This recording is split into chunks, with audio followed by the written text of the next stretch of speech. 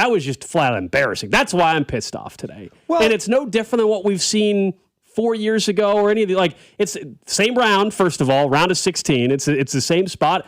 And in fact, you could argue that they looked worse last night than they did when they got eliminated a couple years ago. They've made the round of 16 5 of the last 7 World Cups. So, like, it's not like this has never happened before. It's that they've got to tap out. They've got to, and the second they start playing like real countries with real soccer programs, they come and get embarrassed.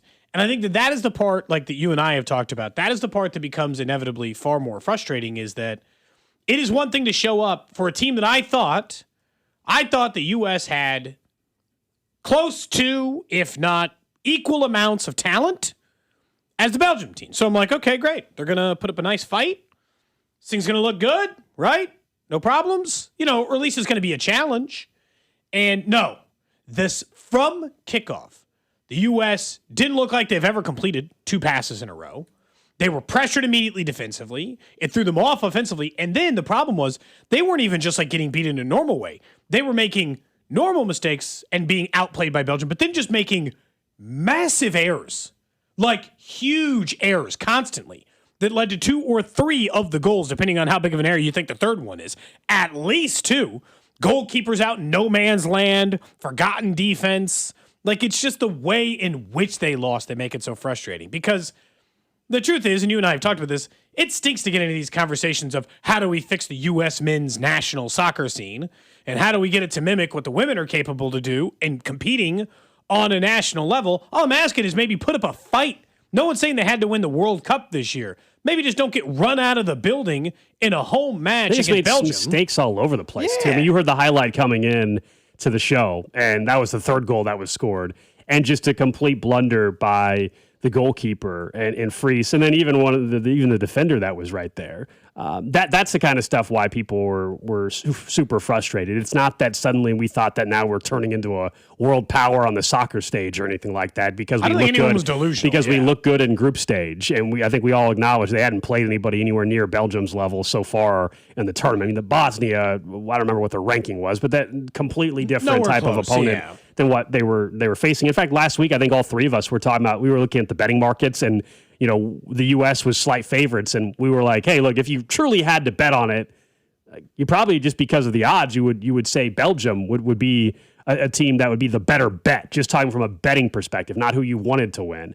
And last night, it was not just that Belgium was better, but the U.S. also clearly, and you give Belgium credit for it as well, but the U.S. just was off their game from the get-go. Well, it was bad. I think a lot of it was the defensive part. Like, I've watched the U.S. enough, obviously, in this World Cup and in general. It's like they'd never realized what, like, decent defense looked like. Like, and that threw off any attack they had, and because of that, they fell asleep on the defensive end. But it all starts simply with just, like, their inability to complete it. And I'll be honest, the fact that Christian Pulisic lost more passes in that match than anyone else in the World Cup this year is why. Pulisic is why they couldn't pass, because he was hurt or ineffective or just straight up bad. And there are a million reasons why they lost that match. He is not the only one. No, but you expect stars to play like stars. He has been awful. That didn't happen. And he's been awful in the biggest moments for the U.S. and his couple of chances for it. He's been really bad in those spots, and he was the worst player on the field yesterday. I disagree with that. Really? Who, other than the goalkeeper? Fine. I'll give you that one. Who was worse than Pulisic? Sergio Dest was really bad. That's why he got subbed off at halftime. Yeah, he did get subbed. Pulisic got subbed out at 65, and he's a star. That's because he got hurt. Tim Ream was also really bad. Got out-jumped, and it's also, for you playing a 39-year-old center back or a 38-year-old center back kind of shows you where you're at as a country. He got jumped over like he was getting dunked on. I think Christian Pulisic is going to get the brunt of it because he's the face of the team. Yep. But if you look at the mistake that Chris Richards made that he never makes late in that match, that Freese made, that Tim Ream gets jumped over. Sergio Dest was part of the trio that just let the ball fall to, I believe it was Troussard, for that first goal where a ball got kicked up in the air and 3 players just stood there and watched as Troussard got the ball, crossed it over, and the first goal was scored. This is not just a Christian Pulisic didn't play well sort of thing. He had a really bad match, and in a moment like that, Christian Pulisic, maybe even for them to win that match, he probably even needed to play better than you would have expected him to play, given his talent, in order for them to even have a chance in that game. He had no shots on goal. He lost possession 11 times. I mean, I understand that, but Christian Pulisic is not the type of player to always bang the shots on goal. I think people are, for you to, that's where Balogun has come in. Everybody thought Balogun was great, obviously. Christian Pulisic is a big reason why Balogun was so good in those first couple of games. I agree. He's the engine of it. He's not the one who's just going to get all the shots on goal. I think if you're looking at shot totals for Christian Pulisic and saying, well, he only had 2, he has no effect in this game, I don't know if you're... I think people were critical last night. Yeah, I mean, I think in the whole tournament, I think the reason why Pulisic's getting crushed, not only is he, as you said, the face of U.S. men's soccer right now, but to Cody's point, the stat that he lost possession 11 times in 45 minutes. Yeah, he wasn't great. He was awful last night. Yeah, he wasn't good in the area that you expected him to be at, but nobody was. I mean, yeah, they were awful. I mean, I'm not putting it only on Pulisic. He's just their star, and he played as bad as anybody. Yeah, Christian Pulisic, to me, somebody said he lost something. Christian Pulisic did not lose them the game. Mistakes lost them the game, plain and simple. They handed 3 goals to Belgium. If they don't hand them 3 goals, it's 1-1, and you go to extra time. So the margins are, I know we're going to get maybe into Clint Dempsey's audio, but he said it, Thierry Henry said it, the levels are just different. That's why I said yesterday, I thought Belgium was better. They have more quality. They didn't even have to play arguably their most talented player in their country's history yesterday.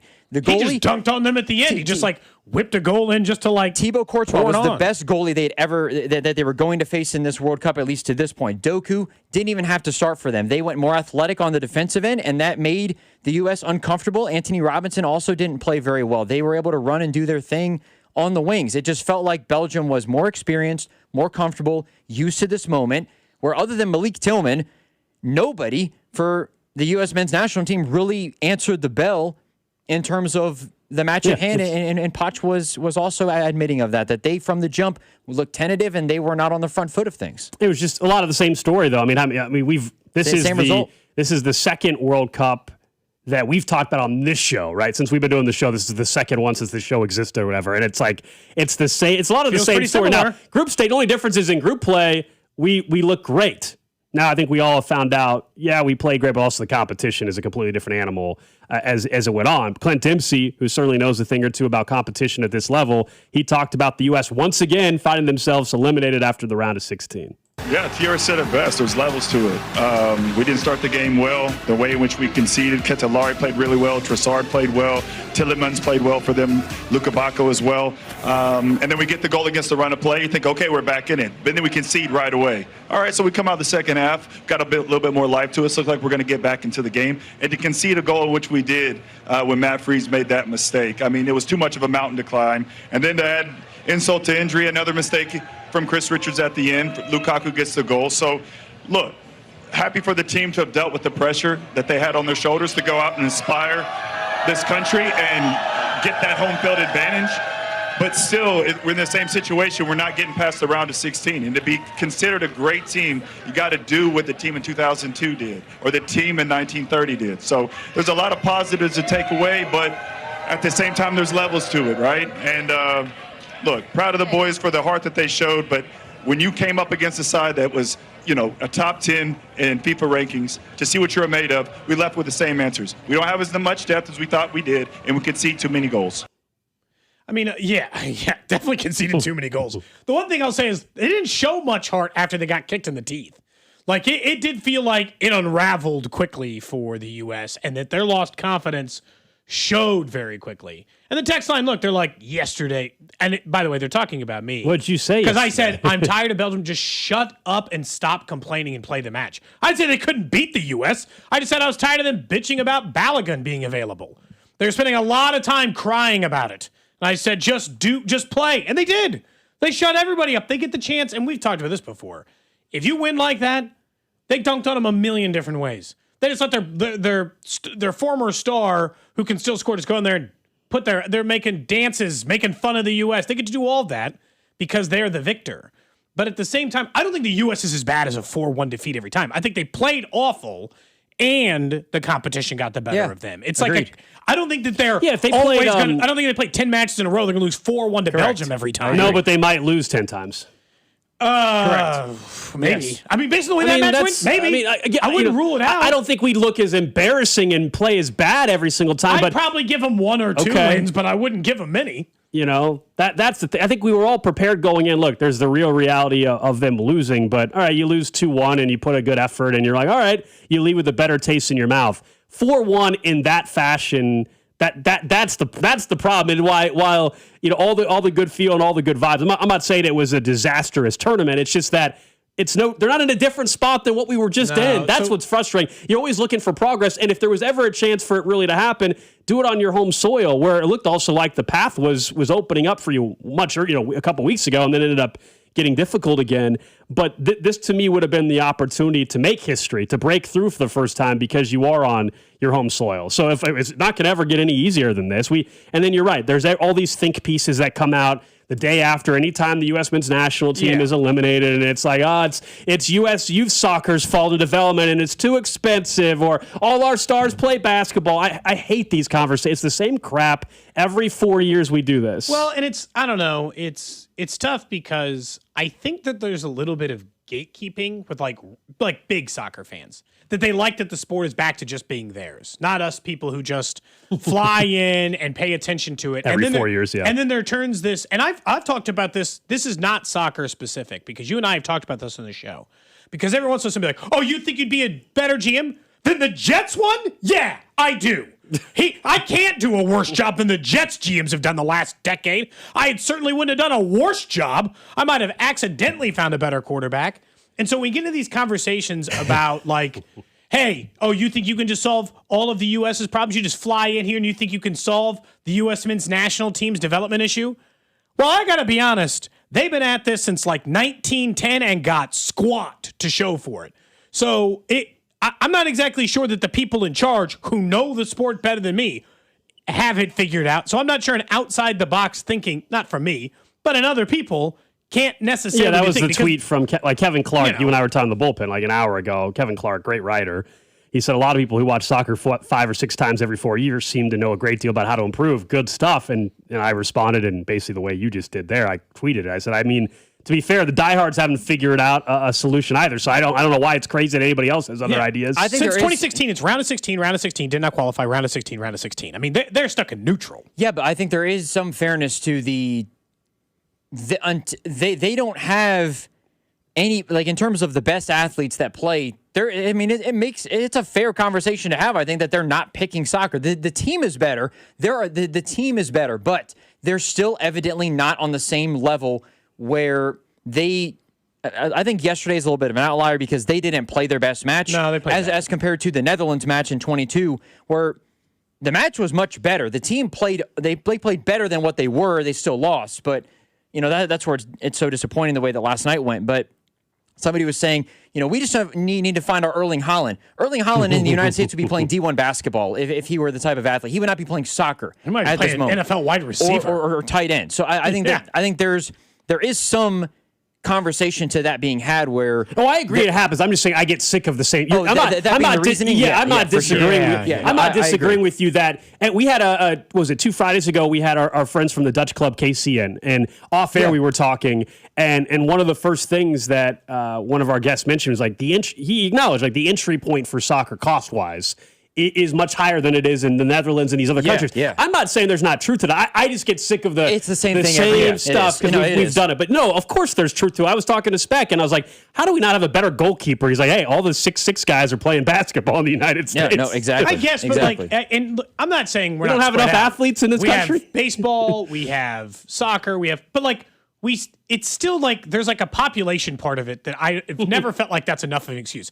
Belgium has 11 million people. We've got like 265. 300 million, We got 300 million. Yeah. So it's like, I don't need can we get a couple of the athletes to play soccer, or they're not enough? Like, it does seem like there's like a math part where the U.S. men's national team does have a few of the athletes. I think that's what we're in terms of. They do. There are a lot of really good players on this national team. But I think Fox had put it out. They did a top 100 players in the World Cup. Christian Pulisic was 79. The U.S., and I think it was Danny Parkins, said Christian Pulisic's no longer in the superstar conversation. Christian Pulisic has never been a superstar in soccer. I think, I don't know where, if that's... Just by American standards, I think is what happened there. Sure, even still, from an international stage, he's a much bigger player internationally than a lot of other U.S. players probably were. No, 100%. And I think, but if you look at the way that the trajectory is going, I think Pochettino is right. I think Marisa Adu was right yesterday in terms of there are a lot of bright spots with the direction of U.S. men's national, the way that U.S. men's soccer is going from the competition internationally standpoint. But Christian Pulisic, in my mind at least, has never been a soccer superstar where that conversation has to be put to bed. He's a really good player, but in order to beat Belgium yesterday, he almost had to be as good, if not better, than he has ever been from a club standpoint even. He's never really shown the goods at the national team level. He's been a lot better at AC Milan here recently, but you're asking a lot for a player that maybe just isn't fully capable of doing what you expect from these stars in this tournament and what they've done, like the Haalands, Mbappe's, Messi's, Harry Kane's, etc. I just don't know if they have anybody that's capable of being that dude with this team. And that's not a knock against those guys. It's just that from a talent standpoint, they're a better unit, but they don't have the it guy that will carry you over the top like you've seen Erling Haaland do with Norway. Sure, but I think some of that goes back to, this is like a football conversation, not to shift it back to the sports we know even better, but like, this is like when Alex complains and be like, well, yeah, everyone wants a Patrick Mahomes.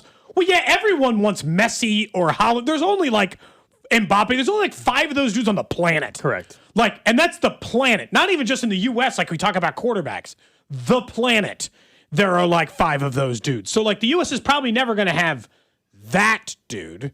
Like, Lukaku is not Messi or Haaland. He was a really good striker in his day and still is a good scorer. But he was never like the kind of players we're talking about now. I mean, you can you can throw Lukaku in there. The U.S. men's national team, you would think might have a Kevin De Bruyne. I don't know if that's Gio Reyna, where let's see how he develops here. Malik Tillman looks really good, but they don't have the it player that can take over a game single-handedly. Rob and I were talking about that last night on the stream. If anybody who was watching tuned in, was they don't have the guy that can take over a match and do the job every time and elevate the roster. And maybe we thought Pulisic could be that guy, but over the course of the last 2 World Cups, it doesn't seem like he's that guy. And maybe we need to change our expectations of what we expect him to be in a sense of being the golden child or the best that we've ever seen. Like, if we had to do a ranking of who the best U.S. men's national team players are, I mean, I'm putting Clinton Dempsey and Tim Howard over him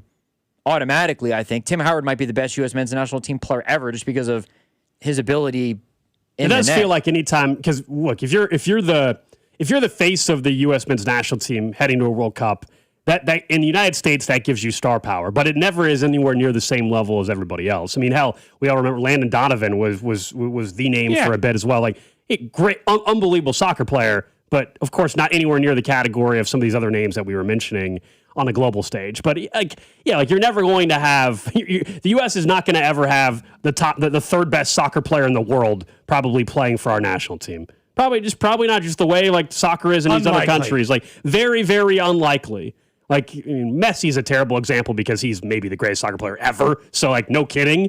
But like, even Mbappe still might go down when it's all said and done as a top 10 player ever. He's going to end up being like, maybe the all-time leading scorer in World Cup matches. So I don't even think people are being like. I don't even think Drew or any, like. I don't think that's what people are necessarily discussing. Nobody's suggesting that. How come we don't have one of the 10 greatest soccer players ever?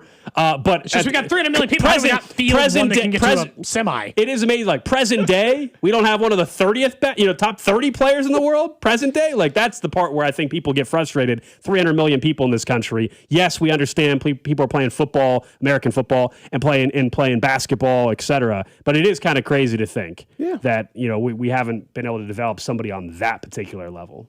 No, and it always, like, the same conversation like you said, where it feels like we're always hurting it by being bad, like by going out in the same spot, right? Not bad. The U.S. is not bad. They're just so mediocre. I was going to say, but I don't even. They're not mediocre either. Like, I mean, they advanced further than the Netherlands did. They advanced further than Italy has been for. But isn't being the round of 16 isn't that mediocre by World Cup standards?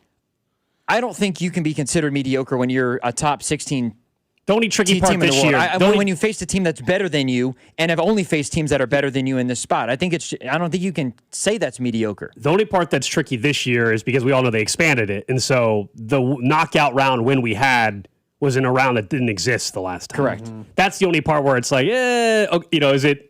They also faced maybe the worst team in the tournament. Bosnia was not exactly. That was the biggest thing. Like the past, we go back and if we're honest about the group they were in, we all thought Turkey was going to be way better and all. Like if we go back and look at their group, It was the worst. We thought it was going to be one of the worst. Paraguay, but it's weird. The U.S. beats them 4-1 or whatever it was in their first match, and then look what they were able to do later on. Like, so some of it is like, this is, I think, where the frustration comes in because it was on U.S. soil. You can have, you mentioned like the Netherlands got knocked out early or whatever. Like, soccer can still have, like, even if 4 years from now, the U.S. could maybe find this superstar or whatever, and they could still just have some bad luck and get knocked out. Like, that's the frustrating thing. It seemed like this was their opportunity to make history for the first time. Not to win the whole thing, but to get to a quarterfinal. Because Belgium, while certainly is a heck of a competition, they did not run into, whether it was in group play or prior to the quarterfinals, if they would have advanced, they were not running into Argentina or Spain or France anywhere prior to getting to a quarterfinal. Honestly, if they'd lost like next week 4-1 to Spain on Friday, we all would have been like, well, that sounds about right. You mean, Yamal's pretty good, so like we'd have just accepted our fate or whatever. But it just that was a bummer because it's been a fun ride. Yeah, and look, I know all three of us are still going to watch these. Like, there's Argentina's playing here in 35 minutes or whatever. Yep. So I'm still going to watch. And Kansas City still has other watch parties planned, by the way, for other games. Like I know Sporting's still doing stuff. So there's still stuff going on. But I don't know about you. It's been cool to see, and it's been great for the local economy for bars and in the area for these watch parties. On a Monday night, bar down the street from me would not have been packed randomly on July 6th on a Monday night. But they were, because people that normally don't care were locked in on a Monday night because it was rooting on the U.S. Like, that's the part I'm going to miss the most, because that's been fun. It's been fun knowing that twice a week you've been able to get together with people and hang out and just root on the U.S. men's national team. And we would have had that on Friday afternoon, and now, I guess we move on a little bit and we can casually watch. And football training camp next, 3 weeks away? Training camp? Is that where we're at? Yeah, that sounds right. St. Joe, let's go. Oh, St. Joseph, Missouri. Home of Taylor Swift's, now husband. We got to talk about that wedding. I got some. I have some questions we about. Talked a little bit about it yesterday. Did you talk about the guest list and how the hell Dean Blandino was there? That's when you didn't need 1,000 people. If Dean Blandino's going, you didn't need 1,000 people. We did not mention Dean Blandino. Yeah, you didn't need 1,000 people if Dean Blandino's ending up at your wedding. Drew didn't like billboards, but we didn't discuss. Oh, the one that said like just married. They were everywhere in New York. Yeah, it was billboards, plural. Mm-hmm. All right, we'll get into that later. But up next, let's talk a little Royals baseball with the general manager of the Kansas City Royals, JJ Picollo, will join us. We'll get an update on Vinny Pasquantino's injury, including when the power could return, and we'll talk bigger picture about the organization as well. Next here on Cody and Gold. You're listening to Cody and Gold. We're going to try to tickle your tonsils. Brought to you by Heartland Men's Health, the leader in men's sexual health. Thousands of men have been successfully treated for low T, ED, and more, all with discretion and compassion. Make your appointment at heartlandmenshealth.com. What do parents think of back to school at Staples, where supplies start at just 25 cents? Staples has the latest laptops with up to 40% savings. I may hug the cashier. So embarrassing. It's the most wonderful time of the year. It's a wonderful time at Staples with up to 40% off select tech. Staples. That was easy. Visit Staples today or shop online and in the app. Ends 9/12. Exclusions apply. America is turning 250 this year, and Circus Sports is celebrating by offering all users in Missouri $250. Dane Hughes here, and for everyone in Missouri, all you have to do is deposit $250 on your Circus Sports app. Then play through that deposit. Once you do, Circus Sports will reward you with $250 right in your account. This is available for everyone in Missouri, new and existing users. Celebrate 250 years and find out more at circusports.com today. Must be 21 or older in Missouri. Gambling problem? Call 1-800-GAMBLER. And Doug. Hot dog! Get your hot dog! Customize and save with Liberty Mutual. Hey, what are you doing? I like your method. Direct, to the point. A little loud, but... Listen, people don't buy car insurance the same way they do hot dogs. Not yet, but both are customizable. Popcorn! Get your popcorn! Hey, this is a hot dog area. And customize and save area. Get a quote at libertymutual.com or with your local agent. Liberty, liberty, liberty, liberty. On the biggest stage in the world, FanDuel is changing the game because sometimes your player gets subbed off, and that means your bet goes with them. Well, not anymore. With FanDuel Super Sub, if your player is subbed out, your bet stays in. That's right. Even if your player leaves the match, your bet continues on with the substitute. So you keep your bet alive, and it keeps you in the action for even longer. So now you're in it until the final whistle. The Super Sub covers the entire game, including extra time. This summer is going to be a lot of fun, and it's going to be even better with our friends over at FanDuel. All you need to do is visit FanDuel.com/local to get started now. Look for the yellow Super Sub icon on the same page and the My Bets page. If your player leaves the match due to substitution or injury, your bet automatically will transfer to the substitute who replaces that player.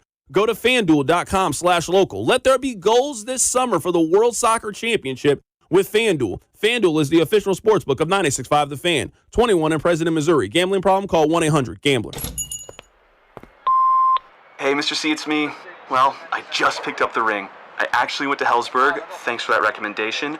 Kate's gonna love that hers is from the same jeweler you got Mrs. C's ring from. They were so helpful throughout the whole process. They even knew your family by name, and the ring looks great. Anyways, I just couldn't wait to let you guys know. Call me back and wish me luck. Hellsberg, designed with care and craft since 1915. Shop in store or at hellsberg.com. This is the story of the one. As a maintenance engineer at a beverage manufacturing plant, he starts his day knowing every line is ready to run because Grainger delivers the industrial-grade products he needs to keep mixers, conveyors, and packaging equipment moving. With Grainger's vast selection of bearings, belts, and motors, he keeps operations running smoothly, so nothing grinds to a halt. Call 1-800-GRAINGER, click Grainger.com, or just stop by.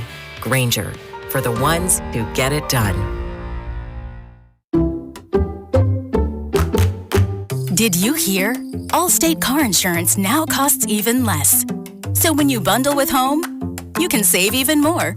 Check Allstate first to bundle and save with a new lower auto rate. You're in good hands with Allstate.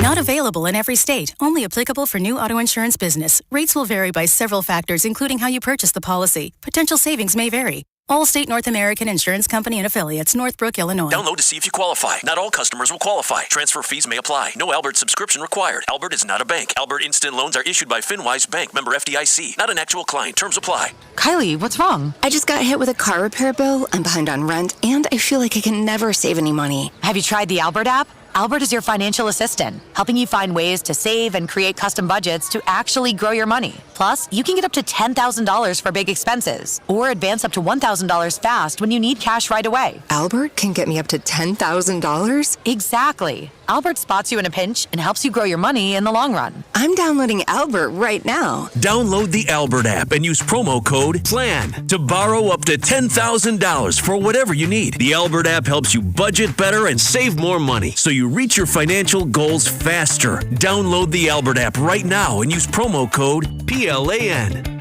to borrow up to $10,000. Use code PLAN to borrow up to $10,000. Royals coverage is brought to you by Blue Cross and Blue Shield of Kansas City. Brought to you by Blue KC is the Coaches with Character program. Do you know a rock star high school coach in your district? Nominate them for the Blue KC Coaches with Character program at bluekc.com/nominate coaches with character. Let's make our coaches feel special and make our community a better place to live, work, and play.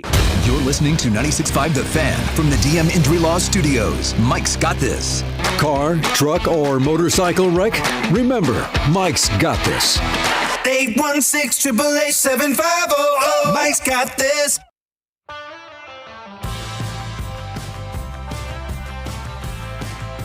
All right, back here on Cody and Gold, Alex Gold, Cody Tapp, Drew Nixon with you. Coming up in a half hour, we'll be joined by Jamie Watson, Odyssey Soccer Insider, to talk more about the fallout from the U.S. men's national team's loss to Belgium yesterday. Bigger picture, also what it means for the rest of the World Cup, including still another match coming up this weekend at Arrowhead, quarterfinal action on Saturday night. But let's talk some Royals baseball. We welcome in the general manager and president of baseball operations, JJ Picollo. JJ, real quick, did you have a chance to watch any of the World Cup? I know, obviously, you guys are very busy at the same time, but did you go to a match? Did you watch any of it? No, I didn't go to a match, and I caught the tail end of Morocco and Netherlands one night, but that was about it. That's all? Sounds like Yeah, it sounds like it's pretty exciting. People got into it. I saw a few of your players have made a couple of different matches, so I didn't know if maybe you caught a cursory invite. Yeah, no, I had opportunities to go. Just a lot of things going on right now, and didn't feel like the off nights were best spent going to a soccer match, but it was nice. I mean, it was kind of odd. We had a Friday night off last week and a Saturday night off 2 weeks ago, and clearly, that's a great night for our players to go because we were in town. So they were happy they got the opportunity. I know they had a great time. I know you're mentioning like some of the stuff. Obviously, the team has underperformed significantly this year. I think when you get to the end of the season, or even how you feel now, do you think that as general manager, this will be the most frustrated you've been, or the hardest year for you, as far as the lack of success or the frustrations over not getting to where you want to be? Yeah, I think that's fair to say. I mean, 2023 was, a year of, I'll say, transition. We were playing a lot of young guys, trying to figure out what we had and come up with a solid off-season plan. And, we were able to execute that and had a solid 2024 and, did okay in 25, a little regression, but this year certainly was the year we expected to move forward. And, we didn't play well in April. And then honestly, not playing well. And then the injury bug hits you, you lose 40% of your rotation in Reagans and Bubic.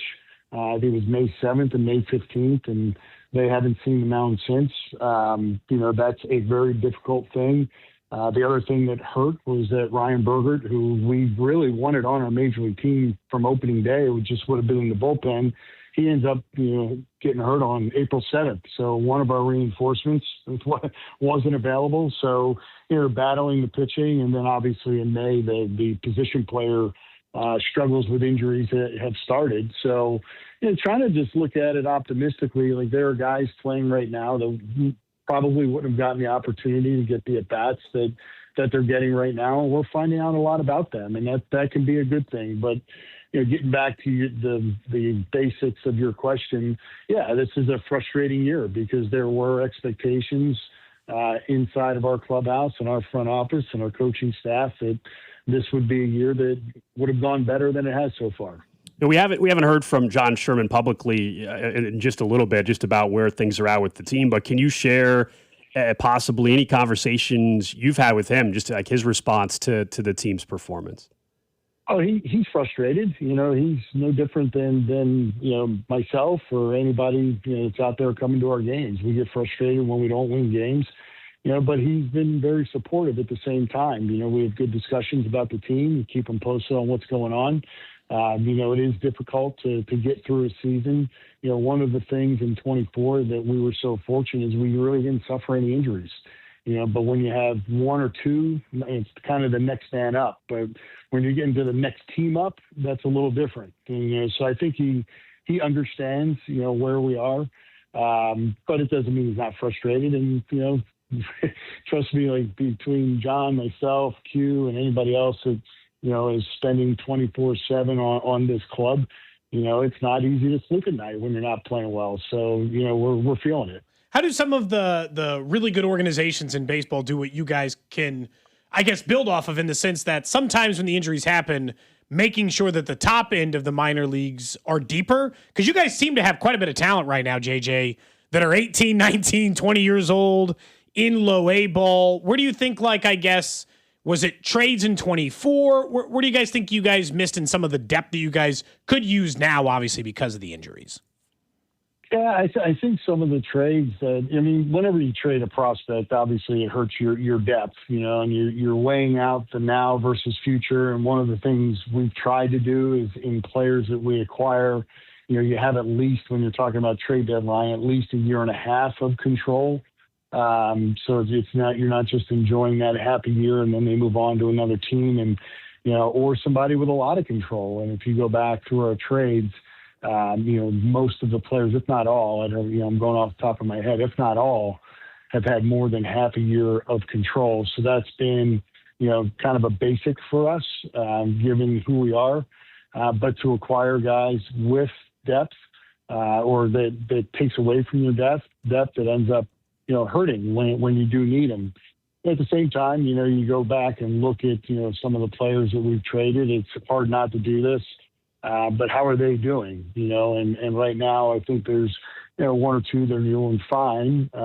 But, we made the move in the moment to help our team win in the moment, and I'd like to think that would be, what we exist for. When you have chances to win, you're going to make those moves.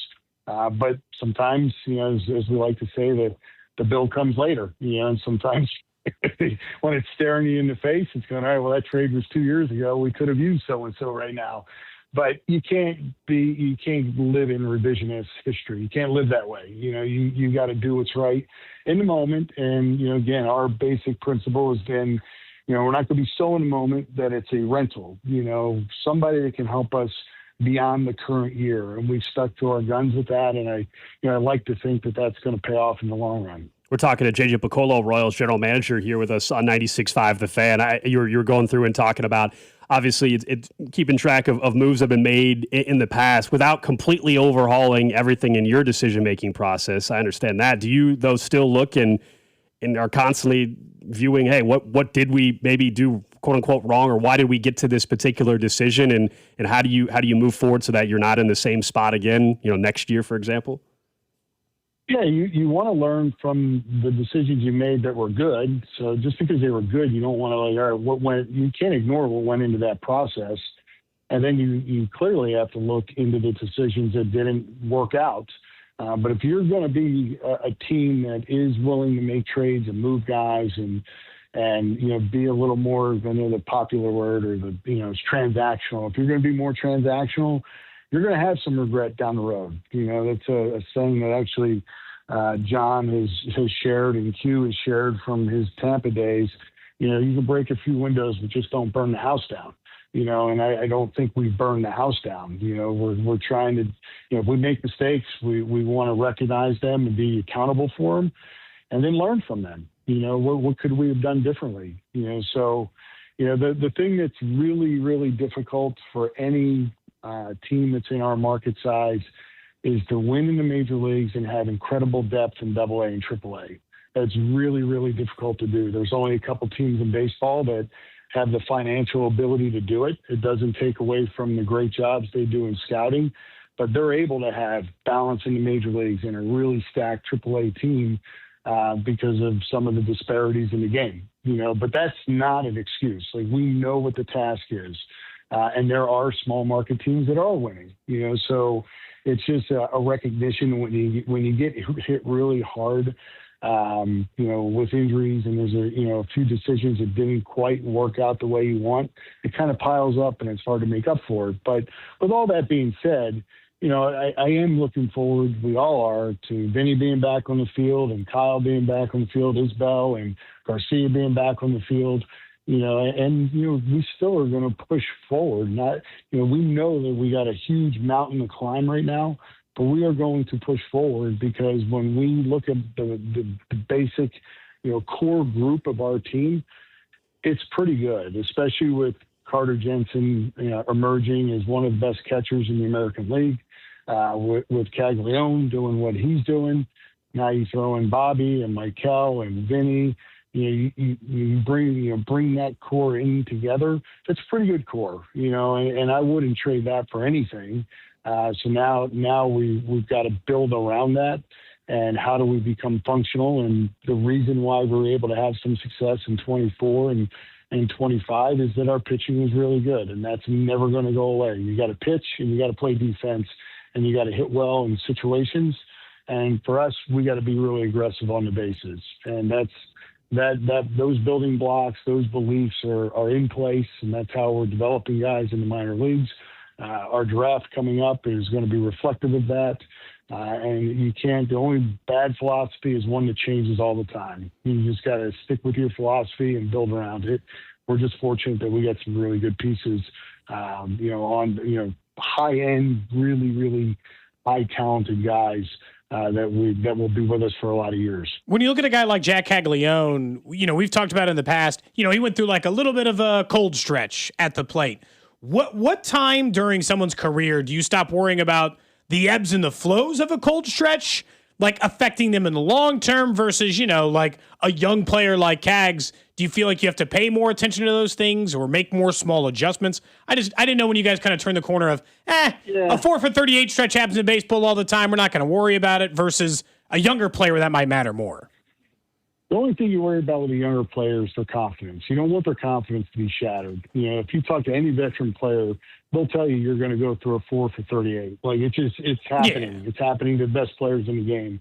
But it's really the mental strength, the mental hurdle you've got to get over to really not feel the walls closing in on you if you're in a 4 for 38 as a young player. You just have to be tough enough mentally to get through it and believe in yourself. And, I don't know how many times you got to go through that. I don't know how many seasons, I've always, been taught and, have come to believe that, when a guy gets to 1,500 to 2,000 major league at bats, you have a really good idea of what that player is going to be. I would say in however many at bats, I want to say Jack's 700 to 800. He's certainly on the right track, even with some of the tougher stretches he's gone through. I think Carter went through a tougher stretch earlier this year, and he bounced out of it really well. And with Carter, it's a whole different animal because, you want him to hit, and that's always been part of his identity. But he's played a really important position too. So he's got to be sharp on both ends. If the bat is, in a slump or extended stretch where it's not going great, the catching's got to be really good. And he's done an awesome job, not only like doing that, but improving as he does it. So that's a great sign for our future. We're talking to JJ Picollo, Royals general manager here on 96.5 The Fan. This is the last time we'll get to talk to you before the MLB draft, as you mentioned. That's coming up on Saturday. You guys have the 6th overall pick. Just in general with this draft, I guess, I don't know if you like doing comps, but where does this year's draft kind of stack up if fans are wondering in terms of the talent pool maybe compared to last year or a couple years ago? How good of a draft do you guys think this is? Well, it's not 2024. I can tell you that. That's already proven to be.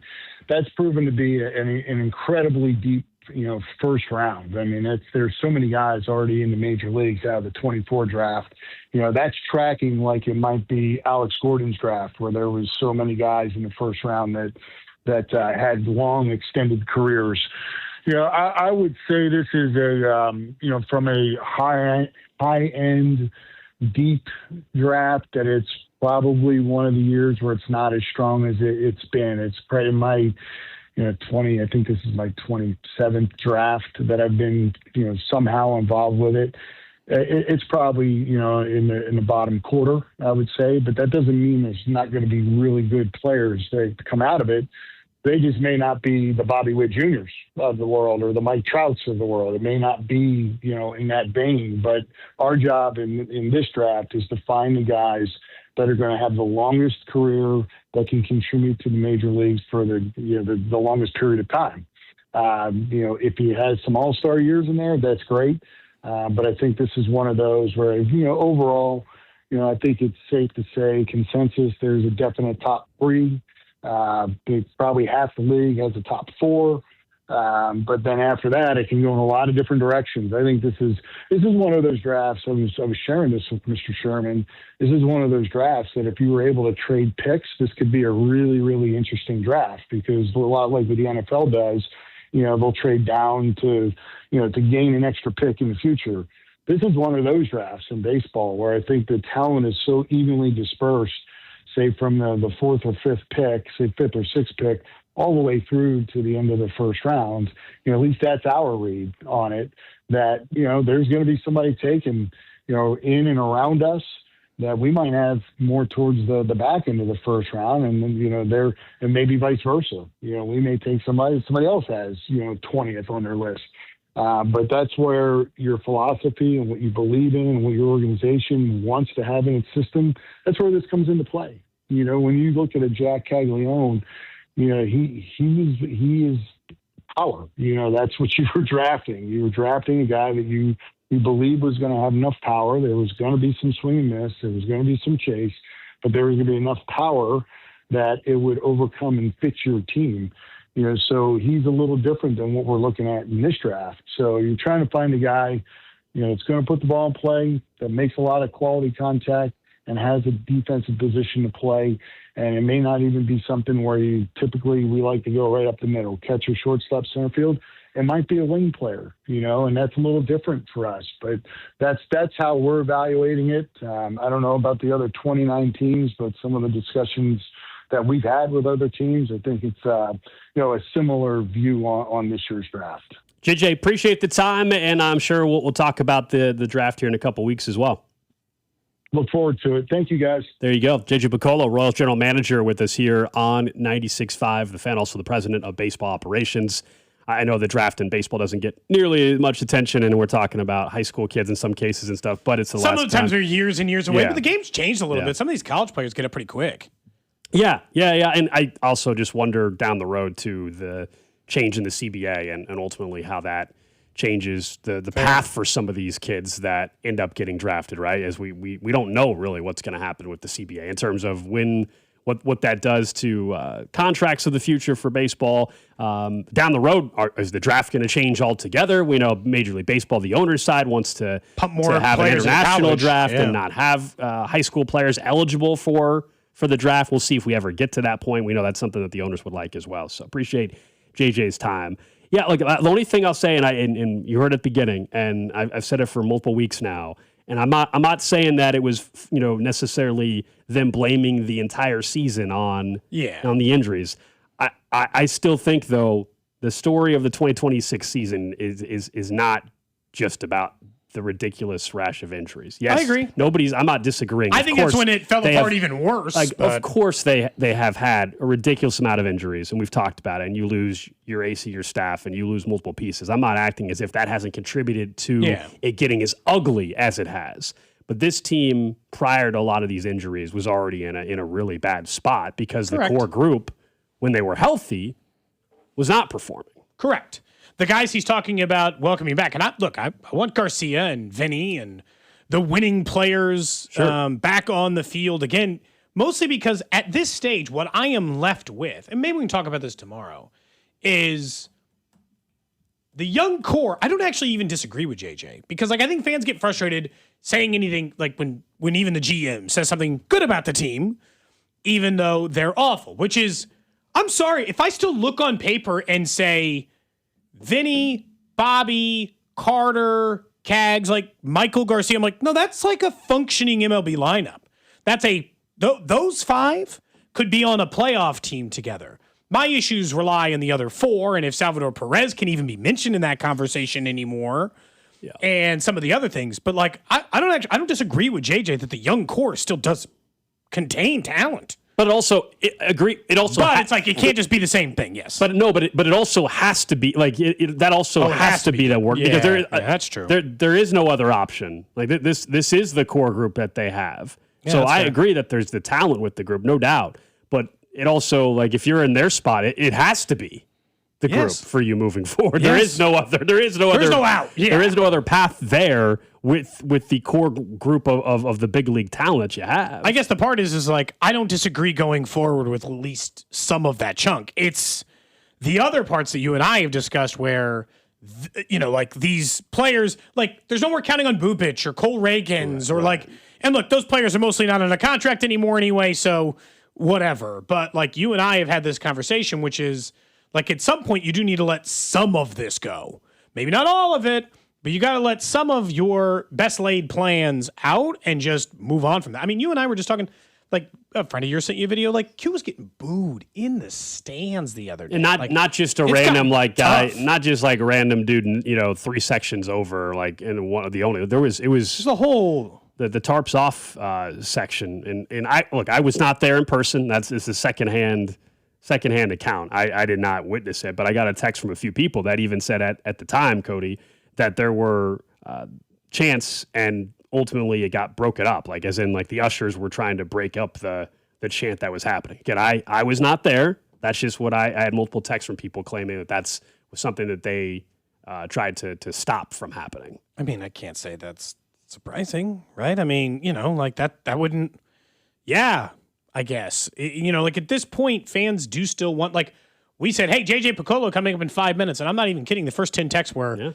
fire Q, fire Q, fire Q, fire JJ, tell them all to quit. And you're like, whoo. So like fans are pissed. And I don't blame them. That's why I asked JJ, has this been your toughest year as a general manager? And I don't know how it couldn't be. You had expectations in your team's 15 games, 20 games below 500. I mean, it should be. It should make you really take a deep look in the mirror and be like, oh boy, how did this go wrong? What did we do wrong? And how do we correct it going forward to avoid it? I understand the injuries. The injuries added to an already existing big problem. Like they didn't, not shocking. The problem was bad, and then they had injuries, and it got worse. Like I don't think they might finish with 97 losses. I think without the injuries, they finished with 88 losses or 90. It made it worse, but the problem was already there. And I don't think JJ doesn't know that. Fun times, man. The old Royals baseball. They've been, I just want them to be good this year. We're not getting that. Are we going to have to just start paying attention to football on July 7th? That's it? What's your thoughts?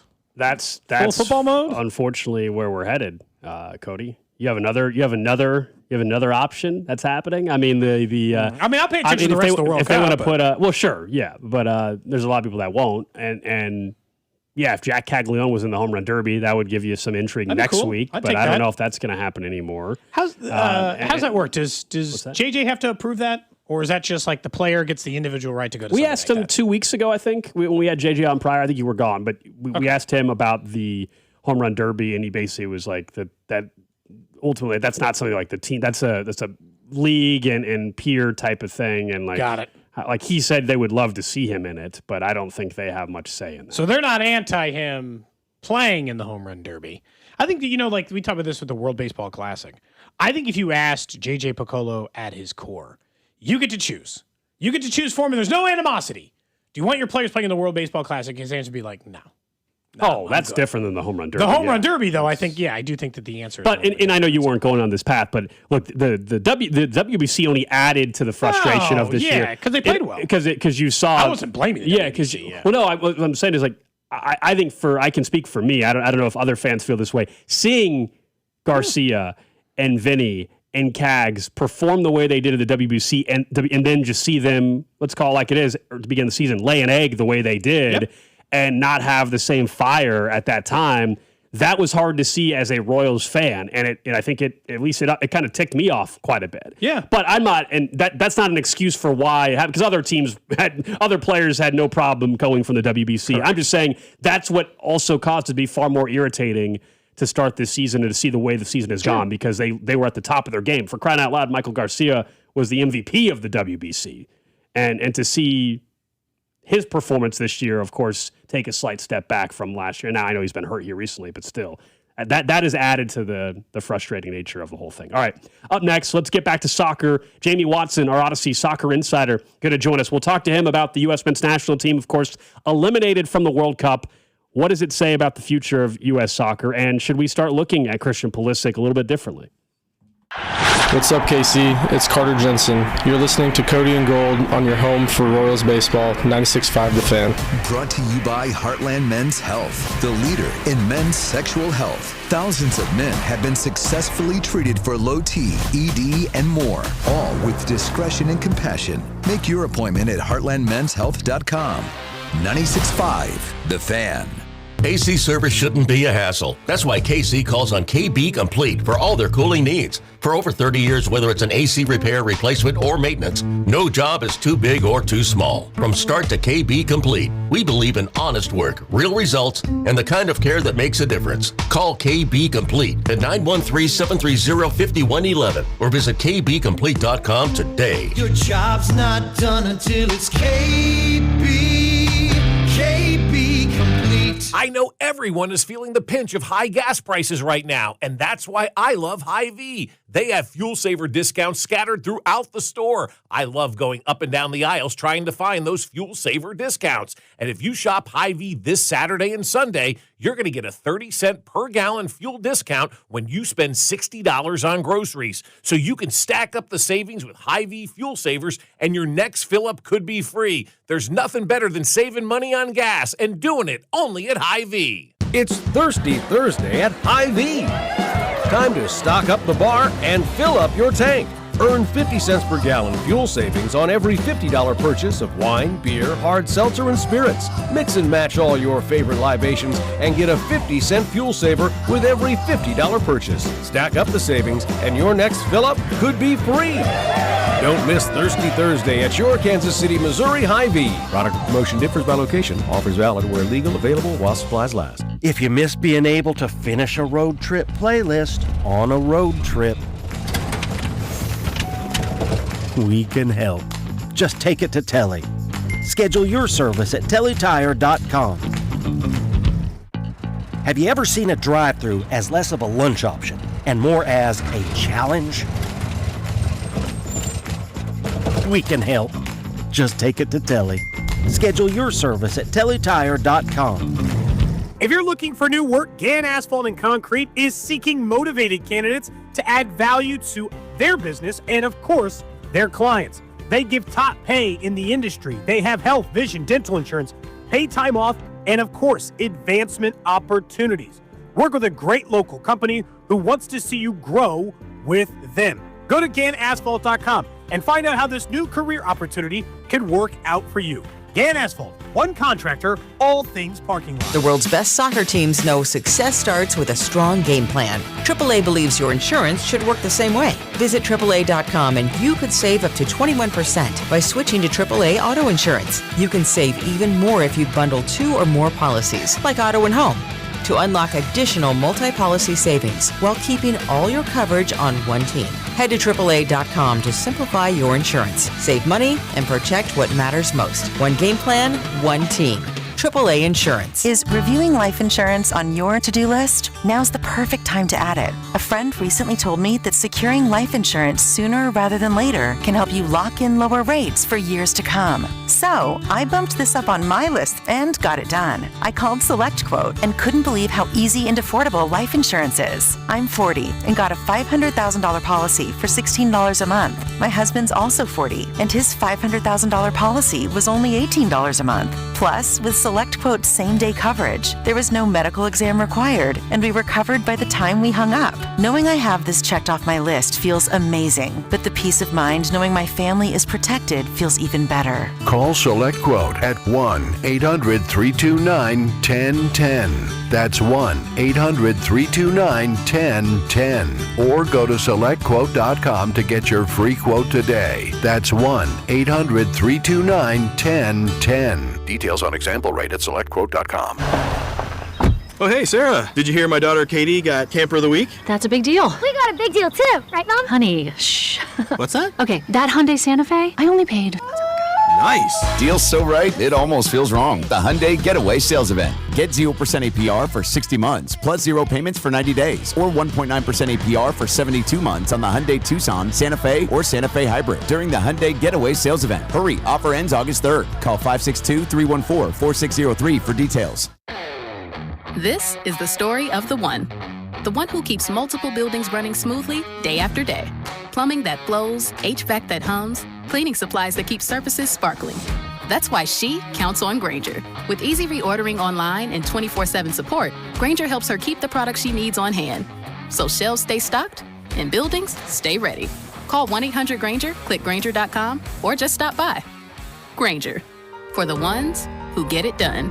Hey, it's Rob Brenton, and now that we're winding down the Kansas City portion of this summer soccer tournament, we want to thank you all for listening to Beyond the Pitch KC, presented by our friends over at Commerce Bank. The final episode will be released on Wednesday, July 15th, on the Odyssey app or wherever you get your podcasts. This is your home for Royals baseball. 96.5 The Fan, KFNC FM and AM HD1 and HD2 Kansas City, an Odyssey sports station.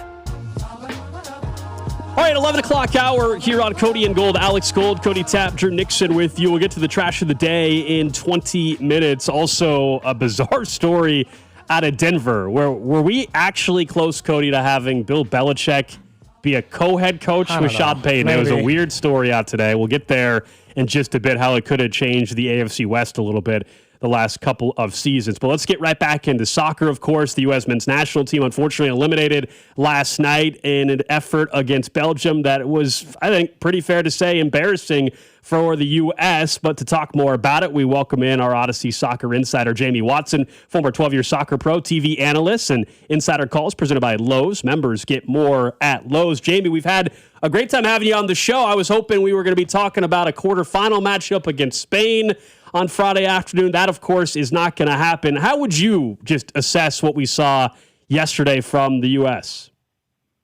Yeah, well, guys, it's great to be back on with you. I've loved these calls with you guys. And normally it's been a lot more upbeat, a lot more positivity, but today it's tough dissecting and digesting what we saw last night because of how good everything had been to get to this point for the U.S. men's national team. And look, this was, if you go back to one of the first conversations we had, this was the spot, the round of 16, where I said, this is about where we meet the expectations. and we need to have a good competitive performance in this round. We're the 17th ranked team in the world for a reason. This is about the barometer correctly of where we are. But the way they went out last night is what's so disappointing, fellas. Just the lack of endeavor that you really saw. Everything that was the calling card of this group over the previous 4 matches, you just didn't see in this 5th match, and the most important one. You didn't see the group that was pressing together. They looked disjointed. They looked slow. It looked sloppy. It looked lackadaisical in the final third. It looked like there was zero creativity. It was stagnant with the movement. Everything that could have gone wrong seemingly did for the United States, and they were outclassed. The tactics were better from Belgium. We couldn't figure it out, and ultimately this was a match that you had to have go perfectly and get some bounces go your way along the course of 90 minutes, and it just didn't happen. And the better team won. They were the better team in late March when we played them. They were still the better team last night. And the U.S., they kind of just go out with a little bit of a whimper after all of this momentum that had been built up based off of some good performances leading into it. I was going to say, the momentum, do you feel like there was still progress here with this? I mean, the opportunity was right there, it felt like, though, given the fact that this was stateside, this World Cup, and then to have it end in embarrassing fashion last night, as you said, just wasn't anywhere near the same looking team as we had seen. Yeah, so I think also, too, then you have to also have perspective in it, right? Because it's never as bad as the worst person says. It's never as great as the best person says, right? So when you look at this, they just saved their worst performance of the tournament for the most important game. So, yes, everything about that 90 minutes was bad. Like, there is not one person that I can really say was good on the day. Everybody collectively just didn't show up and didn't meet the moment. And that's what sports is, right? I mean, this isn't the first time it's happened. It's not the last time it's going to happen. But when you look at you step back and you start to look at the whole of the tournament, I love the fact that this team played so well in the tournament, got so many people on board of the bandwagon, of the hype train, of the momentum, that when you lay a dud, people have these emotions and these really upset feelings about their performance. I mean, people care, and the expectations were higher. It'd be a lot worse, fellas, if we were going, yeah, they lost, but this group stinks, and we all knew it was going to happen. There's a sense of disappointment because you maybe hoped and expected that something better could happen from this. So you look at that, you combine that with how immensely successful this tournament has been off the field. It's a successful World Cup for the U.S. men's national team, but you are left wanting more. And so that will be the driving force over the next 4 years for the next World Cup. But yeah, it's tough. This one stings, and I love that it does, though, because that means we care. And if it didn't sting, it would mean that we didn't care, and that would be a worse problem. I think part of the hope built up on the U.S. men's national team is that they had a player playing in some of the biggest leagues in the world, and Christian Pulisic, who seemed like of the caliber of player you would expect out of a lot of the top teams in the world, but he played bad in the match yesterday. Is there a reason why you think it fell apart from before the injury even? The loss of possession, the pressure Belgium put on him. What do you think happened to Pulisic last night in the match, or do you think he played as bad as we do? Yeah, so one thing I always pride myself about a commentator is everything that I would say on air, I would say to their face. And so a player of Christian Pulisic's caliber, he would expect far better from himself last night in that moment, to be able to meet the occasion, to be creative, to be able to create for himself or for his teammates. That didn't happen. And it's a match in which you needed your biggest players to step up. And he'll be the first one to say that he tried. It just didn't come off. It didn't happen. There's miss me completely with the players didn't care. They didn't try. They all care. They all tried as hard as they could. They just ran into a team that was better than them. And that's sports. There's always somebody that's better than you, unless you're Lionel Messi, unless you're the greatest of all time at whatever you did or do. There is always somebody that's better than you. And last night, collectively, you were going to have to get a team that came together and put together a perfect performance, and they were going to need their stars to show up. Valian, as great as he was and as wild as the 36 hours was leading up to it, he was in the back pocket of the center back for most of the night. He was on an island by himself. Not his fault, because at the end of the day, sort of the end product of what you can get with the players leading up to you. But Pulisic wasn't creative. Tillman turned the ball over a lot. He ran around and looked like he was putting in more of an effort than others, but didn't come off. It was Weston McKennie didn't have the influence on the match that he would have hoped for. All the guys that you needed to do well. I mean, Serginho Dest, guys, he'll probably tell you that was maybe his worst 45 minutes wearing a United States men's national team jersey. And you had all the things collectively that could have gone wrong. And then the comedy of errors on the third goal. I don't need to pour on Matt Freese, but you make a mistake like that, and you hate to say it, but you could just sense the players believed for the first 15 minutes that maybe they could go get one, but the manner in which that third goal went and the fact that now meant they had to get 2 goals just to equalize, you just felt like the players really doubted that they were going to be able to actually pull that off in the final half hour. It was that deflating, and at that point in time, I could have told you this game is, put a bow on it. It's done and dusted, apart from, some divine intervention, which was nowhere to be found last night. When you look at the leadership part of it, where do they head from? Do you think that Ponch is still the right guy to lead the thing? Do you think he's going to want to keep the job? I just go back and look at how many different coaches they've had over the years. It feels significant to keep somebody. This would be the longest tenured coach they've had since Berhalter, I know. If he's able to stay for a few more years, do you think he's going to stick around?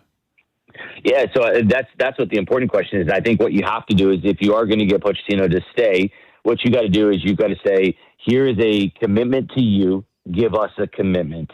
Don't be looking with a foot out the door. If I want to go elsewhere, pay him enough money that he doesn't want to go elsewhere, and put maybe some clause in there that if he does try to leave, he's got to pay it all back, so he's financially incentivized to not leave. And then get this full-on commitment and say, and this program is yours. So if you want to go down to the U23s and the 20s and the 18s, and you want to implement a style of play and a philosophy, now we're producing players as they come up through the ranks of the youth national teams.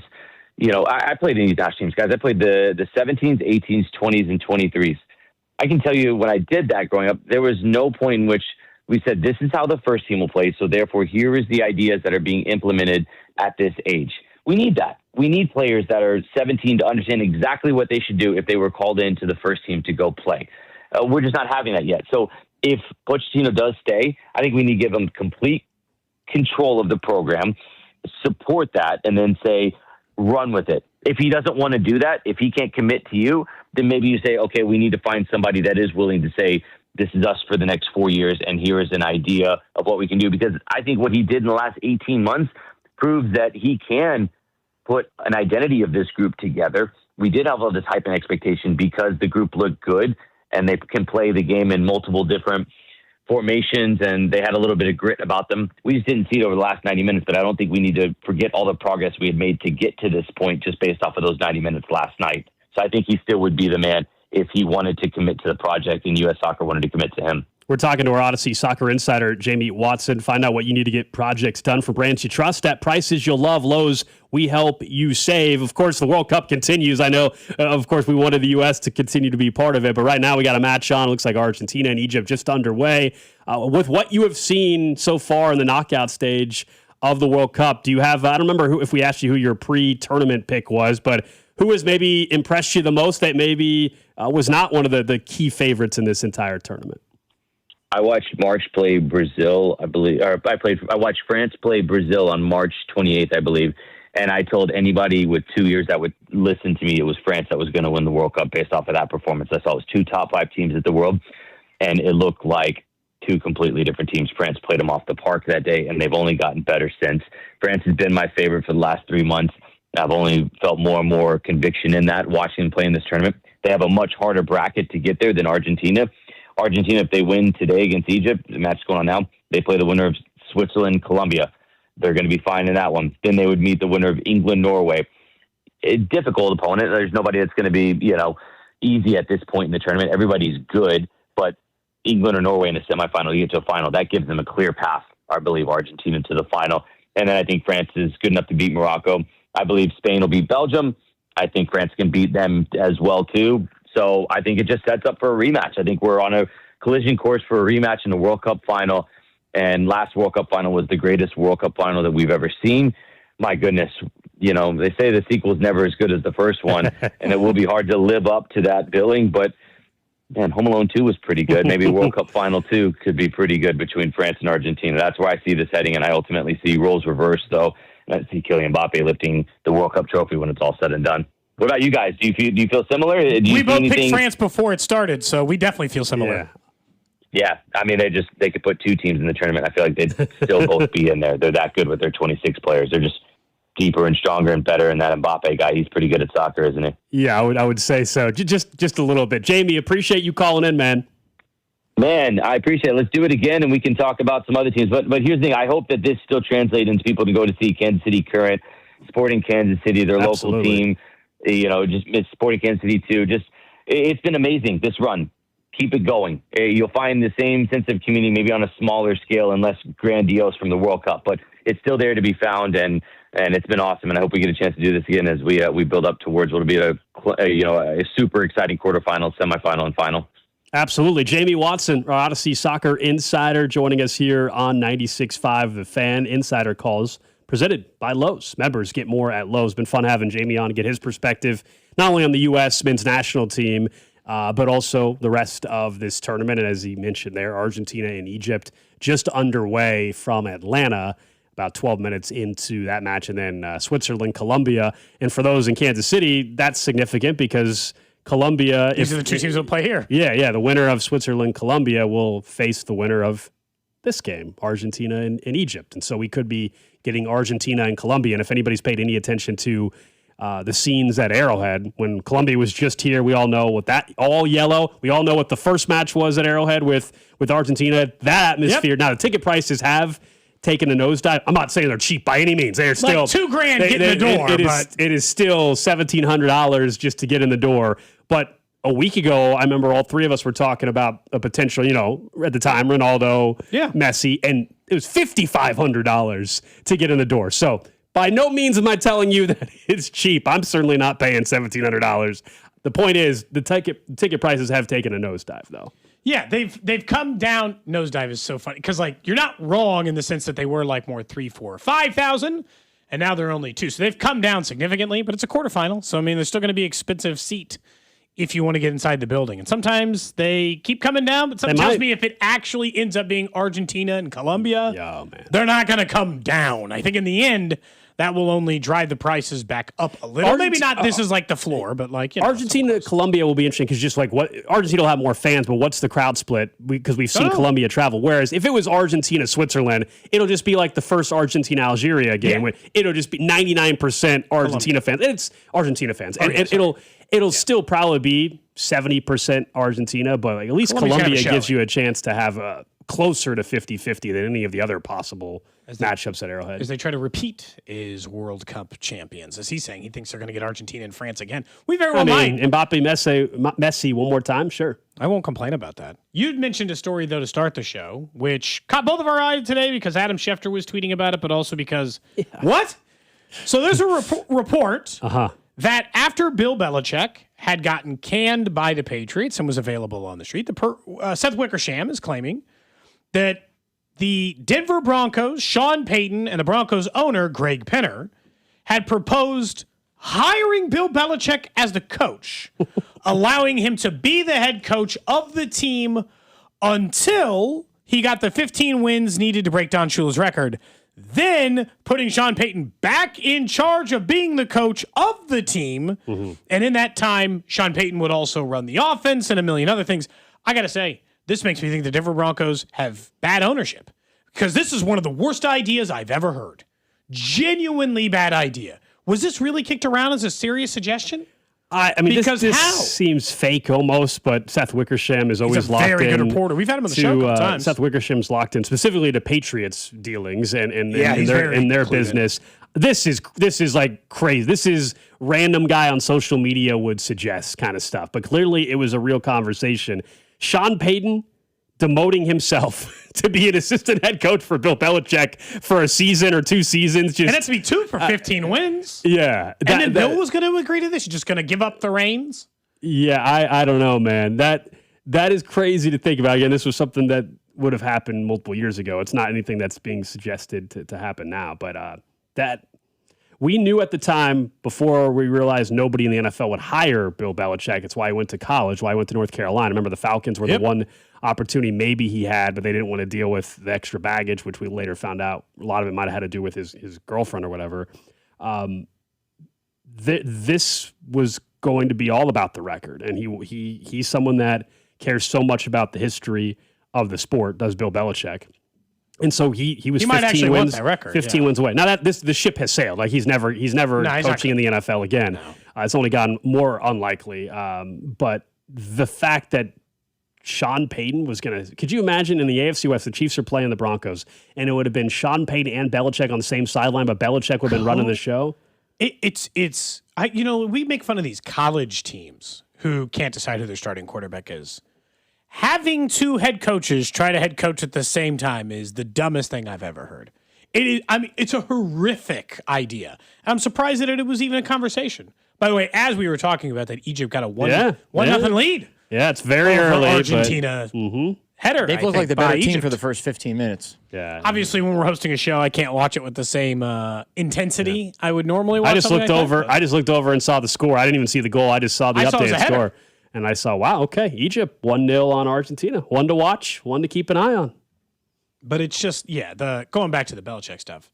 Was Peyton just doing this as a favor? Why would he want to invite that? Because there is a huge part of you. Like, let's just say they did this. And Belichick, he had agreed to the 15 wins, basically. But then Penner, the owner, let's say Belichick ruled at the job. He was really good at it. He made a Super Bowl even. Gold. That's not that crazy. The Broncos almost made a Super Bowl last year. Belichick wasn't just going to retire, even though he clearly wants to coach. He's going to be at North Carolina. He's just going to quit? Or are they going to switch roles? And Bill Belichick was the defensive coordinator now. What was the plan? What was the exit strategy? Also, that would be worse than when Strahan got the sack record from somebody laying down. Nobody would give Bill Belichick the wins record credit. If it was this like, oh, I just handed it to you and then you gave Sean Payton the job back. No one would respect that record anymore. No. Yeah, it just is something like the NFL is basically reality television, but this is like a made up plot that you were just mentioning last week about the TV show Ballers and these other like football related shows. This is the kind of plot that some writer would have just randomly come up with. Yeah. We all would have been like, "Oh, Playmakers." This would have been in the movie Draft Day. It would be like where all of a sudden the coach stepped down for 15 games. You're like, that's not a thing that happens. That's not real. Yeah, that's what this all sounded like. Yeah, I mean, yeah, and Sean Payton. Like someone texted in. I understand. Like the story says Payton wanted to help his friend out. Oh, I'm not doubting that Sean Payton wanted to do it. It's just it still is such a terrible idea. And Sean Payton must have been deep in the Colorado weed or something at that point in time. I don't know. Like he just found a dispensary and then like something. It was just like out of your damn mind. He was on an ayahuasca trip and just decided, oh, wait a second, that was crazy. Did I really suggest, Greg, that we bring in Bill Belichick to coach for 15 wins and then we switch? It's it's awful. Someone says it didn't fall through. Yeah, it did, because it didn't happen. It was too complicated. That's by that it did fall through. I will say, when it all is said and done, 10 years from now, or whatever, when we get some real clarity, or like when we really look back on it, it is insane how Bill Belichick's career ended in the NFL. Well, yeah. It's crazy.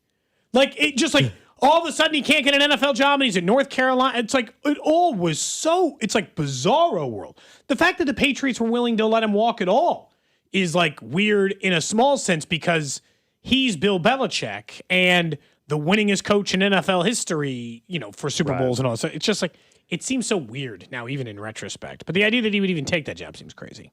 All right, let's get to it. Trash of the day. All right, we go out to Pasadena for this one, where another bank robbery occurred, Cody, but there's a different twist to a normal trash of the day bank robbery stories that we have had. There's always a few as Messi gets ready to do a penalty kick. Yeah, so Argentina might be about to tie this game up. We'll check in on a second. But a man in a wheelchair handed a teller a note claiming he had a gun, took a few $1,000s from a bank Friday afternoon, and bank robbers are never and got away. To be clear, at the beginning of that sentence, you said a man in a wheelchair got away from a bank robbery? Yes, the robbery happened at 2:40 in the afternoon. The man passed the teller a note saying he was there to rob the bank, had a gun, kept one hand in his pocket. No weapon was ever seen. The teller handed over U.S. currency in mixed denominations, a few $1,000s. The man was last seen heading south on Lake Avenue. They arrived, officers did, and canvassed the area. They did not find him. They described the suspect A 30 to 40-year-old wearing a black windbreaker. Fake surveillance captured the whole thing. The case is being handled as a felony because he claimed, he had a weapon. But this guy got away in a wheelchair better than Chiefsaholic did on foot. Yeah. I mean, he had a bike, right, Chiefsaholic? Yep, and he got caught. This guy was in a wheelchair. Was it fake? Was it all a setup? And he just he got on a camera shot. Think about this. Oh, looking for a guy in a wheelchair, huh? And as soon as he got away from the camera, the man just wind sprinted?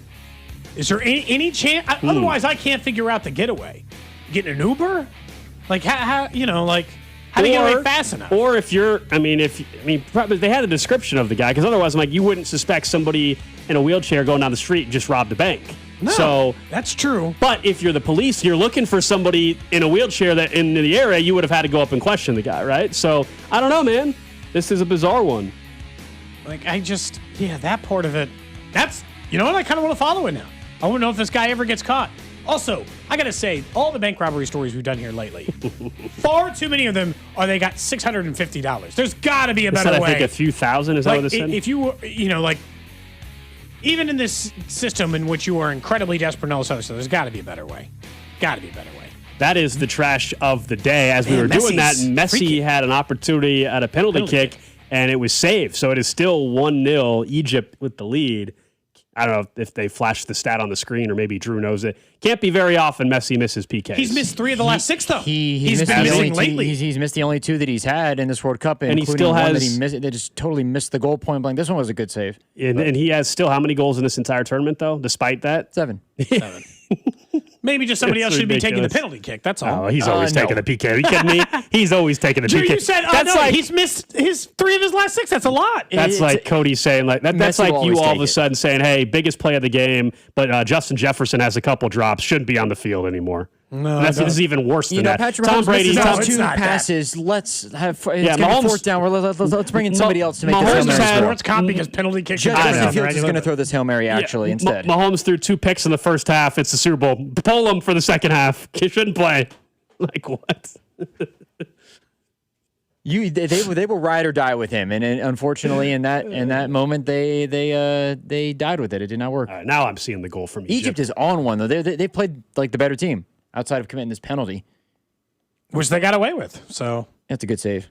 Very similar to the bank robber. If you're wondering, still not surprisingly, Argentina is still minus 270 to win, so it's still a pretty good favorite. Still, they're still They're still they were heavy Argentina. favorite going into it, and they almost just equalized it, but unfortunately, I mean, if they dropped this one, there might have been signs with Cape Verde.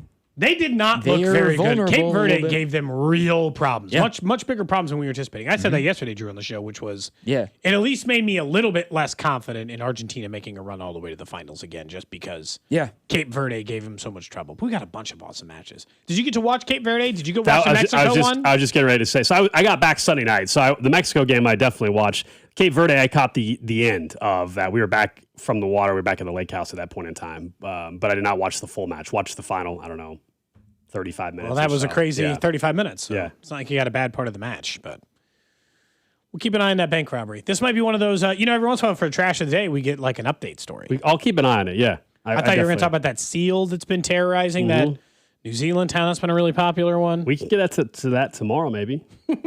We could do that. All right, up next, guys, let's get to the Chiefs Red Half Hour. The NFL Network continues to unveil its top 100. Another Chief is placed. Should he be in the top 100? And more questions about the Kelsey Swift wedding. I just found out 2 more people that went to the wedding, and I'm telling you, it doesn't make any sense.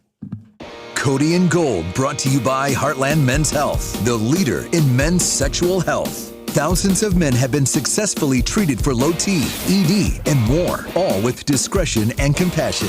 Make your appointment at heartlandmenshealth.com. Follow the station on Instagram for ticket giveaways and behind-the-scenes content from the show at The Fan 965.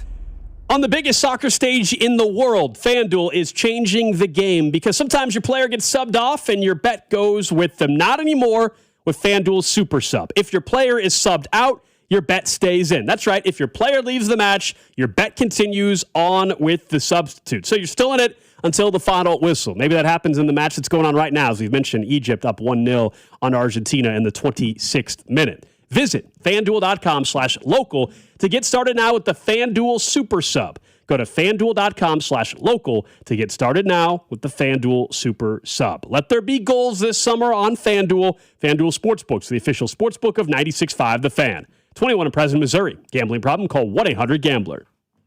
The world's best soccer teams know success comes from having the right lineup on the field. AAA believes your insurance should work the same way. By bundling 2 or more policies, such as auto and home insurance, you can simplify your coverage and potentially earn a multi-policy discount. It's a smart way to save time, reduce costs, and keep everything under one trusted team. Visit AAA.com to build your winning lineup and see how much you could save with AAA Insurance. That's AAA.com. Country music superstar Luke Bryan. Live. Word on the Street Tour. This Thursday night, Morton Amphitheater. With special guests, Shane Prophet, Ray Lynn, Lauren Watkins, and DJ Rock. Tickets are on sale now at livenation.com. Don't miss Luke Bryan in concert. Someone had a birthday. Yep, 50. Can't believe it. 50 years of wisdom. Great segue. We have a health reminder from the CDC.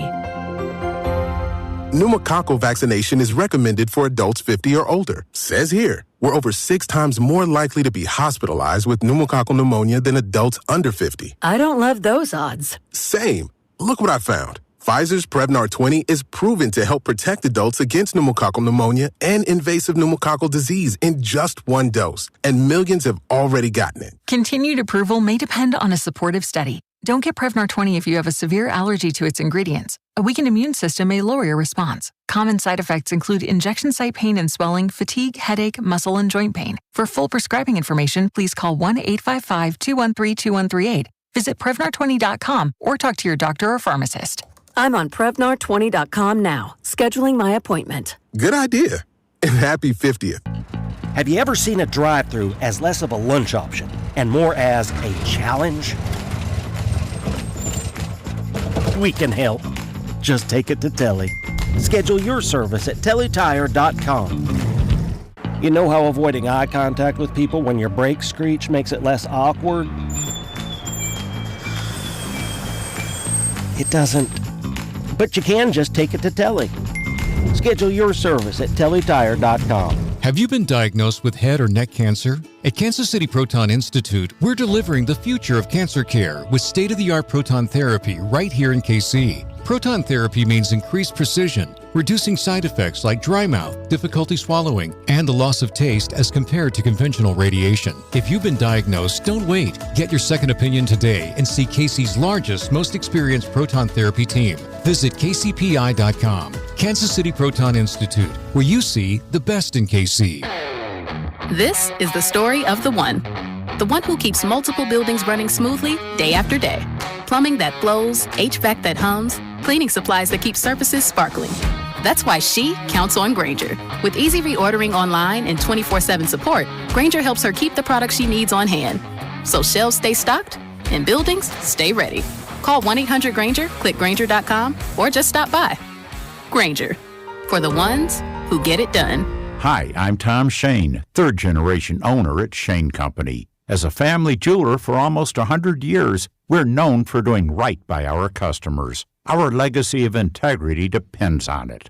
We stand behind our engagement rings with our all-inclusive free lifetime warranty. We handpick the most beautiful diamonds, then negotiate for the best price. At Shane Company, we put you first because a friend always has your back. Shane Company, your friend and jeweler. I built this business the old-fashioned way. Hard work and a whole lot of spreadsheets. Yeah, about that, I upgraded us to Odoo. Odoo puts everything we need, sales, inventory, accounting, on one connected platform. No more juggling systems, no more headaches. So it all works together? Exactly. Odoo is the all-in-one business software that makes running and passing on a business easier than ever. Take your business into the next generation. Try Odoo free at odoo.com. That's ODOO.com. Performance matters in intimate moments. Don't let ED ruin them. This is Jeff for Heartland Men's Health, and I want to assure you that if you're like the vast majority of guys, you don't have to suffer with ED anymore.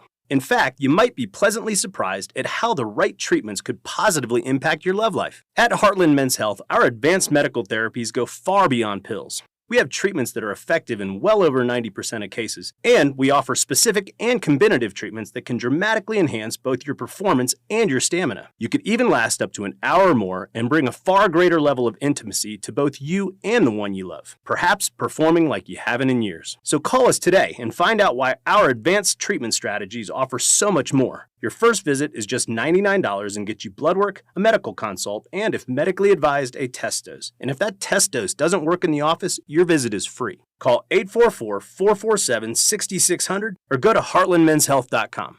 Heartland Men's Health, advanced medical science to improve men's lives. Even on weekends and holidays, Anthony Plumbing, Heating, Cooling, and Electric shows up. Expect reliable HVAC plumbing or electric service. Plus, enjoy $500 off a new HVAC system this summer. Schedule your free consultation at anthonyphce.com.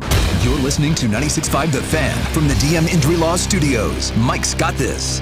Car, truck, or motorcycle wreck? Remember, Mike's got this.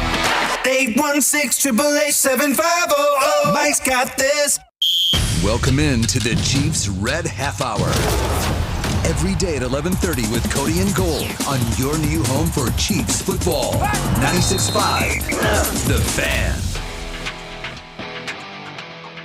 Chiefs Red Half Hour here on Cody and Gold. Alex Gold, Cody Tapp, Drew Nixon with you. You guys can interact on the J Southland Tow Service text line.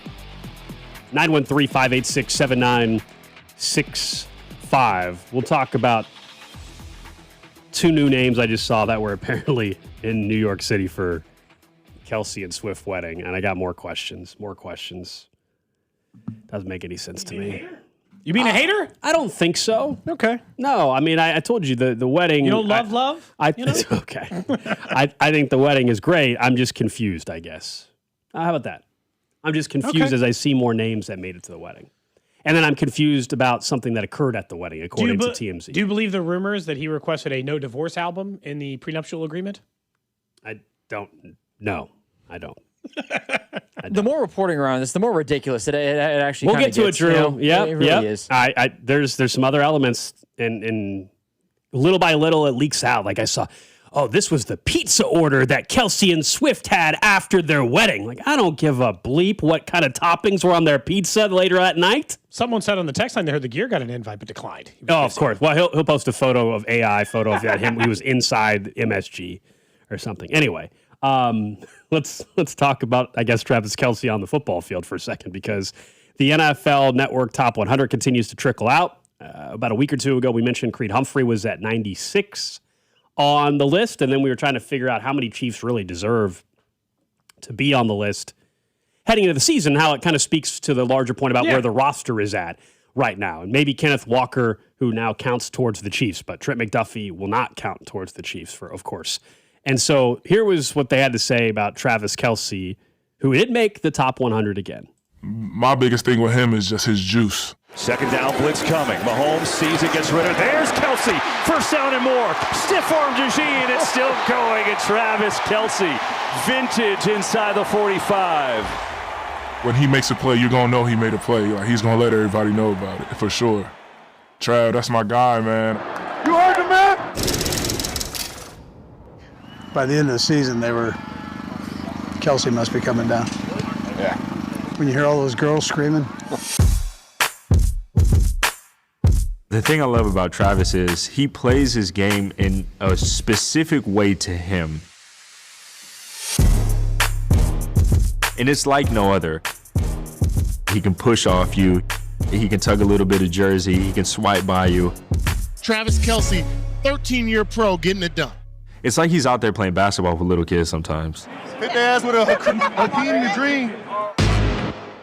He's doing crossovers, wiggling with his body to get your eyes off. You would have saw Hakeem Olajuwon hit him with the Dream Shake.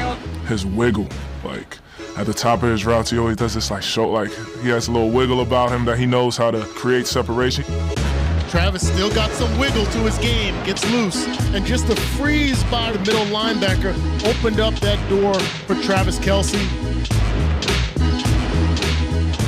I grew up watching that, so I emulated that. Shout out to the Dream. When you get a guy like that that's so smooth, and doesn't have any wasted movement, it's hard to guard. 3rd and 6. Caught, breaking the tackles. Kelsey takes it to the end zone. Savvy feel for the game and feel for space.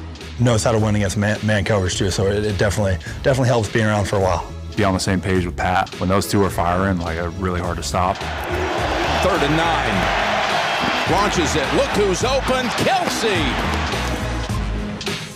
The all-time leader in touchdowns in Chiefs history. Just burned the linebacker. Mahomes looking in the end zone, and he goes to Kelsey. To be able to do it for such a long time at such a high clip, too. Hey, way to take over that drive. Nice job. So that's how it sounded on NFL Network when Travis Kelce found himself once again in the top 100 on their list. And they do that. Multiple players there you can hear. You recognize some of them. Multiple players giving their thoughts on what it's been like to go up against Travis Kelce. And that's the part of the top 100 list I actually think is the coolest. Some of the list stuff I disagree with, but it's kind of cool to hear their peers talk about them and what it's like to go up against them. Or, it's provided some funny sound bites in the past when Jamar Chase, right, from the NFL top 100 wouldn't mention Mahomes' name and stuff like that. This is going to make me sound like a bit of a hater. He's not a top 100 player in the NFL anymore. I'm surprised hearing that from you, to be honest with you. I'm surprised Mr. He never ages. Mr. He never will age. Honestly, that's more than fair. I think he is a top 100 player because of him being able to do what he does at his age. Actually, I think he is a top 100 player. You don't think he's in the top 100 anymore? I don't think he's a top 100 player anymore. Right? I mean, I don't think that's unfair. Like, he's still a really good player. He is still one of the best players on the Chiefs. I'm not, I don't have any argument on that end, but yeah, I mean, at this point, it is kind of hard for me to be sure that he's a top 100 guy. There are a lot of good NFL players. Based off of last year, remember, in stats. Yeah, and he had, 800 yards last year? Yeah. Or so. He's still one of the best at his position. That's where I think the fall-off has happened way less, is that if you rank out the top tight ends in the league, he's still like the 5th best tight end in the league. He had the 27th People don't realize most. how hard it is to be as productive as he is, especially at his age. Overall, he had the 27th most yards receiving last year. Yeah, which is crazy. For a tight end in a system in which they did not operate very efficiently for a huge chunk of the year, it still says something. I just think he's just outside, Like, this is a top 150 list. And look, I think he's getting in for the honorary purposes. That's all. I think he's getting it. He's getting the legacy vote. Man, if Dean Blandino can end up at the wedding of Travis Kelce and make the top 1,000 list of that, then Travis Kelce make the top 100 list in the damn NFL. Yeah, that's what it is? Yes. Man, I thought you'd be on my side on this. Drew, do you think he's a top 100 player? Yeah. What the hell? I don't think he's 79 or wherever he was at, but I think am shocked to find out I'm the only person who thinks he's just outside that now. I'm surprised you think he's out of it. I mean, not by a lot. I don't think Travis Kelce stinks. There's been multiple people on this station who have said, trade him. He's washed. He ain't got it. I'm not going that far. All I said is that he's not one of the 100 best players in the NFL. There are a lot of NFL players, 53 of them to be exact, on all 32 teams. It's a lot of players. I'm just saying he's just outside of it. The only players, I think you guys talked about it when I was gone, the only players left to announce are Jones, Mahomes, Kenneth Walker. Oh, Walker. Yeah, because he's the Super Bowl MVP. But that doesn't matter, though, because this is the whole reason why the list, in general, it comes out in the summertime, so we're talking about it. But I've told you, in general, I think it's kind of a dumb list because they vote on it in November. It's October, November, right. Remember? So is Kenneth Walker going to be on it? That would be the reason why he wouldn't be. Otherwise, he wouldn't be ahead of Kelce. I bet he's not on the list. I bet Kenneth Walker is not on. Well, then if that's the case, then it's just Chris Jones and Mahomes. That'd be it. I don't think Ken Walker's going to make it. If they truly voted on in November, then it would be difficult for him to be on the list, probably. Because if we include the postseason and Super Bowl MVP, then he would be on the list. He wasn't on the list the year before. What would have jumped him up? Sharing the job with Charbonnet? In November, you wouldn't have said Ken Walker's a top 100 player in football. I'm not saying we could argue whether he is or not based on this. You're just saying the list. The list. I do not think we'll include him. Okay. Yeah, I mean, look, I agree on the overall point of the Chiefs not having as many guys on this as they have in the past. One, Trey McDuffie got traded, but also this is my larger point about just where the roster's at.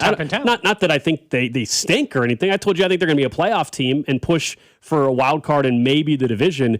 But this notion of they're one of the 2 or 3 best teams in the AFC heading into the year and all that, I don't believe they are that. I think there are still a lot of unproven guys on the roster outside of really the aged veterans on the roster. You know, I mean, the defensive side, maybe somebody else emerges, but right now, other than Chris Jones, there's nobody else that's warranted a spot on the top 100. Right? They don't have another top 100 defensive player. Not yet.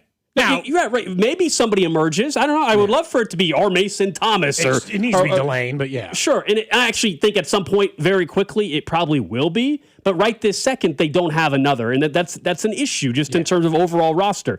But young players emerge and come out of nowhere. And so Delane, given where he was drafted, probably will end up being and needs to be a top corner here very soon. But am I confident that, Gelati or R. Mason Thomas or Peter Woods can just get to the top 100 by next year? No, I'm not. They also don't technically need one of them to. If you just told me the makeup of 2 of them ends up being 5.5 sack type of guys, that could work for next year at least. I'd have to look at the list. Did they not just release the whole list at the top? No, remember they dragged this all the way out to the start of the season. We've been through this. The start of the season? Yeah, they drag July it out. 7th. Yeah, it's because NFL Network needs programming all summer long. This is a whole thing, man. Once a week or whatever is, I think, what they do it. I mean, now, you know what? Now that I didn't, obviously I've paid zero attention to this. Now I want to see the other players who are near him because that'll tell me whether or not I think maybe I've been wrong. Baker was at 77? Okay. I'm just trying to figure out, last year's? Yeah. Part of my, he's just outside of it is, who are the players they are claiming is just as good of him? It's like Jack Campbell, Ted McMillan. I mean, I got to be honest. When we start putting players like that on, if it starts getting that thin, I might be off base here. This for the record, last year, heading into last year, Jerry Jeudy was 82. Trent McDuffie was 81. Trent McDuffie T. Higgins was 70. T. Higgins was 77 entering last year on the NFL Network Top 100. If you're just looking for context, Sam Darnold before he blew up, 72, and that was after a nice. Trey McBride was 65th. Look, and maybe I've just I can't believe Bryce Young is a top 100 player. He's only in importance because he plays quarterback. He's not one of the 100 best players in the NFL. That's weighing positional value quite a bit. Yeah. Because there's Creed guys that and fall off the list every year too. Tyreek Hill was 47th entering last year. He's obviously not in the top 100 anymore. Only because he got hurt. But he's not a top 100 player in the league. Tyreek Hill? No. Healthy he might be. I don't know. What did he have? What did he? I understand what he did prior to the injury, Cody. But he's 30. He's also, going back to the age thing, he's also getting up there. He's 32. There's no doubt. He's not quite as old as Travis. Tyreek had 959 the year before he had the injury. So he was coming down a little bit anyway. But he had almost 1,800 the year before He did. So it is just it's all just kind of this mess of this. You had some issue with Drew had an issue with, he thought if they wanted a private ceremony, they shouldn't have posted on a billboard. I said, when you're that famous, that's just the way life is, I don't have an issue with a press release. release. To advertise that you were getting married when we already knew that you were. It's not a... Yeah. Oh, but for something that's supposed to be a, you put just married on the car and you drive away and all that other stuff. But you want parts of it to be private, It doesn't mean that you can't announce that you are married. But you don't, but we already knew this. We don't need to, we know so much, we don't need to know that you're getting married when we knew that you were getting married 2 weeks ago. But if you're having your we knew the day, wedding, we knew the venue, we knew more about it than we probably should have. We didn't need billboards saying that you were just married when we knew it was happening. If you have your wedding, or in this case, what sounds more and more like, guys, a reception, and then the real wedding took place maybe elsewhere, who knows? MSG has video board out front. They put on whatever act is happening at that time. They have a message that they put there. Heck, in Kansas City, if you get married at the the little theater, which is right by the music hall or whatever, and you get married there, I just know this for a fact because I had a family. If you get married there, they put your name congrats, Sarah and David or whatever. So this is not some foreign concept. If there's a video board, Times Square, or whatever, but also they're famous, right? I didn't have an issue with that as much as what seems to be, and maybe this is where the real wedding took place somewhere else, and this was just truly like a party. Yeah. Because you invited 1,000 people, and Dean Blandino's invited, Jim Nance and Tony Romo. Our guy Ross Tucker. Well, we knew Ross Tucker. They've been a family friend. That makes sense. Jim Nance and Tony Romo are going to your wedding. That's why I'm convinced more and more this was just like a party and not the actual wedding. Interesting. You didn't need a 1,000-person venue then. If that's the case, I guess at that point, why cut the list short? The list down. Why not just make it 5,000 people? If you're inviting the Dean Blandinos of the world, I'll tell you this. Why are you cutting off Will Compton's complaining? There's a couple of people complaining about their lost invitation. But it's a bad look to be complaining if you weren't invited. But I'm just saying, if it's 1,000 people, and Dean Blandino's making the list, then you invited too many people. You didn't need a 1,000-person wedding or party or whatever. Interesting. Like, it doesn't ultimately matter, right? We're having some fun joking about it. But I was just like, what? They had a 1,000-person wedding and seriously, is somebody's agent like represent him as well? And it's like, we invited. It'd be weird if we don't invite him. Like, you're telling me Travis Kelce and Taylor Swift are just cool with Dean Blandino? BS. Romo and Nance, they call a bunch of games for him. Well, he was played in the NFL with Romo. Not with him. But like at the same time as him. It's just weird to me. They were probably in Tahoe a couple of times for the golf tournament. It just felt like and Mike Vrabel was there. We're just going to invite anybody that's relevant in the public eye right now, please.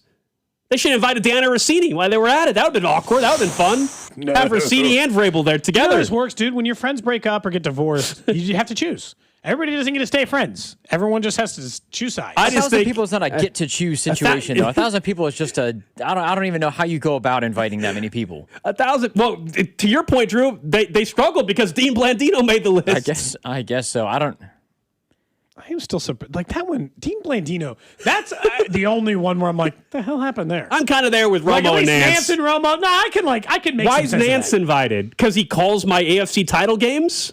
Yeah, maybe you got to know him a little bit from all those super important games you played in.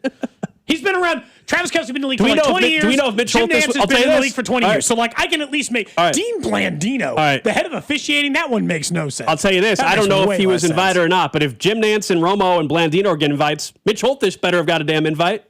Oh, I don't know. Mitch Holthus should get an invite then. I don't know if he did. I'm going to guess he didn't. I'm going to guess no. But he should. Hell, Josh Klingler, give him an invite. He's around you more than Romo and Nance. But he hasn't been around as many years. Nance has been calling every game of his for 20 years. You know? Someone says, "Who are you to tell me they can invite?" Oh no, this is not that. We also we're obviously joking. No, I'm not like deeply actually upset. I'm just very confused by it. There were also some names that I hadn't heard in a long time. Like I didn't realize Hugh Grant and Avril Lavigne were going to be Avril Lavigne would make. I'm sure Taylor Swift's cross paths. You think so? Hugh Grant's on Broadway a lot these days, isn't he?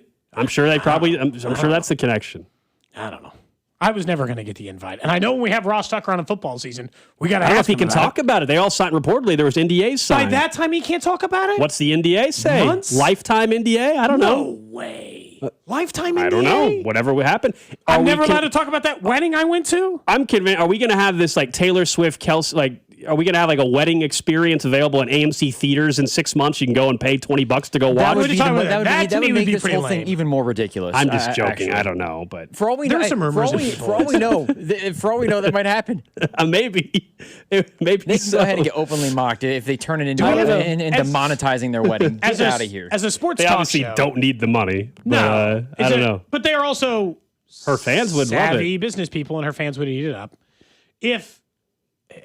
Is our show obligated to watch that if it comes out? I think so, right? Yeah, I think so. Yeah, I think we might be obligated to organize a watch party at the theater. What? True. I'm not going to a watch party to watch the we're wedding. not invested this deep in them getting married. I don't know, man. There's no way that we're that deeply invested. I'm not, at least. I can't speak for you guys. Apparently, you guys are. This show is responsible for 980 hours of content a year. 980, Drew. I got to say that if there's a movie of one of the all-time single greatest Chiefs to ever play and his wedding to his pop superstar, I feel like we're going. You got to go to the movie, Drew. Maybe not to go to the thing, but I think it is required via your job to go see the movie. You're going to feel sick doing it. I know you are. I know it's going to hurt your soul. I'm not going to watch the movie. I'll be on my phone. I know, legitimately. I'm not on your phone to the theater. That's rude. I am not going to. What is the point of Drew's taking a hard stance here. What from the movie am I going to bring back to the show? Man, when if it was a different sort of an environment. Well, there was a report that Paul McCartney sang a song that he hadn't sung publicly since 1980 something or whatever at their wedding. You see that? And if I want to listen to it, I can go back to 1980 and YouTube it, and I can watch the song. Drew, we host a sports talk show or just an entertainment-based show. Paul McCartney in his prime sing that. Actually, he's not in his prime now. I can watch him in his prime sing that song. Why is McCartney catching his stray? Wow, people so very much enjoy his shows. Damn. You're going after the Beatles? That's risky. The details that just trickle out are fun. Like I told you, the one about the pizza. It's like I don't need to know though what pizza they ate later on that night. You see that Drew Tranquil's wife won something at the wedding. They had a raffle at the wedding. Did you have a raffle at your wedding? Where was that? No, I didn't. Drew, did you have a raffle at your wedding? Travis said the headline says Travis Kelce's teammate's wife wins a $6,700 Chanel bag raffle at Taylor Swift wedding, and it's a photo. You reportedly could win a car and all kinds of stuff, man. What is it? The Price is Right? Is that what or like let's make a deal. Drew Tranquil's wife won a Chanel bag. I gotta be honest, $6,700 Chanel bag. If I could have had like a raffle with a you get a car, cool stuff, I probably right. would have. Why wouldn't I? That'd be a cool thing to do at your wedding. By the way, there is another announcement for the Home Run Derby. It is not Jack Caglione, but we knew Junior Caminero is going to be in it. MLB Communications says Travis first Kelce? baseman Ben Rice. Oh, I don't know if they're going to have a celebrity New one. York Yankees will be the next Home Run Derby contestant. Gotcha. Okay. Good for But him. no, I really do wonder whether or not, like Drew, I genuinely think maybe you have to watch it. You're saying what we bring to the show? Our review of the wedding. That's it. That's what we bring back to the show. This is where the whole thing gets ridiculous to me. You're doing we're not Taylor Swift fan page on YouTube where you're We're an reviewing entertainment the wedding. show, you know. But I think in this case we can't even show footage of.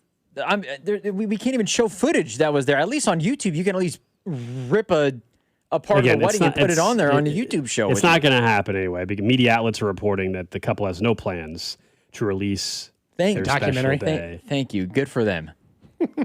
Despite professional film crews were present, but that could just be for their own, you know.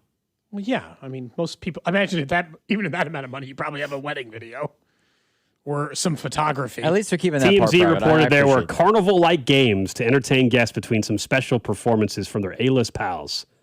Taylor and Travis offered buffet-style stations for guests, which include options such as Italian bites, steak, sushi, and even more than 24 desserts. There you go. Why not have like carnival? People are speculating that she won't have a documentary, Cody, but her next album, the songs, like the music video or like the song, will have video or photos from the wedding in the next album. Is how she'll do it. Okay. I mean, they auctioned off like an entire, like had a raffle for an entire like go. Chevelle There or you go. something. There you go. Maybe the one they had the first date in. I don't think so. Okay. Up next, let's get to what's trending. And then let's get right back into the disappointment for the U.S. men's national team losing to Belgium last night. What does it say about U.S. soccer? And ultimately, was this a success? Next. What's up, KC? It's Matt Strom from the Kansas City Royals. You're listening to Cody and Gold on your home for Royals baseball, 96.5 The Fan. Brought to you by Heartland Men's Health, the leader in men's sexual health. Thousands of men have been successfully treated for low T, ED, and more, all with discretion and compassion. Make your appointment at heartlandmenshealth.com. 96.5 The Fan. The world is coming to Kansas City. Is your parking lot ready? Over at Gann Asphalt and Concrete, they want to make sure that your business is inviting, that it's safe, and that, of course, your project is cost-effective because they want to make sure that you're ready and that your business is ready before the world comes here. That's all possible over at Gann, who can handle any type of project your parking lot would need. That's because they're one contractor, all things parking lot. Check out their projects at GannAsphalt.com or give them a call at 816-688-3512. America is turning 250 this year, and Circus Sports is celebrating by offering all users in Missouri $250. Dane Hughes here, and for everyone in Missouri, all you have to do is deposit $250 on your Circus Sports app. Then play through that deposit. Once you do, Circus Sports will reward you with $250 right in your account. This is available for everyone in Missouri, new and existing users. Celebrate 250 years and find out more at circusports.com today. Must be 21 or older in Missouri. Gambling problem? Call 1-800-GAMBLER. I know everyone is feeling the pinch of high gas prices right now, and that's why I love Hy-Vee. They have fuel saver discounts scattered throughout the store. I love going up and down the aisles trying to find those fuel saver discounts. And if you shop Hy-Vee this Saturday and Sunday, you're going to get a 30-cent per gallon fuel discount when you spend $60 on groceries. So you can stack up the savings with Hy-Vee fuel savers, and your next fill-up could be free. There's nothing better than saving money on gas and doing it only at Hy-Vee. It's Thirsty Thursday at Hy-Vee. Time to stock up the bar and fill up your tank. Earn 50 cents per gallon fuel savings on every $50 purchase of wine, beer, hard seltzer, and spirits. Mix and match all your favorite libations and get a 50-cent fuel saver with every $50 purchase. Stack up the savings and your next fill-up could be free. Don't miss Thirsty Thursday at your Kansas City, Missouri Hy-Vee. Product promotion differs by location. Offers valid where legal, available while supplies last. Liberty Mutual customizes your car and home insurance. And now we're customizing this rush hour ad to keep you calm, which could help your driving. And science says therapy is great for a healthy mindset. So enjoy this 14-second session on us. I think you've done everything right and absolutely nothing wrong. In fact, anything that hasn't gone your way could probably be blamed on your father not being emotionally available because his father wasn't emotionally available, and so on. And now that you're calm and healing, you're probably driving better too. Liberty, liberty, liberty, liberty. When you need electrical services, AB May is here to help your house feel like a home again. Serving Kansas City for over 65 years, AB May handles it all, from generators, electrical panels, home lighting, and much more. When it comes to your home, solved is our standard. And AB May is committed to doing things the right way every time. Trusted by generations. Call AB May at 913-383-2222 or visit abmay.com today. Call your serviceman from AB May. Hey, it's Rex here with Rex Buys KC. I get it. Selling your house can sometimes feel overwhelming or scary, right? I've seen it too many times. A homeowner thought they had a deal, only to have the buyer back out at the last minute. That's not how we do business at Rex Buys KC. I'm local, I know Kansas City, and I make sure every deal actually closes like it's supposed to. No hidden fees, no showings, no last-minute surprises, just a fair cash offer and a process you can count on. We buy homes in any condition and judgment-free. So whether your house needs repairs or you just want a fast, hassle-free sale, we can make it happen. If you want certainty, transparency, and someone local who actually delivers, call 816-330-6000 or visit rexbuyskc.com.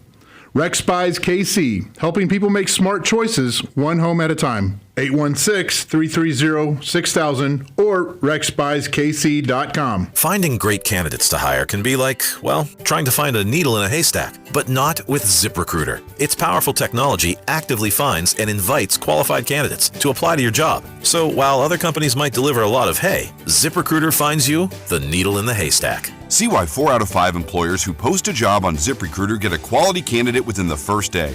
Try ZipRecruiter for free at ZipRecruiter.com/team. That's ZipRecruiter.com/team. ZipRecruiter. My name is Whitney Allen, and I'm a widow. My husband, Ryan, died. We never thought we'd ever have to use life insurance, but the unexpected happened. With Ethos, signing up was fast and 100% online. You can get a quote in seconds, apply in minutes, and get same-day coverage. No medical exams, and you can get up to $3 million worth of coverage. I'm grateful we were prepared. Get your free quote at ethos.com/radio. That's ethos.com/radio. Paid spokesperson. Time spent on application may vary. Online health questions required.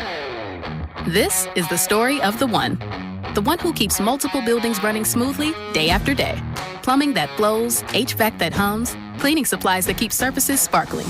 That's why she counts on Grainger. With easy reordering online and 24/7 support, Grainger helps her keep the products she needs on hand. So shelves stay stocked and buildings stay ready. Call 1-800-GRAINGER, click Grainger.com, or just stop by. Grainger, for the ones who get it done. This summer, the Honey Pepper Pimento Chicken Sandwich and Pineapple Dragon Fruit and Sprite are back at Chick-fil-A.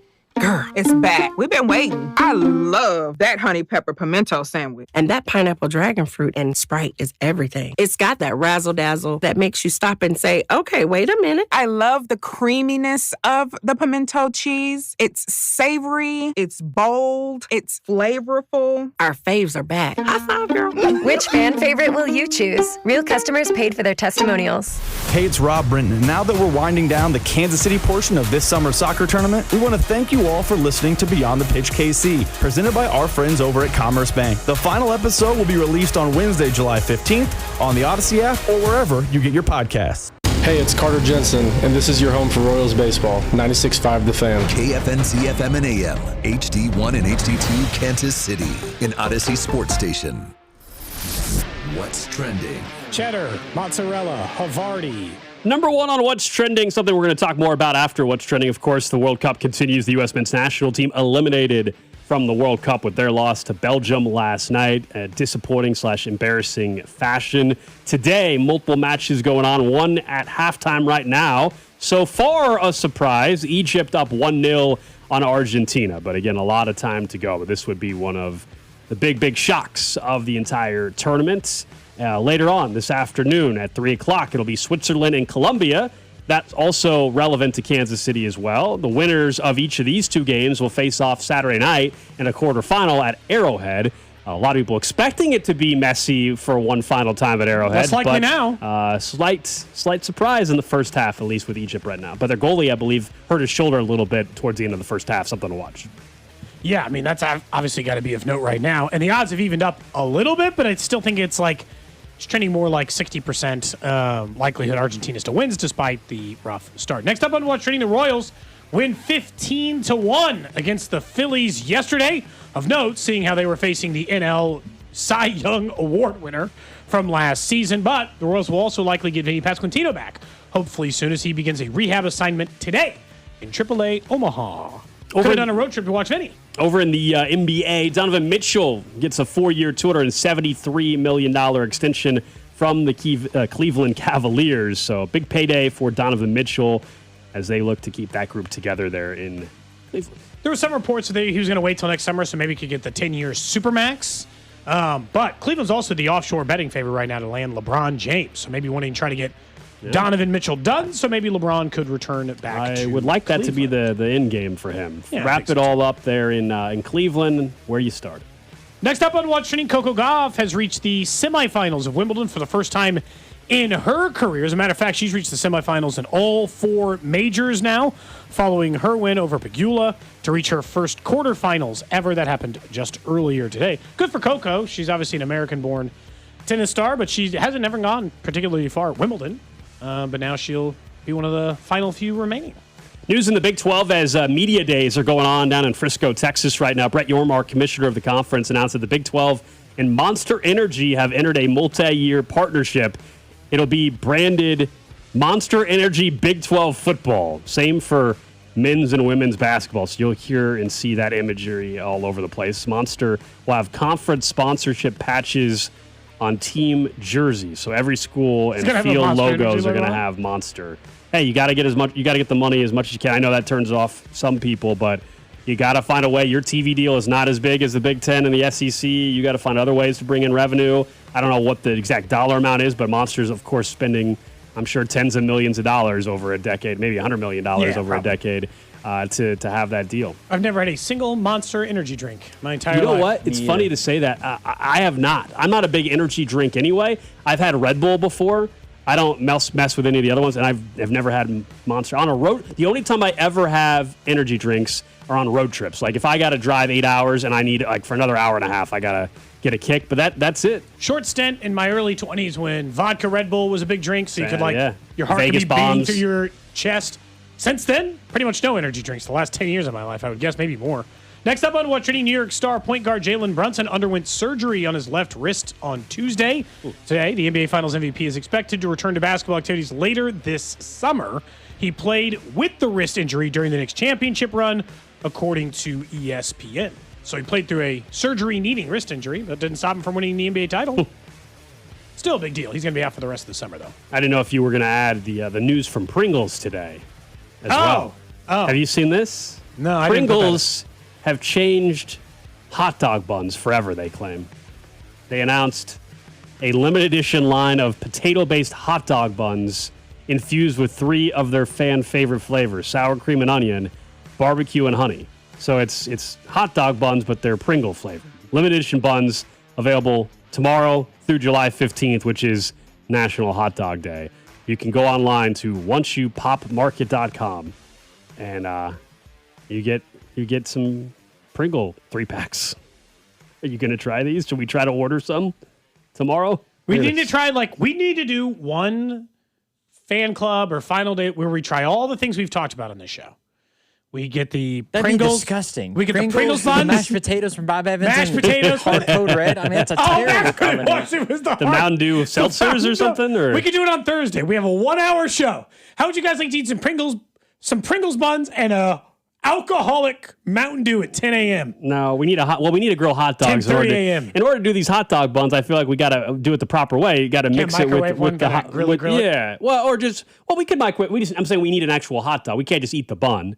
Yeah. We need the full flavor. I'm gonna be sick the next 2 days from eating a hot dog bun. Someone says, why weren't these buns ready for the 4th of July? Dumb marketing. That's exactly what I told I you. should say it was a shame. This morning. I don't get it. Now, they're doing it for National Hot Dog Day, but they should have had these out 2 weeks ago. Who was doing that? Who was doing a sour cream and onion bun for their hot dog on the 4th of July, though? I don't know. I'm just I don't saying. mind a sour cream and onion chip. Yeah. So, and I don't mind like a chip on a sandwich. So this like. actually doesn't seem all that crazy to me. I imagine it tastes fine. I don't think I'd mind the barbecue sour bun, cream and onion or barbecue bun. So I don't think like it'd be fine. I don't like sour cream and onion, but a barbecue hot dog bun, and then you have a hot dog in the bun. I bet you that tastes pretty decent. Does anybody else this doesn't feel way different than if I make just like a deli sandwich, like a ham sandwich or whatever with cheese or whatever. I'm not anti sticking some chips on that thing and making rather than eating the chips individually. I know people have done that. Putting but I the don't chips do that. on. Yeah. I don't want to make you sound old, but my mom does that all the time. You think that's an old person thing? I don't think it's an age thing. I think it's just a preference thing. I don't think it is either. But I didn't want to make it. I didn't want to say, well, my mom does that, and make it seem like it was calling me an old man. I know plenty of people do the chip thing you're talking about. Yeah. Yeah. So I don't know, just inserted in that way. I didn't feel like it'd be all that bad. We'll see. We could try it. So the Mountain Dew drinks, mashed potatoes, and now these buns. That's what we're left with. I guess the buns though you cannot buy in store. We have to go to this website. What? And buy them. Like specialty comes order? free with the purchase of a Pringles 3-pack for $6.97. I'm on the site. It drops in 22 hours or whatever. My kids will eat Pringles. I hit sign me up. I guess. Okay. Oh, no, I don't want that. No, I don't want to sign up.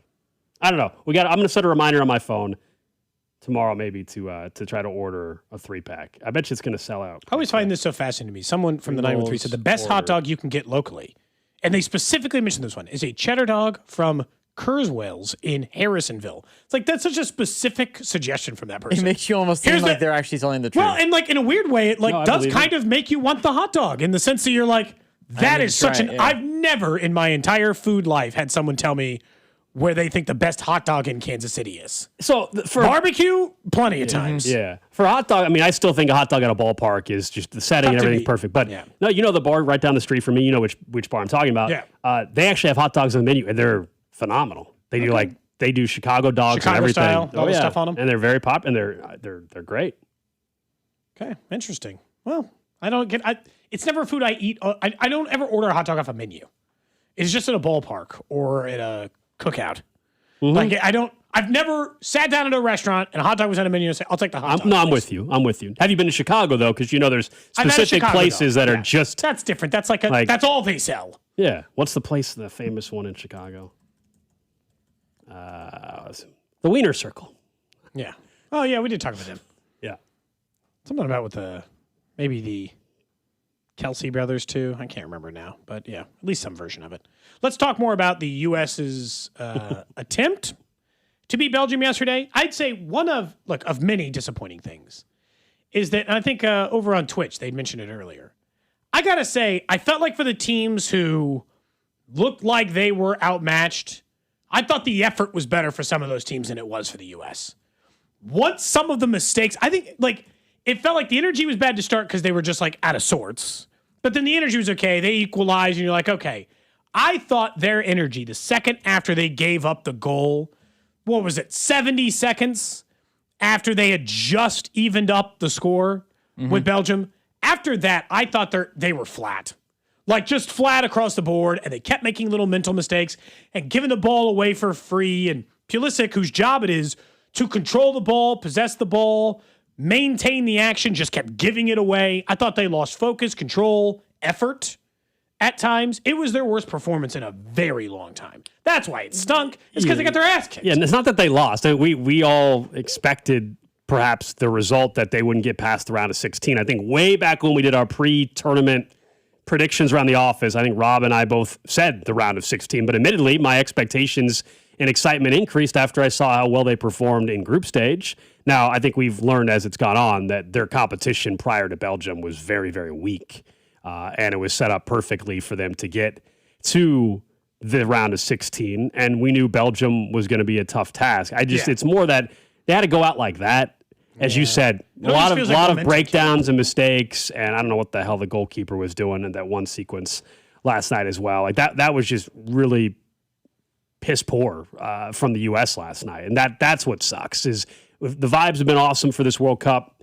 and the way the U.S. men's national team has represented. And then for just to end like that, it was always going to end in a loss probably, okay? But to end... In retrospect, yes, Belgium but was to end definitely like that, I think yesterday, I wasn't on the show, but I was driving back and I heard you guys, and I think you predicted 2-1 U.S., Drew predicted 2-1 Belgium. So it's not as if the loss was the shock, but 4-1, really? It wasn't the result. It was the way that they got the result. And honestly, I guess part of the problem is you'd like the U.S. men's national team to one time take a step forward. And in the last 5 World Cups, they missed one, and they've made the round of 16 the other 4 times, advancing 0 of those times. So, they're not a laughing stock on the world stage. They're one of the 20 or 25 best teams pretty consistently in the world rankings. They make most of the World Cups. They get further than a lot of countries do. They're consistent in the sense that they don't get knocked out in the knockout round super often during this most recent run, 20 years or so, of U.S. men's soccer. But they don't go any further than that.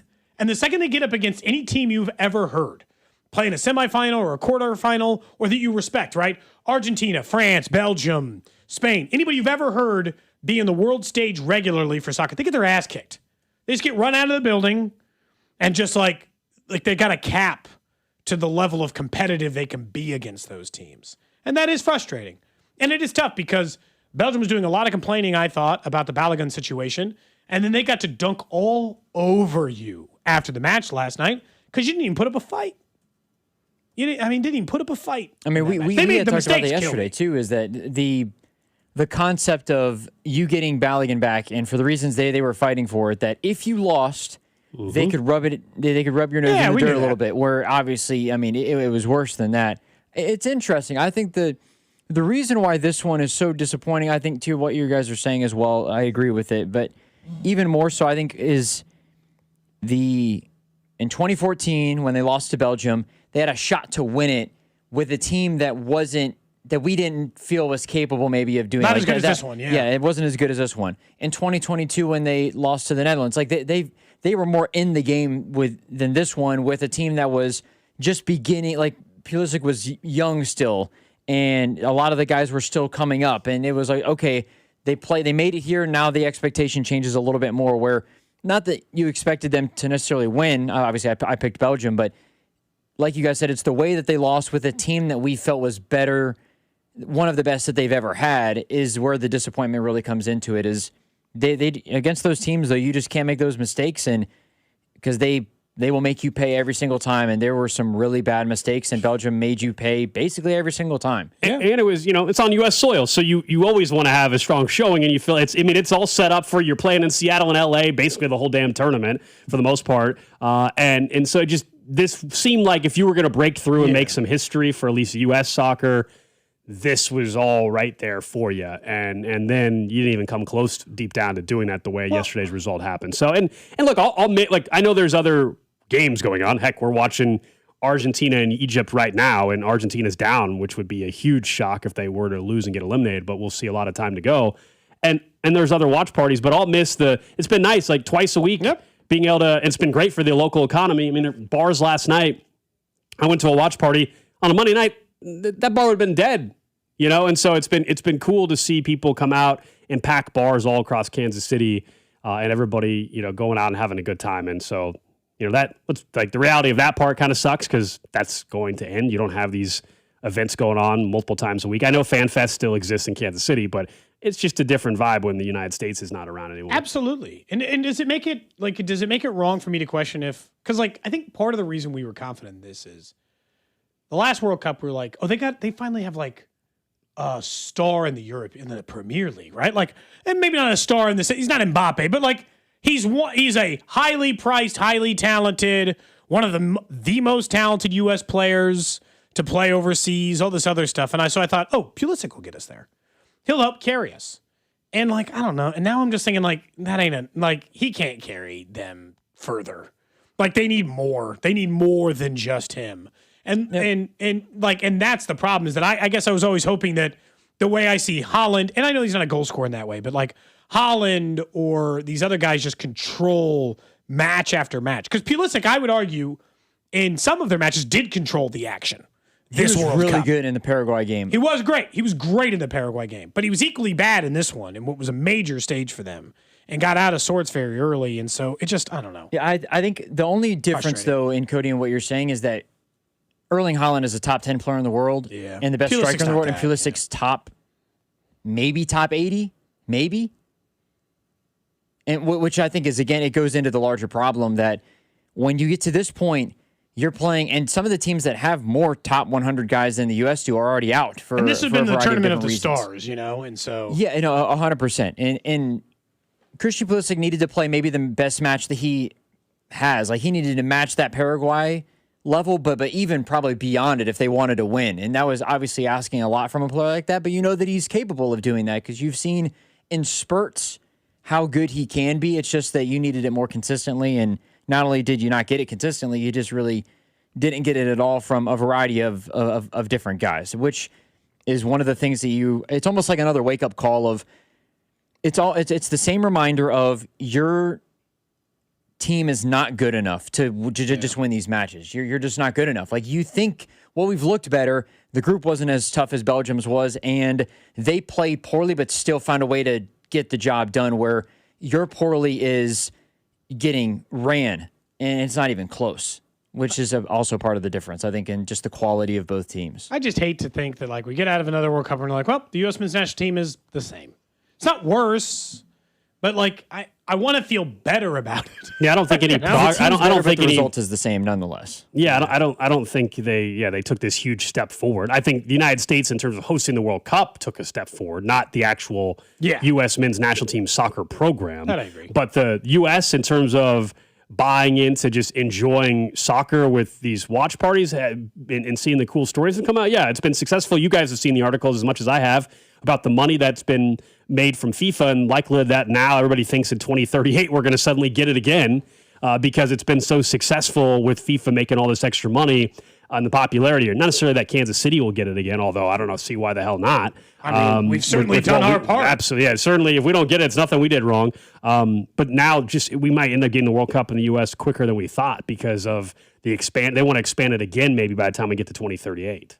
It Even would be more. so unnecessary. I know. For sure. It would be so embarrassing to just. That's what we do, man. Greedy. Yeah. It really this is. goes back to like yesterday. It's like, are you just learning that these sports leagues are greedy or that FIFA's corrupt? This was all known information. We all knew this. But it would be a whole lot worse if, okay, it's going to America, let's expand the tournament. In 2038, hey, we're going back to America, let's expand the tournament again. It would be... That's where they'll do it. It would just be part of the embarrassment that has become the expansion deal in all sports here in the United States. Yeah, I was going to say, the entire time I've been, like, in my life, hell, in the last 15 years, 20 years, Major League Baseball's added more playoff teams. The NFL's added more playoff teams. College football's added more playoff teams. March Madness has added more playoff teams. Hockey, the NBA, all of them. Yeah. Every single. And by the way, it's not because, we just want it to be more fair. No, they want money. Yep. And so, like, this isn't new information. Now, I do think that there's a stretch limit of what the hell are we doing here and We've how talked many more about that do with you the need? NFL.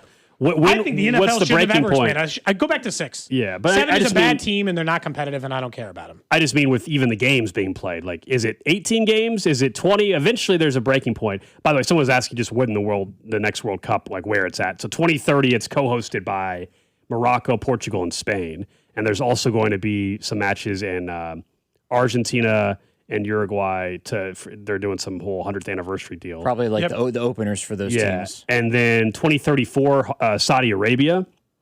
And then 2038 is up for bid, and that's the one that people think might come back to the U.S. The U.S. is bidding for the 2031 Women's World Cup, too? Correct. Yep, and that's where the KC Current come into play with their expansion. Yeah, which got approved, I thought I saw, maybe. By the Is city it council? approved, or is that just sent to the council? I don't know.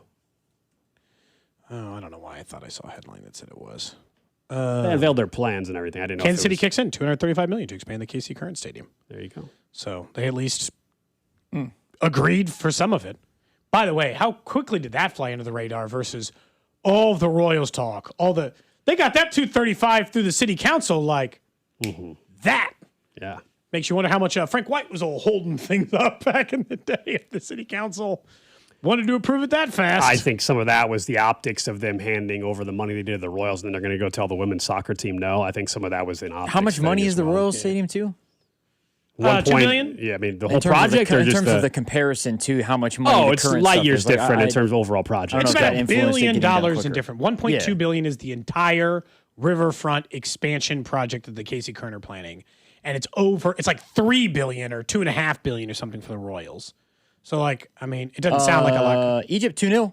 Wow. Counterattack. Mo Salah played a ridiculously good ball and then buried the finish. Just happened. Wow. So we're on the verge of the biggest upset of the World Cup. So World's far, number one team, so, yeah. Argentina. We should have paid attention to that Cape Verde Egypt are game. That told 29th us something. right now. I mean, I understand Germany lost, but this Argentina, world's number one, defending champs. Messi's still playing at a high level. 59th minute, they're down 2-0. It's not over. We've seen crazy stuff happen, but holy cow. Now we were looking at the betting markets. Now Egypt will actually It would be the favorite. biggest gap because Paraguay was 34th and they beat Germany, I believe, who was 7. So there were 27 spots in between. This would be 28 spots in between just from a world ranking standpoint. We'll see when the odds update. The odds are off the board right now at FanDuel because the goal just happened. They'll update it, but when it pops back up, Egypt's going to be a favorite. I would think minus 200 or 300 by now. I mean, if they're up 2-0. They were up 1-0. In the 16th minute? They were up 1-0, and Argentina was still minus 200. Yeah, my guess is Egypt's going to be plus 270 or something like that. Or minus 270. I'm sorry. Yeah. Wow. This would be a hell of a shocker, but also potential foul here though. The VAR review is underway. I mean, it is a. He clipped the back. He's tugging the jersey too. That might. We'll see. That might come back. And stepped on his foot before maybe he got contact with the ball. Yeah. It's possible it comes back. We'll see. They're reviewing it. But remember, Argentina, the winner of this game, plays at Arrowhead on Saturday in the quarterfinal. Ticket price wise, if Argentina got eliminated, you would see those tickets take a nosedive. I mean, and I was talking to Rob a little bit too. I'm not so sure Switzerland has played as good as Colombia has, if not better than them in this World Cup. So, weird quarterfinal after all that Switzerland versus, and we are waiting the ruling to decide VAR whether or not. decision to see if the goal stands and if it's still 2-0. How do you guys feel about the TV hand signal? How do you guys feel about the VAR? I like it. You like it? I like it. Do you like it better than this over the ears or this in the NBA? Which of the symbols to say, like, let's take a look at way better than those. They took the goal off the board, so overturned. Wow. It's still 1-0 Egypt. That's massive. So still well within reach for Argentina. The VAR one, I'm not going to say because only the referee can do it.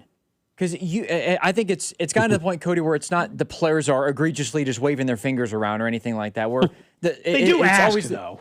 It's always I've seen the players do this the same as the NBA players do. It's not as egregious. Maybe if it gets egregious enough, then maybe it's bad, I suppose. Soccer coverage here on 96.5 The Fan, presented by Xfinity. Score the most reliable Wi-Fi, one price, 5 years, guaranteed. Xfinity, imagine that. Up next, let's talk about what happened over at Kauffman Stadium here recently, including some fans booing Q. What does that say about the future and how it was handled as well? We'll also have the random question of the day right here on Cody and Gold.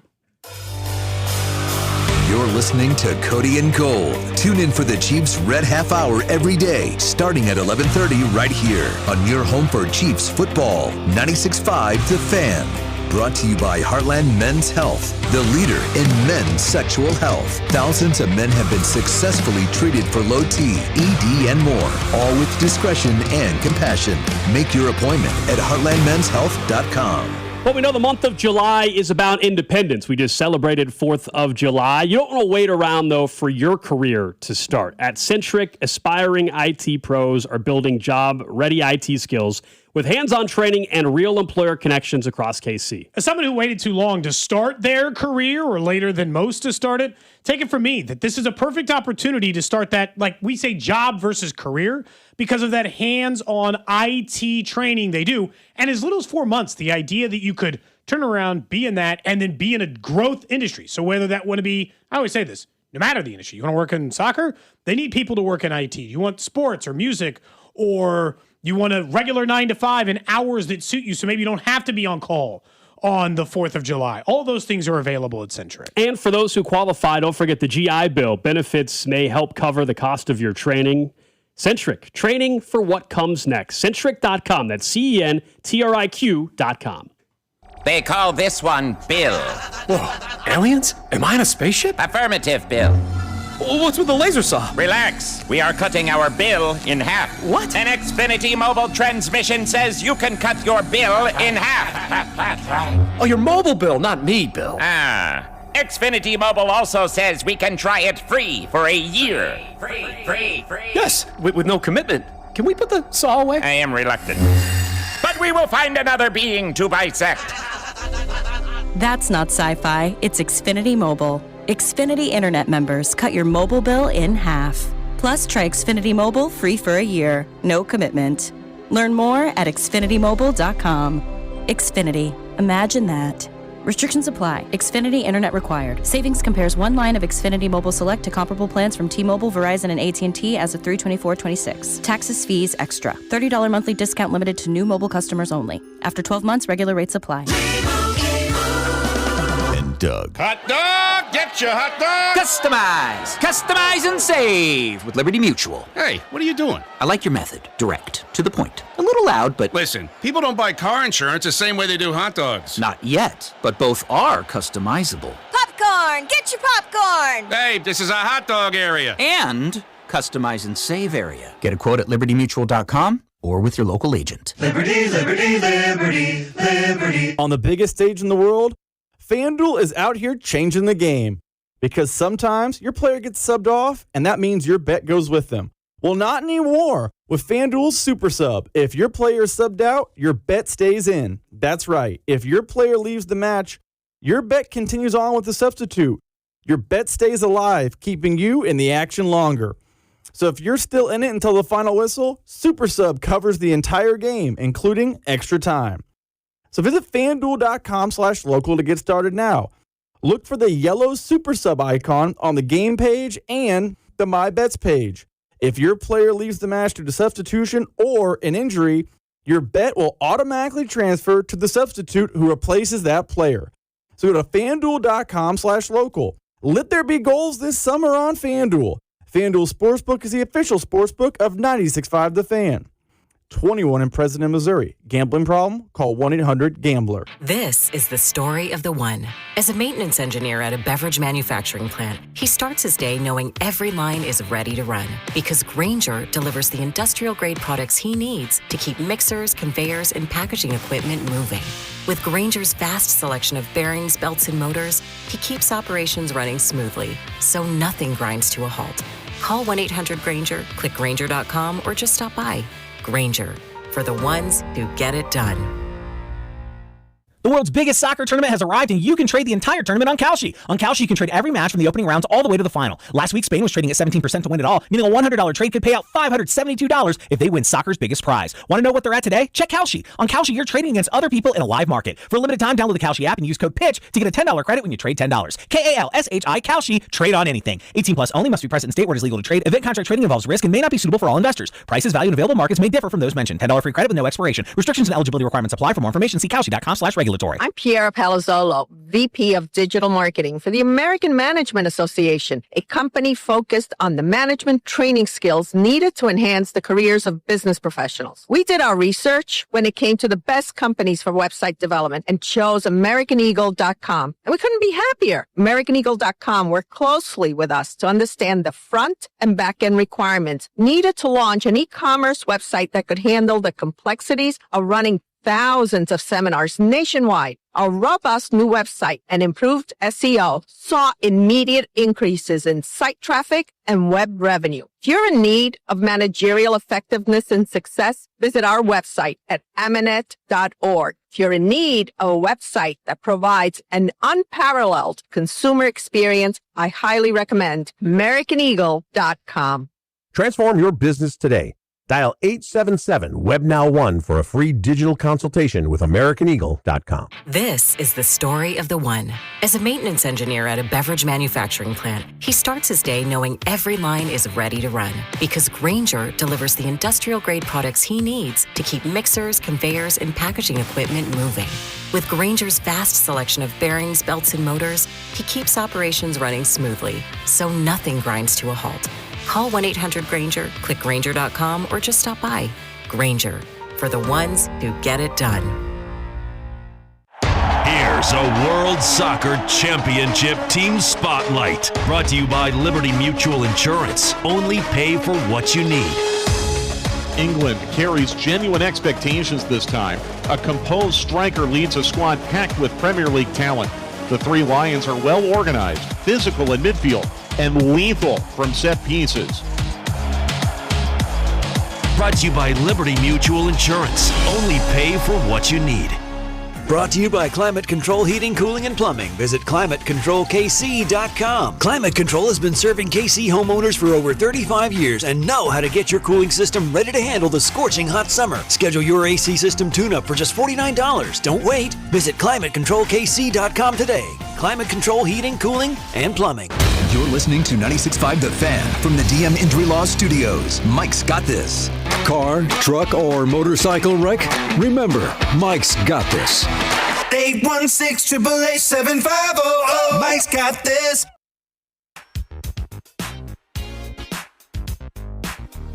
Well, during the break, Egypt with another goal. This one's not going to get overturned. They're putting them to work. 2-0 Egypt on top of the world's number one team, the defending World Cup champion Argentina squad.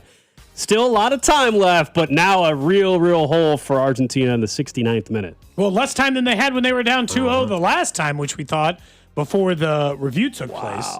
This would be a big shocker to say the least. Now were they down 2-0 to Cape? They were never down 2-0 to Cape Verde. Senegal was up 2-0 in their match, but today's the first time that Argentina have trailed all tournament. Oof, man, they put that up there.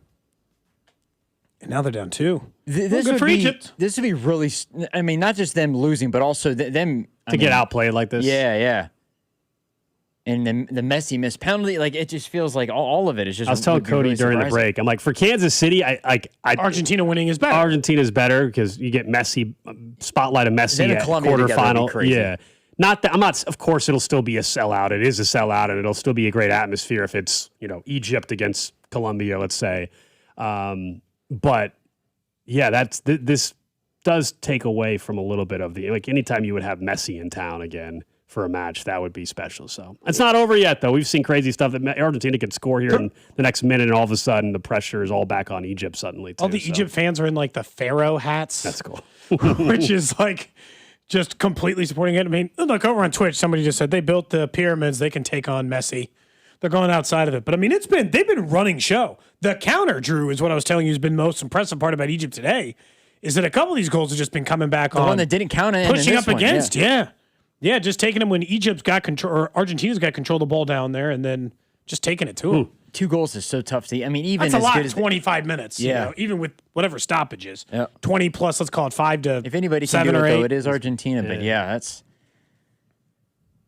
that's crazy. All right, we'll keep an eye on maybe Egypt in Kansas City on Saturday. We will keep an eye on what could be the biggest upset of the World Cup. We'll get to a random question of the day here in about 10 minutes or so. We were talking about this earlier after we had JJ Picollo on the show.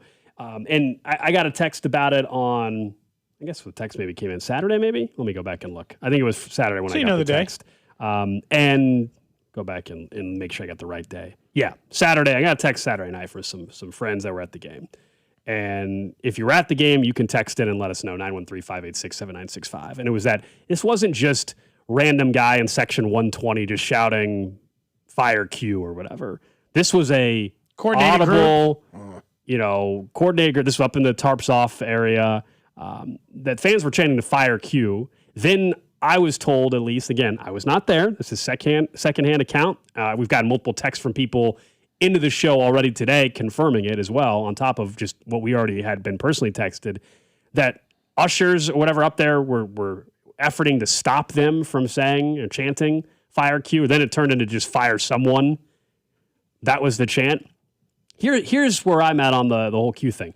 You and I have talked about it. There's plenty of decisions that I think have been botched by Matt Quatrero this year. Yep. I also don't think this team is where they're at because of Matt Quatrero entirely. No. I also think the challenge for him and for the organization moving beyond this year, especially if they end up losing 95 or 100. Lost all fan confidence. Is that I think that he has lost all fan support. And and I understand he just signed a contract in the offseason. And even if we all agree that it's not 100% on him, I think it is awfully tough, barring some crazy shift happening in the second half of the season. I don't know how you proceed when you look like your fans have given up on the guy that's in charge of your team on a daily basis. And it puts he's in a really bad spot when you lose fans the way I think he has. That's the issue. let's take out the mistakes that we agree or not agree. Because, like, baseball managers, in my opinion, have the least to do with wins and losses than maybe any other professional sport. They are in charge, and they are in charge of morale and some other things that definitely matter. And the morale on this team is bad right now. But that might also be just how far down the depths they've gone on where this season has landed. But how does he come back from it? Like, I've mentioned to you Ned Yost and Dayton Moore and some of these other guys who've come back from the grave. But the Royals were like 500 when they were ready to run Ned Yost out of town, you know? A few games under 500. And in order to get the fan sentiment back, he had to, go to the World Series? They still would have been ready to run his ass out of town if they just lost that wild card game. Absolutely. During that game, remember, that was all everybody was talking about. Like, oh, this is going to be it for him. Had they just lost in the DS in the following series, they might have still been ready to run him out of town. I don't think we appreciate how hard it is to get the fans back on your side when it's at this level. Nothing like you and I could put on a campaign every day on this show saying, like, no, Q's got it, and he can do it. We could create an entire campaign about how Q's the guy, the right guy for the job forever, and people would start to think we're crazy. Like, they would be like, what the hell happened here? What the hell are you guys doing this for? And so, like, the fact that they're a chance and that it's picked up in the stadium a little bit and that the attendance has started to drop. And you asked JJ Picollo. We're going to re-air part of that interview coming up at 1:30 in case you missed it. But you asked him. It's like, hey, we haven't heard from John Sherman publicly. Is he annoyed?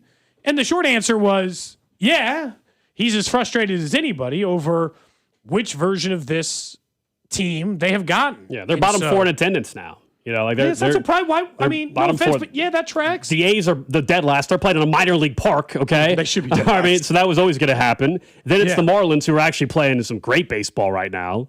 But the Marlins never get any support down there. No. Then it's the Rays, 16,000. They never get support either. And then it's the Royals at 18. This is average attendance, 18,897. And if you're wondering who's right above them, the Pirates, the Twins, the Orioles, then the Nationals. And look, those are not surprising. A huge chunk of those are just bad teams. But also, like, you should be able to be with Chicago or Cleveland or St. Louis or some of the. Look, St. Louis is having a good year, right? So their attendance is up. But they're bad, and there's a gap between the haves and the have-nots. Because there are 10 teams or so that are below 22,000, and then everyone else is noticeably. More than half of the league has an attendance greater on average than 30,000 people. And you're at 18 is what you said? It's a problem. And look, I know that part of their attendance problems get solved by just having a new stadium in 5 years. It's 5 years from now. It doesn't solve it now. And I think... Well, yes. And I mean, you know that the biggest way to have people attend games is to win games. That's you know, so new stadium or not, I mean, that new stadium attendance bump is a 3-year thing, 4-year thing. Ultimately, it's win baseball games. We all know that. Yeah, and like right now, they're not even competing on that level. Look, there's a lot. We mentioned this like a month ago, and it's like the things they could do to try to, you know, instill confidence that they're heading in a good direction and that they're doing something that we would hope resembles a good quality team. But it's just right now, those things they're not exuding confidence in any way. And so Q, genuinely, I think in order to he'd have to go to the playoffs next year and actually do something in the playoffs. I didn't think going to the playoffs would get fans back on his side. Do you? Like, let's say they went on, if they went on some magical run and they finished 500 this season, they're not going to do that, but I'm not even putting them in the playoffs. I'm just saying, would fans want buy back in? No? I think. No, I don't think so. I mean, that's the thing they're going to have to overcome. And I don't know how to do it. Past that point with fans. Now, that is, organizations don't always make decisions based off of fans, but that's the challenge that I think he personally has, and that's the issue for John Sherman and JJ Picollo. Just talking about Matt Quatraro. There's fans that have obviously turned on JJ Picollo as well. But Matt Quatraro, it feels like so much of the fan base has just said, all right, made up their mind and are done. And that's really, really tough to get over heading into an offseason. It's part of the misery, too, of it is, well, at least we'll be able to see, maybe they'll call guys up who might be able to make this team, but there's nobody to, like, it makes it even more miserable. Most of those. Their number, like, if you just go through, like, the Royals' top prospects, their top prospects in A-ball. He's 18 years old. He is a kid. Yeah, there's nobody coming to the rescue. Yeah. Their second biggest prospect, Josh Hammond, is 19 years old. Even just to give Blake you some Mitchell can't encouragement, stop they have striking nobody out. to do He's in that Double yet. A. David Shields, A-ball, 19 years old. Sean Gamble, 20 years old, A-ball. This is their top 5 prospects. And 6 through 10, there's one guy, Ben Kudrna, in AAA, who's hurt for the year. And of course, that's not a Q Pro. This is more an organizational. Yeah. That's a Picollo. If you're that's a different conversation than what we were having. That's not on Q. That's on the front office. But the problem is, like, in Drew's saying, is like you'd like to think that there are just easy solutions for some of this, but no. When the injuries finally got him this year, after things had already gone bad, they didn't have a lot of solutions in the minor leagues. Or at least you know what? It's August. I know the team's not making the playoffs; they're out of it. But at least I can see such and such who might be up next year or in 27. But that's the thing. This team shouldn't need that. This team should just be Carter Jensen, Jack Caglione, Bobby Wood Jr. Those guys are up. Yeah. Like, they should just be good. I just mean from like an encouragement standpoint of who is there anybody in AAA that can give us some encouragement, whether it's pitchers, whoever it is. I'm so can tired at least of go that, see too. somebody who might be up here next year that can give us a little juice, I don't know, or a reason to go and watch them play in August outside of just Cags and Carter, who obviously have been good, but outside of just them. I know. I just like. Some of it, Drew, is after a long time of that's pretty much what you're describing as my Royals fandom for a huge chunk of my life. Well, things got a little interesting. Sorry to interrupt you there. If he's on. If this does not get overturned. He's running around like he does not think he's on. He's just running away from the play. If it doesn't get overturned, Argentina just got within 1 goal. It's 2-1 Egypt, 79th minute, but they are going to take a look at this, of course, to see if he was offsides. But a goal desperately needed from Argentina, if in fact that's the case. And from this quick glance that we just had, it's so close, though. It is. They're going to double check. Because you can be up by a toe, Drew. They're definitely going to look at it VAR. Mm-hmm. I will say, like I told Drew, I don't know where you stand on this, Gold. And then we'll get to the random question of the day. I told Drew. What a header, though. I'm officially just anti almost all replay. Like VAR for like the goal that got overturned by Egypt.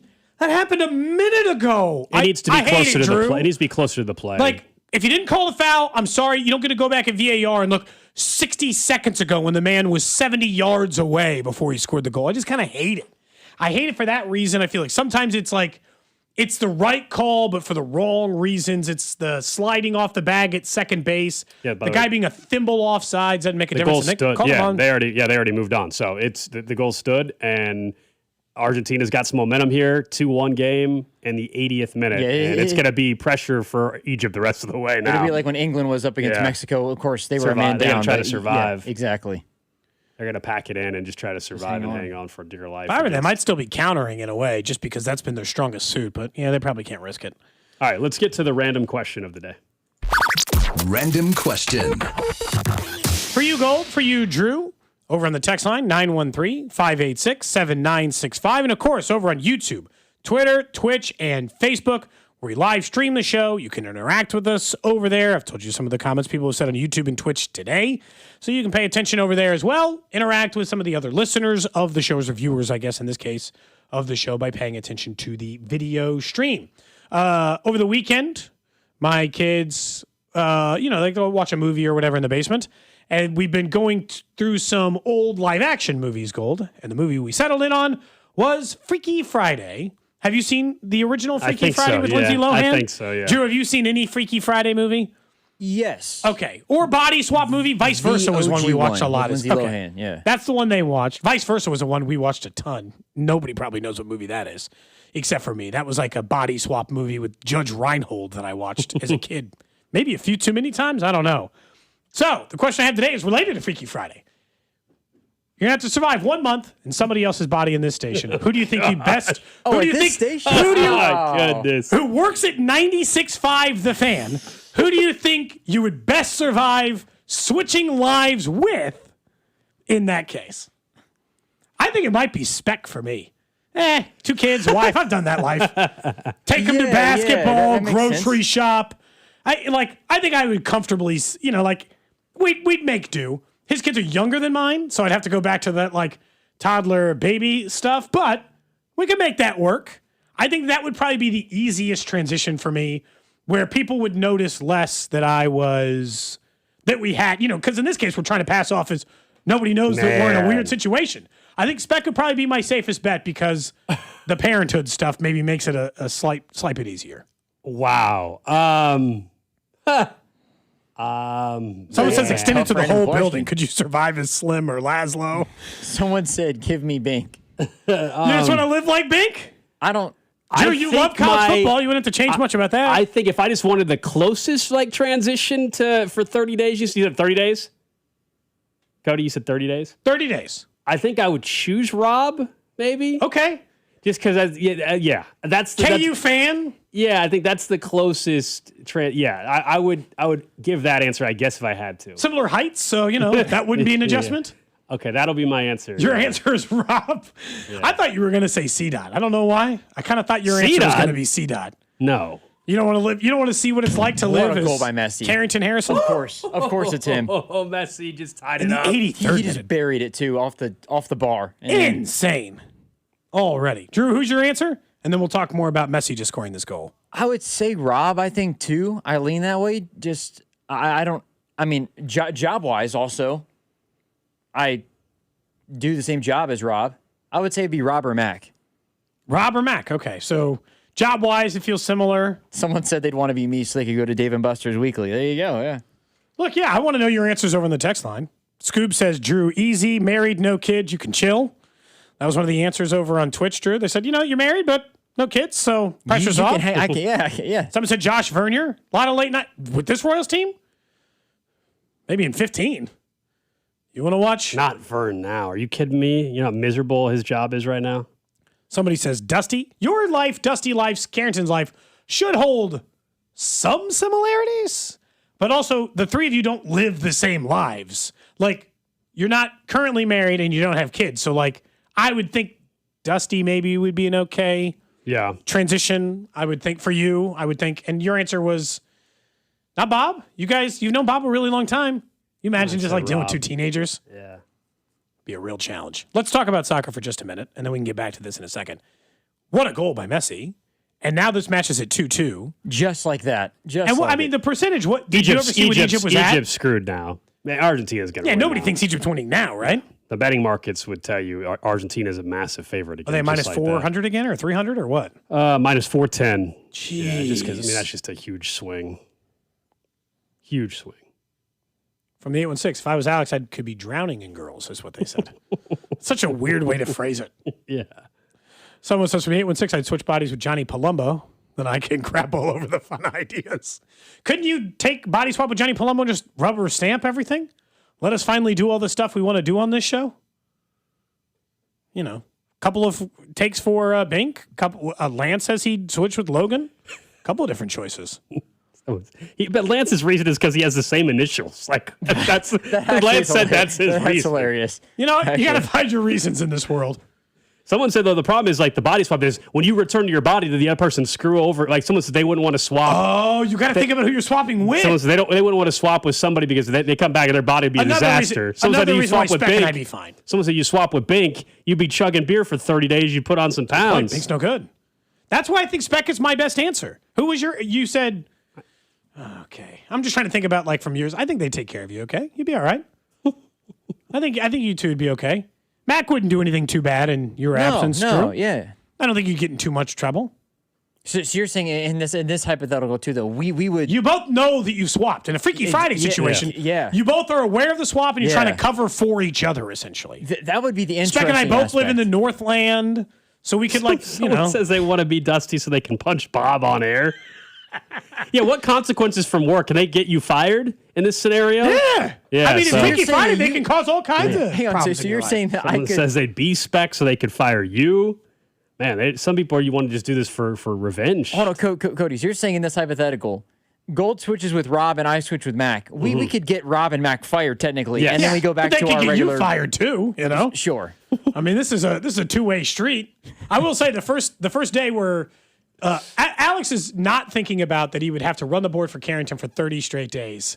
And that he would the job aspect of it is something that you would realize after you switch. What did I get myself into? And then he would slowly go insane. Oh, yeah. Carrington would actually have to pick up after himself for 30 days is what would happen. All of a sudden he'd be wondering why Rob was telling him to clean up his pins so much. Yeah. Actually, I think Dusty said something about cleaning up the pens. I haven't seen as many lately. Either Dusty's thrown them away or Carrington's there you go. Picked it up, That's good. There was one in the side studio here the other day when I was going in to record something. I thought I chuckled for a Someone second. says they would not swap with Cody because they don't want to answer deep life questions at Costco. If you were listening last week, you know the answer. If you're switching with me, you got to have, because I can't imagine the life shift it would be for Drew to have to switch. We switch brains, and then all of a sudden you've got a 10-year-old, a 7-year-old. I wouldn't be able to. I wouldn't know what to do. I would be. You'd be in trouble. Yeah, that would be great. 2 people saying Carrington they would switch with. One, so they can watch someone else barbecue for them. Okay. I mean, he does have a good, has that part of the life figured out. Someone said they would be Mac just so he could laugh. Mac does have a great laugh. Now the text line's asking, are husband duties with the wife encouraged? Question mark. No, they're not encouraged. Who's encouraging that? That would be the I don't know. You'd have to. You got a fake sickness or something. I love to laugh. Ha ha ha ha. Shout out to Mac. Imagine if Patrick Mahomes had 4 seconds to. Good stuff. Reminder, Argentina and Egypt are now tied at 2 apiece. 88th minute. If obviously it's tied after a stoppage Egypt time. are going to have to hang on to make it to extra time. 2 15-minute extra time periods. No golden goal. Yeah. They got to play through the entire period.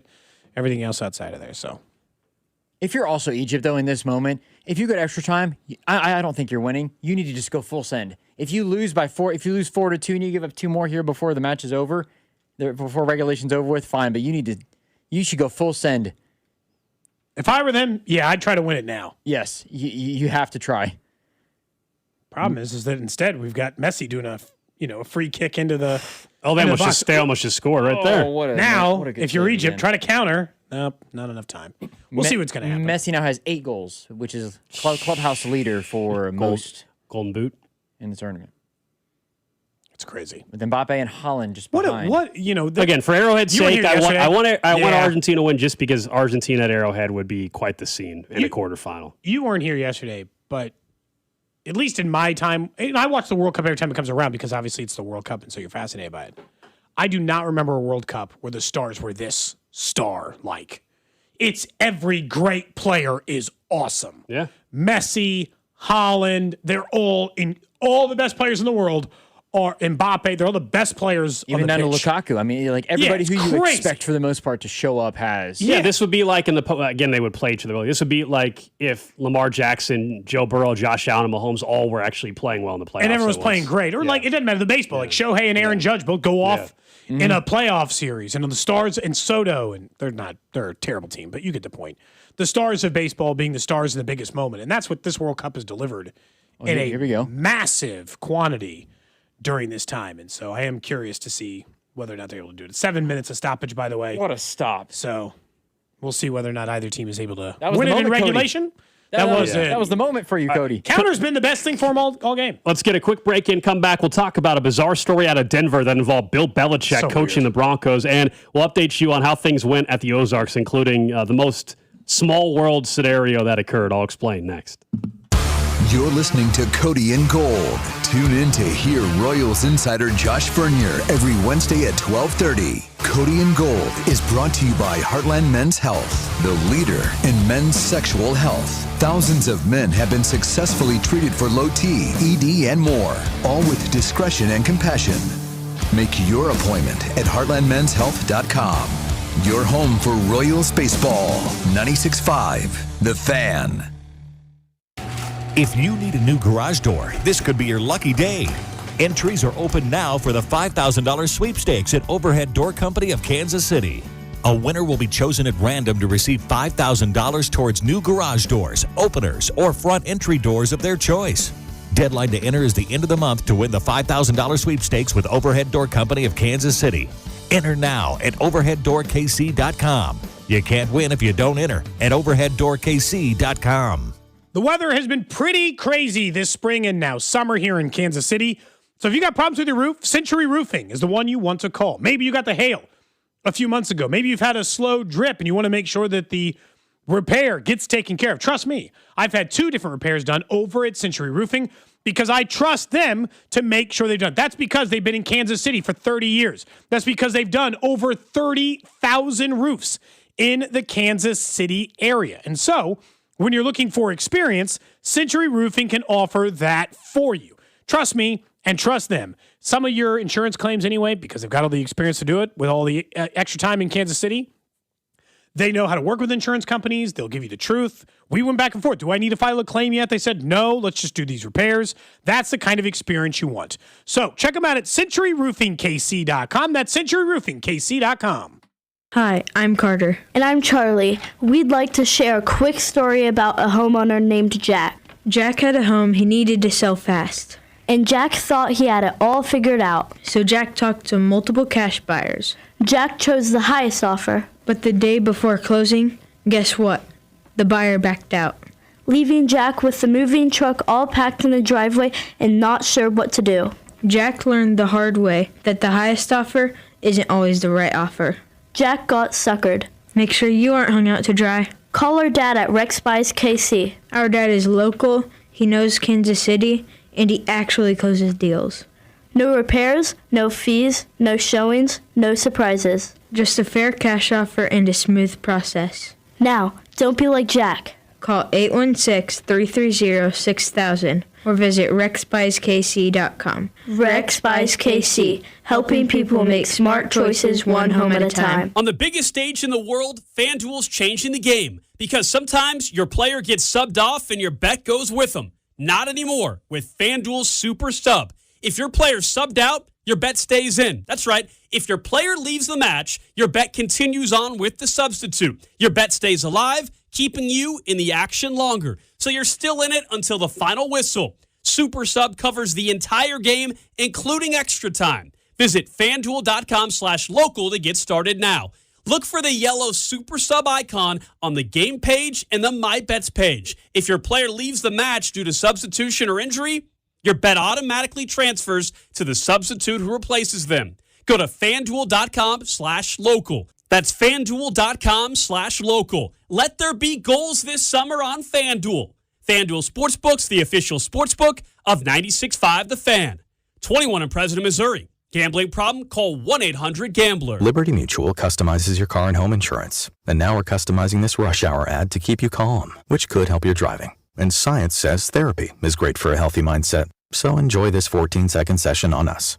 I think you've done everything right and absolutely nothing wrong. In fact, anything that hasn't gone your way could probably be blamed on your father not being emotionally available because his father wasn't emotionally available, and so on. And now that you're calm and healing, you're probably driving better too. Liberty, liberty, liberty, liberty. I know everyone is feeling the pinch of high gas prices right now, and that's why I love Hy-Vee. They have fuel saver discounts scattered throughout the store. I love going up and down the aisles trying to find those fuel saver discounts. And if you shop Hy-Vee this Saturday and Sunday, you're going to get a 30-cent per gallon fuel discount when you spend $60 on groceries. So you can stack up the savings with Hy-Vee fuel savers, and your next fill-up could be free. There's nothing better than saving money on gas and doing it only at Hy-Vee. It's Thirsty Thursday at Hy-Vee. Time to stock up the bar and fill up your tank. Earn 50 cents per gallon fuel savings on every $50 purchase of wine, beer, hard seltzer, and spirits. Mix and match all your favorite libations and get a 50-cent fuel saver with every $50 purchase. Stack up the savings and your next fill-up could be free. Don't miss Thirsty Thursday at your Kansas City, Missouri Hy-Vee. Product promotion differs by location. Offers valid where legal, available while supplies last. For adults with Crohn's disease or ulcerative colitis symptoms, every choice matters. Tremfya offers self-injection or intravenous infusion from the start. Tremfya is administered as injections under the skin or infusions through a vein every 4 weeks, followed by injections under the skin every 4 or 8 weeks. If your doctor decides that you can self-inject Tremfya, proper training is required. Tremfya is a prescription medicine used to treat adults with moderately to severely active Crohn's disease and adults with moderately to severely active ulcerative colitis. Serious allergic reactions, increased risk of infections or lower ability to fight them, and liver problems may occur. Before treatment, get checked for infections and tuberculosis. Tell your doctor if you have an infection, flu-like symptoms, or need a vaccine. Explore what's possible. Ask your doctor about Tremfya today. Call 1-800-526-7736 to learn more or visit tremfyaradio.com. Hey, it's Rob Brinton, and now that we're winding down the Kansas City portion of this summer soccer tournament, we want to thank you all for listening to Beyond the Pitch KC, presented by our friends over at Commerce Bank. The final episode will be released on Wednesday, July 15th, on the Odyssey app or wherever you get your podcasts. Make sure to subscribe to our YouTube channel to watch all your favorite shows, shorts, and clips. This is your home for Kansas City sports. 96.5 The Fan, KFNC FM and AM, HD1 and HD2 Kansas City, an Odyssey sports station. A lot can change during commercial break. A lot. Sure can. Big time shift, to say the least. We're laughing because it's just remarkable what we just witnessed in the World Cup. Argentina is now up 3-2 on Egypt in the 98th minute. And they were down in what? The 79th minute? They 2-0? Scored 78th? Scored 3 goals in what, guys? 12 minutes? 15 minutes? Just insane. And we've now had, multiple people on the Egypt bench handed a red card. Another red card, I think, about to come to another. Yeah. There's a yellow to another coach as they've gone. They've had 10 cards in the last 5 minutes. They've gone.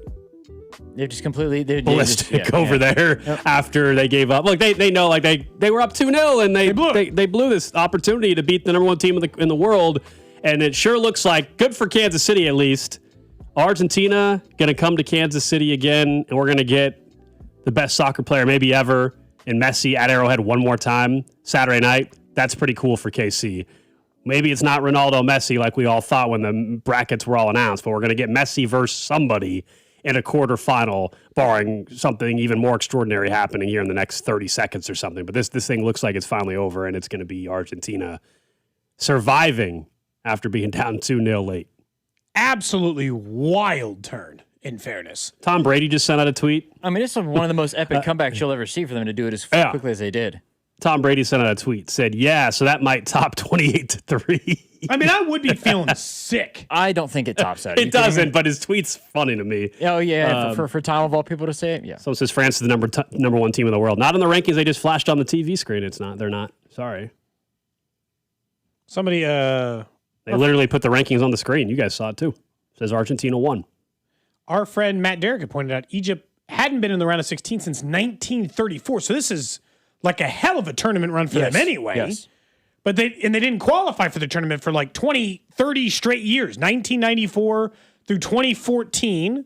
Didn't qualify in 2022. So they are a true underdog. And then they had a 2-0 lead on Argentina with 11 minutes in regular time to go. I know that there was going to be stoppage. So it was really 18 minutes to go. Yeah. But to be down 3-2 before those 20 minutes could finish, Drew. Looks like they'll get one more chance. Yeah, they'll normally give him one more try. But the double whistle's coming here any second. They had quite a bit of stoppage, Drew, after all the yellow cards, and because of that, so maybe they'll let him play another minute. But I'm pretty sure that we've seen the end of the match. Wow. Stinks for Egypt. Good for Kansas City, though. I mean, the same thing we said. Messi coming to Kansas City for another show, and I know it doesn't look like Arrowhead or feel the same. It is still a massive deal that a quarterfinal would include one of the biggest soccer stars in history, and it's already been an incredible World Cup, I think, for the city of Kansas City. So the fact that they would get Messi one more time is very cool. And then they just be waiting, Colombia and Switzerland? This afternoon. 3 o'clock. They play at 3, and the winner of that will come back to Arrowhead as well. Kind of an interesting time frame of it. You had mentioned something, though, the 28-3. That's funny. Good Patriots tie-in for the rest of it. We do know that the Patriots came back from that, and there was a report today from Seth Wickersham of an idea that I still cannot wrap my head around. The idea being that Sean Payton and their general manager discuss an idea that would have Bill Belichick as the head coach of the Broncos for 15 games. Then, while Sean Payton acted as the offensive coordinator and ran the entire offense, and then after the 15 games, I guess Payton would have just taken back over. And look, Wickersham's very dialed in. This, to me, does not stink of there's no way this wasn't actually discussed. The question is, how seriously was it discussed, Gold? Because this on paper is an absolutely ludicrous idea. It wouldn't even matter that he beat Shula's record because it'd all be a farce. I guess he would have actually coached to get the wins, but it would have all just been because Sean Payton was doing him a solid. Why would Sean Payton want this? More than anybody. They're friends. Why would Sean Payton I think they're friends, and he was trying to do him a solid, but this is this would have been one of the more bizarre things we've ever seen happen. And I don't get what Sean Payton was thinking other than trying to help out a friend. And if you're the Broncos, why would you as an organization and ownership want it? You would want it to have the greatest coach in NFL history coach for your franchise and break the record with your franchise, but we all know 99% of the wins wouldn't have been with your franchise. It's very weird, and it's bizarre that this was actually a real scenario that was kicked around at all. Remember, back then you had, in 2024, Belichick's only chance to keep coaching was going to be the Falcons' job. Yep. And the Falcons decided the front to office, move. I think, was the issue. They didn't want the challenge of Belichick. Didn't want the challenge of Belichick, and then we will later find out when he went to North Carolina, this whole Jordan thing or whatever was going on as well. Yeah, and it's like a mix. And obviously, we understand now. I think some of it's just like he. And how long would it have taken? Because as at some point, it's not just 15 games. At least 15, 2 seasons. 15 wins. Yes, Yeah. you're talking at minimum 2 years. So Peyton was willing to sit on the sidelines for 2.5 years? And then what's the swap look like? Belichick's now your defensive coordinator? This is insane. I can't even imagine, like, if you brought that up with Belichick, he'd be like, the hell are you talking? I'm Bill Belichick. This goes back to this larger point sometimes, which is his end in the NFL is so weird. He's the all-time most successful coach in NFL history. I know he's not technically the winningest. Shula technically has that, although he's the most postseason winningest and the most Super Bowl championships. And largely, up until the time he left the league, would have gone down as the single greatest coach in NFL history. He probably still will. But guys like Andy Reid, depending on if he gets another title or two, will challenge him in that category, at least in the public perception of people. But this idea that he just... Did the Patriots ever asked him to leave? Just for starters. I've never seen it. Like, it doesn't matter the all-time great coach. I never saw him tell Phil Jackson to leave or any of the other, you know what I'm saying? Like, the greats don't get kicked out. Not at coach. This isn't a quarterback. Like, I mean, we watched coaches who had no business coaching anymore do it till the end. Look like they'd gotten too old for it and still do it to the end. So, like, how the hell did it end to where Sean Payton's maybe taking him as a charity case? That's what it sounds like, right? Sean Payton was going to take pity on Bill Belichick. Someone said, the cheaters just hang together. I mean, Sean Payton did get suspended for an entire year, and Bill Belichick also has been accused of and, I guess, convicted in the NFL sense of cheating. They both, look, I don't think bounties are cheating, but I don't think it's good, and you shouldn't do it. But that wasn't cheating, was it? I think it falls in the similar category. Does it? Because you Videotaping are feels so much incentivizing players to harm other players, right? Which could cause different aspects to happen during a football game, right? Yeah. I get what you're saying. It's not the same as going and spying It's not on getting practice. a competitive advantage, I get. Yeah. See, I view it as a competitive advantage, though, because you're it is still a slush fund. Essentially, it was paying out players. Yeah. Was that his only punishment, or was there some other one? No, that was it. Was there any other time? Because like Belichick's got a couple. He was in charge of the bounty gate, and what's his name, Greg Robinson or whatever, took a lot of the heat for it. He got suspended permanently, I thought. Indefinitely, that's what it was. He came back in the league too, though. None of those guys were suspended forever. That's also the difference between those and the others. But I don't know. It doesn't make any sense to me. It makes me, you know what it is? It makes me think the Broncos ownership is stupid. That they even consider this. It goes back to, like in elementary school, Gold, you sit up and raise your hand in your class and you're like, Alex, don't worry. There are no dumb questions. And there are very dumb questions all the time. Ones that shouldn't be asked or considered. This is one of those should not have been considered ones. When it all shakes out, I am looking forward to the full breakdown of how it ended between those two. Because all the rumors were he tried to get rid of Brady and wanted Garoppolo and then the coach and the ownership and everybody. And there's all this weirdness about how they didn't get along and what the hell happened. For a dynasty of that nature, it's surprising where there's that much dysfunction at the end. Knowing how successful they've been, it just doesn't make sense.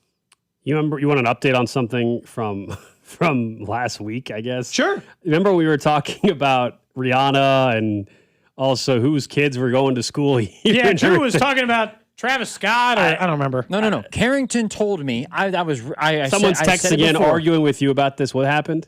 No, we're not arguing about it. Somebody said that I was wrong about Rihanna's kids going to a school in Kansas City. Okay.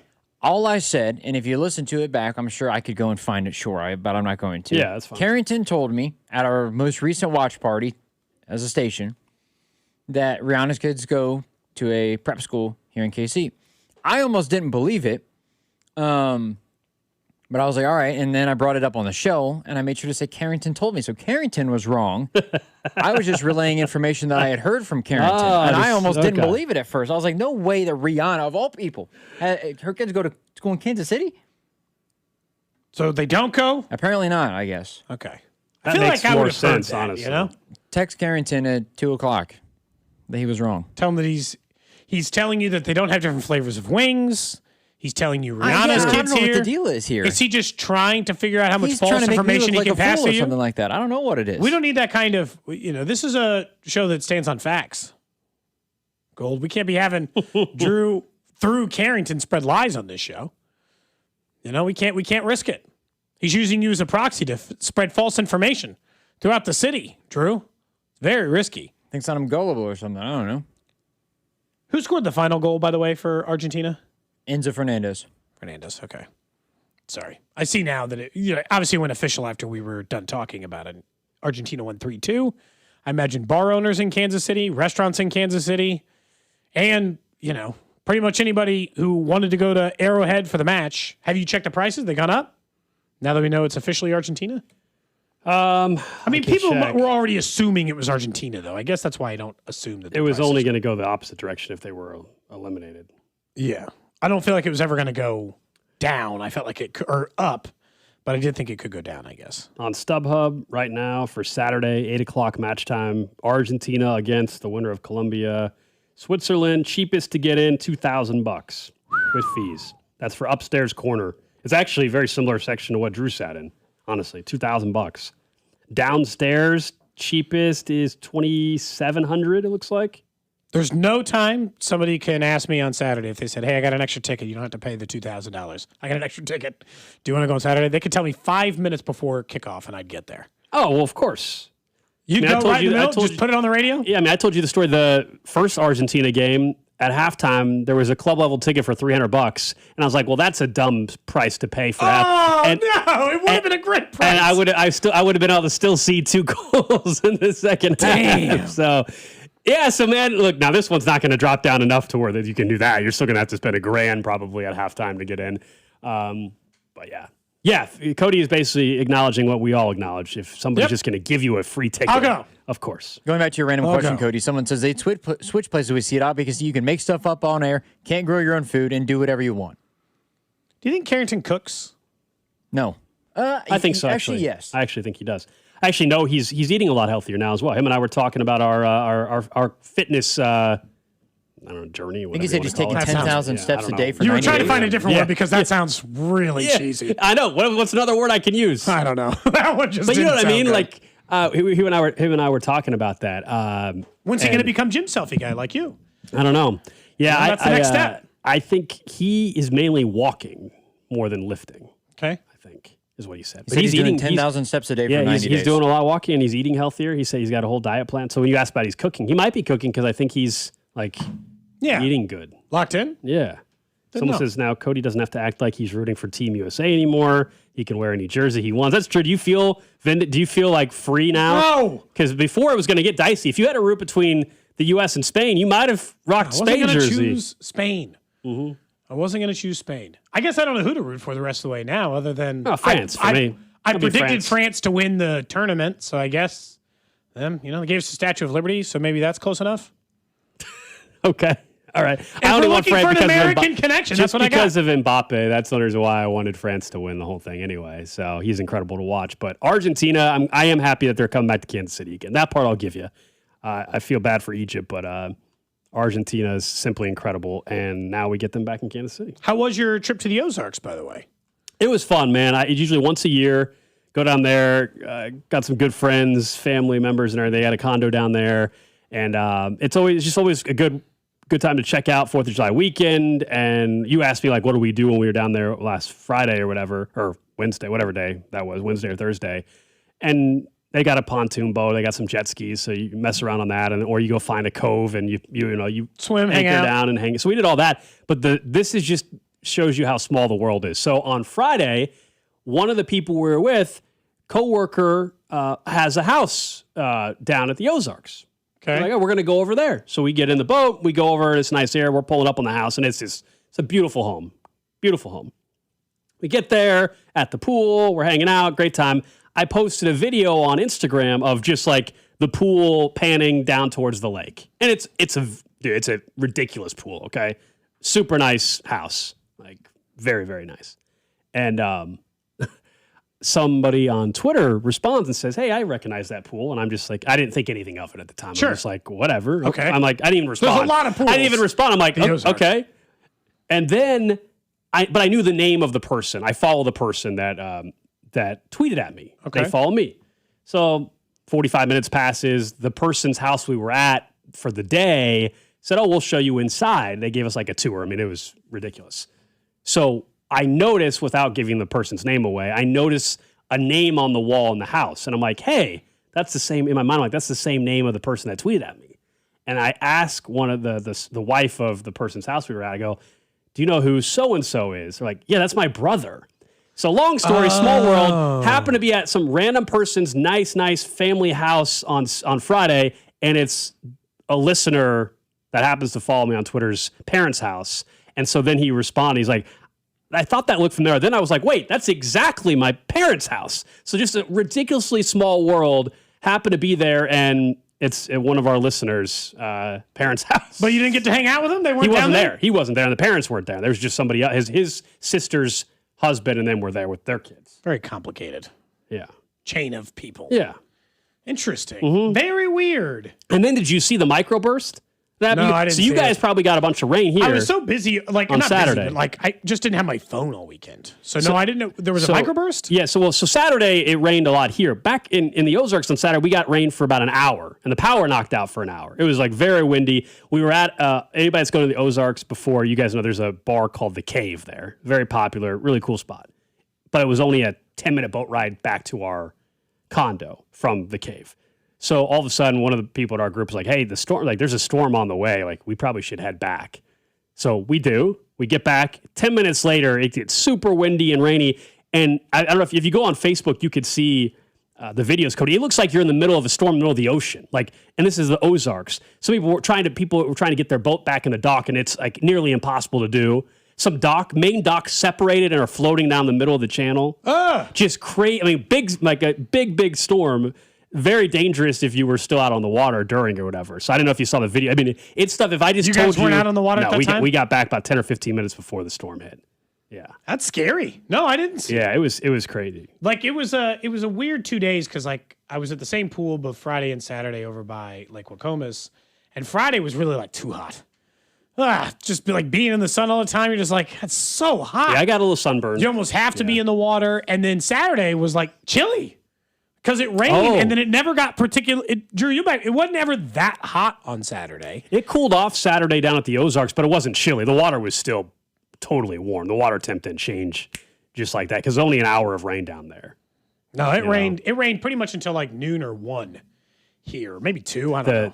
The haze over the cove was crazy. 4th of July night, like just from all the fireworks I got, like just I mean, just complete haze. But I hadn't been able to smell like fireworks in 4 years. I'll be honest, I kind of like the smell of the gunpowder or whatever it was. That's not surprising to me. I hadn't smelled it in forever. So when's the last time you lit a firework? 2 years ago, probably. Okay, so we not don't. that So long. when we go to the Ozarks, the condo that they have, my friends have, it's not allowed. The city you can do fireworks, but on the condo property, it's against their like HOA or whatever rules. Yeah, sure. So people right across the way were shooting them off, but we don't shoot them off when we're down there. I guess to answer your question. Yeah, you'd have to go somewhere. Did you do it else. with your kids though? Nope. Do they have any interest in it? No, I don't trust them. You don't even get sparklers for them or anything? No. What? Well, I mean, No sparklers. they for can them? just watch the fireworks. Have they? They don't care. No, they've Okay, never well, then if asked. they don't care, In then- fairness, they've never once said, "Can we get some fireworks?" So Yeah. until they ask, what's, I mean, to what's save your my money. rush? I mean, if they're not interested in it, then don't spend the money. I Fireworks guess. are expensive, man. They are. They are very expensive. And while we don't have a job that if I lost, 3 fingers, we couldn't do it, I could still do my job. Well, yeah. You know. Jeez. Well, I do think that they I got a haircut yesterday. Same guy who always cuts my hair. That guy couldn't And do he that said job. he yeah. said there was like a old barber at a shop he worked at who lost a couple fingers in a firework, and he was like, He's like, I make my money with my hands. And he said, I never touched a firework again after that. Like, that was it for him. He said he likes watching them. It's fine. But he is never personally going to light a firework ever again because he's a barber. And he's like, I was like, it's actually that's why you shouldn't worst. light it while it's in your hand. Well, yeah, but I mean, it was like an M80 or something. Nobody really lights those on the ground, I guess. They pick Well, no, up yeah, and throw people them or whatever. light and throw. Don't do that. Don't do that. As a kid, I did it all the time. I don't do that now. If you got a mortar, don't hold the mortar. Have the mortar on the ground and light it. Yeah. I mean, look, you're describing a typical safety measure that I imagine most people should take. Do I think everybody takes those? No. I do Some not. people were commenting they were down at the Ozarks. They said legit white caps. Yeah, that was the thing. Like it was not like the videos. You should go look up Ozarks from this weekend. Like legitimately, there were white caps in the middle of the Ozarks. It was crazy. I hadn't seen anything like that before on a lake. It was nuts. Someone says, yeah, Cody, it would be called JPP in gold if you started doing fireworks. Yeah. Well, like Cody said, I'm not. As a kid, he could do this show without having fingers just fine. As a kid, we used to throw half sticks of dynamite, full sticks of dynamite. We'd take those mortars and we'd turn them into like mortar shells towards people. I mean, we did all kinds of. We had Roman candle and bottle rocket fights like anyone else. We were very unsafe with them. Very unsafe. My mom used to bring home a bag full of like homemade fireworks from somebody for us to use. It would just come in like a Ziploc bag. They were on like brown paper with no identifying. Who knows what the hell were in those? I know they made a very loud boom when you use them. But like now? No, I figured out that I am and can die. I'm like, so. But you don't have to light them the way you're describing. No, I know. I mean, there are safer ways to enjoy I it. know that. But like, have you ever had one of those? So like those, the mortar ones they sell that like go on the ground. For sure. And you drop them in? Yeah. You ever had one of those tip over? Of when it course. lights? Of course. Doesn't feel great when all of a sudden it's pointing towards you. Yeah, absolutely. Mistakes can happen even if you're being somewhat Of course. careful. Yeah, it's not 100. I mean, you're still lighting an explosive on fire. So this goes There's back. still only so much safety you can have. This also probably goes back to like the price of the ticket you mentioned for the Argentina match. Right now, the get-in price for Argentina versus either Colombia or Switzerland is $2,000. I don't judge anybody for how they want to spend their entertainment dollars. Sure. It's not what I want to spend my entertainment dollars on. So if I'm going to spend $500, I don't want to buy fireworks to blow up. You can say, well, other things are expendable, right? A $500 dinner, I don't get anything other than the dinner out of it, or $500 to a sporting event. I don't get more than just the one night's worth of entertainment, hypothetically. But I like the long-term experience more for a sporting event. Or, I'm just more likely to spend. Like Dusty and I were talking about this. He's like, I'd rather buy a $500 blaster box or whatever. Yeah, I mean, I'm with you. If you're saying I have a choice between spending $500 to go to a Chiefs game or $500 to light fireworks, I'm choosing the Chiefs game. Yeah. I'm not disagreeing. So it's just like an entertainment dollar distribution. You can have multiple times of fun if you spend $500 at Dave & Buster's, That's true. How much, Did you go, by the way? Did they have like a 4th? Weren't you going on the 4th or something? Or weren't you doing something? Sunday, the day after we went. That's right. They had something on the 4th, but we did not go on the 4th. You got to go on the days that they got the half price games. You get more bang for your buck. How's your back? You said your back leg. is really sore, and I don't know why. Did you had heard of golfing, right? Or didn't you go golfing? That was I on guess Friday though. Right, You're 30, Drew. Sometimes these things show up a few days later. What else were you doing this weekend, Drew? Were My your back back's was hurting? sore the day after I golfed, but it had gotten better. At 30, you could have just slept wrong. Alex one time came to show I think that he was actually that wrong might be for the- days. He got something out of the dryer. Yeah, a year or two ago. A year or two ago, I pulled something out of the dryer and just tweaked, and I couldn't walk for 2 days. I think it you might had have been like lidocaine patches. You were fighting it. Yeah, it might have been the slept weird thing. I go the right side of my back is like getting old's hard, man. Stiff as a board right now. It's tough. It's tough out here. I literally got up out of bed and took like 2 steps, and I was like, whoa, what is going on? Take some Aleve. What is Get some this? back, like Cody said, some icy hot patches or whatever Those you want to call patches them. were great. Something.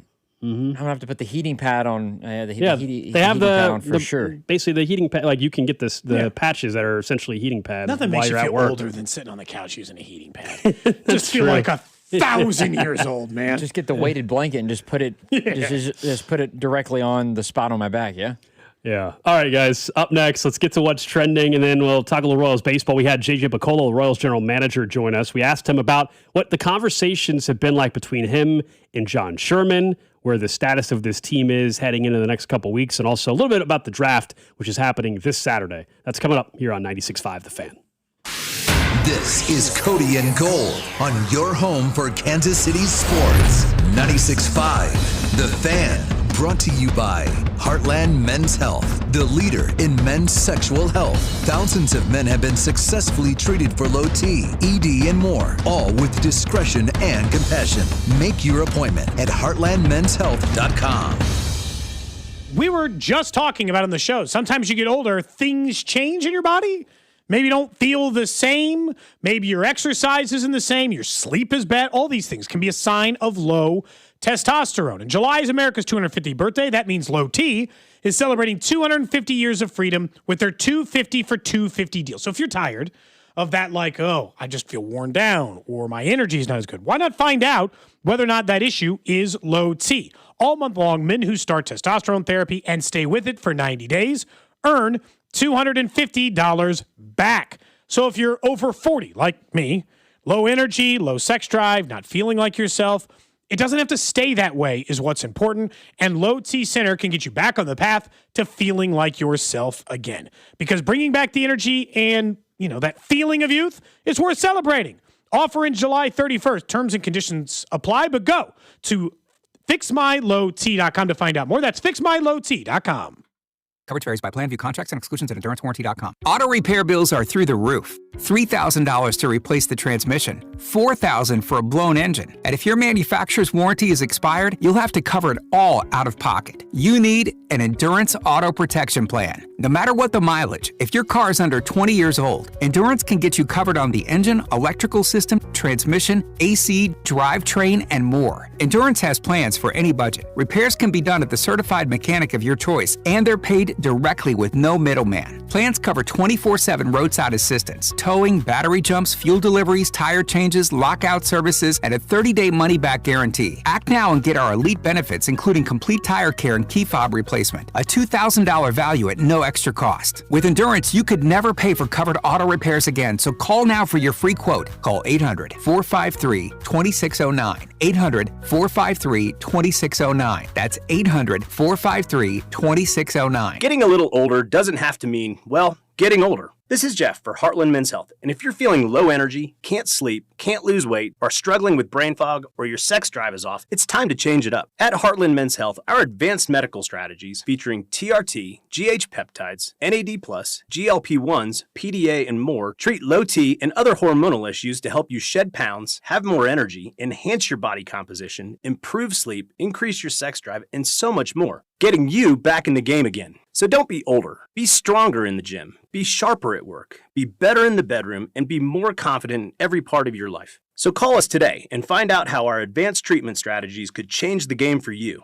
Your first visit is just $99 and includes blood work and a medical consult. And if you start on one of our advanced treatment plans on the day of your appointment, your visit is free. Call 844-447-6600 or go to heartlandmenshealth.com. Feature therapies are compounded and have not been evaluated nor approved by the FDA. Provider prescription required. See website for details. And Doug. Limu and I created a trick to help you remember that you can customize your car insurance and save with Liberty Mutual. You see, the shirts Limu and I wear are yellow, and yellow is the color of lemons, and lemons grow on trees, and trees provide oxygen, and oxygen helps us breathe, and breathing is how you live, and you can live more life when you save money by customizing your car insurance. I agree, Limu. It's really quite simple. Only pay for what you need at libertymutual.com. Liberty, liberty, liberty, liberty. Today, we tip our wrench to Rock Auto customer Noah. My first car was a 2001 Dodge Neon with a blue wing, and it happened to match my high school sweetheart, who's now my wife, her black 2005. So my uncle has been in the industry for well over 25 years. He recommended Rock Auto immediately to buy my first set of brakes. I would recommend Rock Auto just because it's simple, it's easy to find the parts you're looking for, it's all at a good price. All the parts your car will ever need, Rock Auto. Use Polymarket to trade the World Soccer quarterfinals. Delete that sportsbook app that's robbing you and join the millions using Polymarket. Polymarket is a prediction market, not a sportsbook. You trade against other fans, not the house. Polymarket, your go-to prediction market for soccer's biggest stage, available in all 50 states. Download the Polymarket app, use promo code FOX to unlock $50 free for your first trade. That's promo code FOX. Trading not available in all jurisdictions. Check local regulations before trading. Restrictions and eligibility apply. It is out of here. Man, if your stream isn't as strong as it used to be, or you're taking more breaks to the bathroom than the 7th inning stretch of a televised baseball game, we'll be back after this. it's time to get checked. An enlarged prostate or BPH could be the cause, and Kansas City Urology Care is here to help. Fast answers, trusted care. Don't wait. Come see Kansas City's largest, most experienced, and most advanced urology team. Visit kcuc.com today. At KCUC, you see the best in KC. Honey, did you invite the minions over?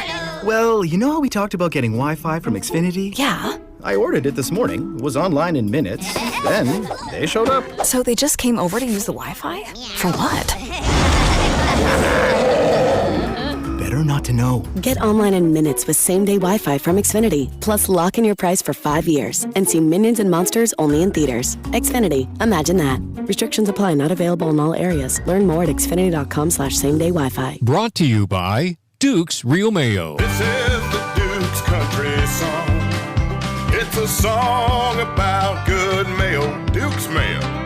It'll make any dish sing. Get Duke's Mayo in store. It's got twang. You're listening to 96.5 The Fan from the DM Injury Law Studios. Mike's got this. Car, truck, or motorcycle wreck? Remember, Mike's got this. 816-888-7500. Mike's got this. What's trending? Cheddar, mozzarella, Havarti. Number one on What's Trending, the World Cup continues to take center stage in Kansas City. We now know one of the teams that will be playing in the quarterfinal on Saturday night at Arrowhead. That's Argentina after an epic comeback win moments ago against Egypt. They trailed 2-0. They came back to win 3-2. And they scored all 3 goals in about a 12 to 15-minute stretch. Didn't even have to go to extra time. Crazy. The U.S., of course, meanwhile, eliminated from the World Cup with their 4-1 loss yesterday to Belgium. Argentina will await the winner of a match that's going to start in about an hour and a half. That is Switzerland and Colombia. Next up on What's Trending, a couple things out of the NBA. Donovan Mitchell gets a 4-year, $273 million extension from the Cavs, as they are still currently the offshore favorite to land LeBron James. And Jalen Brunson, the finals MVP, had wrist surgery for an issue he was apparently dealing with all playoffs. He'll be back later this summer. The Big 12 and Monster Energy have entered a multi-year sponsorship agreement. Each school will get paid $1 million annually. Brett Yormark announcing schools will have these jersey patches and field logos featuring the brand. They still have the ability to sell the opposite side of the jersey logo if they want on an individual basis. But look, I know none of us really want, to have random logos on all our jerseys and everything, but you got to get new revenue streams. The Big 12 doesn't have the same TV deal as the SEC and Big 10, and so this is an extra $1 million for each one of those athletic departments. Next up on What's Trending, the Royals were winners yesterday, 15-1 against last year's Cy Young Award winner. They'll be back in action tonight in New York against the New York Mets. Seth Lugo will be on the mound for them. Vinny Pasquantino expected to start a rehab assignment today for the Royals. And I just saw Michael Irvin will contribute to Netflix Home Run Derby coverage. The Home Run Derby coming up next week. Netflix has the rights to that now. And Michael Irvin, great personality. They just want personalities on their Netflix Home Run Derby coverage. They just announced that a few minutes ago. That's what's trending. Earlier today, we had the general manager and president of baseball operations for the Royals, JJ Picollo, join us on the show. We did start just asking him if he's had a chance to watch any of the World Cup, and then we got into more about where this team is at, including what are the conversations like right now with Royals owner John Sherman. Yeah, I think that's fair to say. I mean, 2023 was, a year of, I'll say, transition. We were playing a lot of young guys, trying to figure out what we had and come up with a solid off-season plan. And, we were able to execute that and had a solid 2024 and, did okay in 25, a little regression, but this year certainly was a year we expected to move forward. And, we didn't play well in April. And then honestly, not playing well. And then the injury bug hits you, you lose 40% of your rotation in Reagans and Bubic. I think it was May 7th and May 15th, and they haven't seen the mound since. That's a very difficult thing. The other thing that hurt was that Ryan Bergert, who we really wanted on our major league team from opening day, it just would have been in the bullpen. He ends up, getting hurt on April 7th. So one of our reinforcements wasn't available. So, battling the pitching. And then obviously in May, the position player struggles with injuries that have started. So, trying to just look at it optimistically, like there are guys playing right now that probably wouldn't have gotten the opportunity to get the at-bats that they're getting right now. We're finding out a lot about them, and that can be a good thing. But, getting back to the basics of your question, yeah, this is a frustrating year because there were expectations inside of our clubhouse and our front office and our coaching staff that this would be a year that would have gone better than it has so far. We haven't heard from John Sherman publicly in just a little bit, just about where things are at with the team. But can you share possibly any conversations you've had with him, just like his response to the team's performance? Oh, he's frustrated. He's no different than myself or anybody that's out there coming to our games. We get frustrated when we don't win games, but he's been very supportive at the same time. We have good discussions about the team. We keep him posted on what's going on. It is difficult to get through a season. One of the things in 24 that we were so fortunate is we really didn't suffer any injuries. But when you have one or two, it's kind of the next man up. But when you get into the next team up, that's a little different. So I think he understands, where we are. But it doesn't mean he's not frustrated. And, trust me, like between John, myself, Q, and anybody else that, is spending 24/7 on this club, it's not easy to sleep at night when you're not playing well. So, we're feeling it. How do some of the really good organizations in baseball do what you guys can, I guess, build off of, in the sense that sometimes when the injuries happen, making sure that the top end of the minor leagues are deeper? Because you guys seem to have quite a bit of talent right now, JJ, that are 18, 19, 20 years old in low A ball. Where do you think, was it trades in 24? Where do you guys think you guys missed in some of the depth that you guys could use now, obviously, because of the injuries? Yeah, I think some of the trades whenever you trade a prospect, obviously it hurts your depth, and you're weighing out the now versus future. And one of the things we've tried to do is in players that we acquire, you have at least, when you're talking about trade deadline, at least a year and a half of control.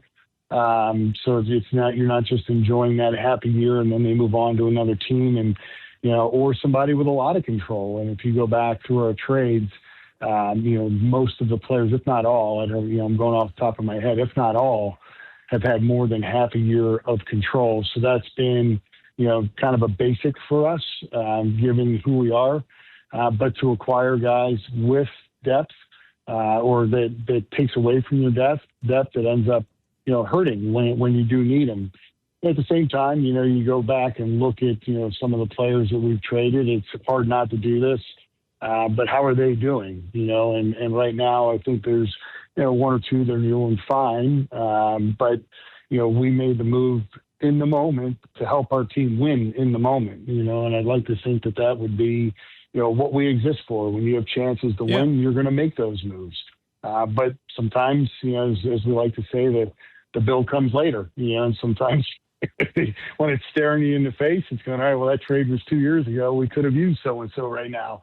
But you can't live in revisionist history. You can't live that way. You got to do what's right in the moment. And, again, our basic principle has been, we're not going to be so in the moment that it's a rental, somebody that can help us beyond the current year. And we've stuck to our guns with that. And I like to think that that's going to pay off in the long run. We're talking to JJ Picollo, Royals general manager, here with us on 96.5 The Fan. You're going through and talking about, obviously, it's keeping track of moves that have been made in the past without completely overhauling everything in your decision-making process. I understand that. Do you, though, still look and are constantly viewing, hey, what did we maybe do, quote-unquote, wrong, or why did we get to this particular decision, and how do you move forward so that you're not in the same spot again, next year, for example?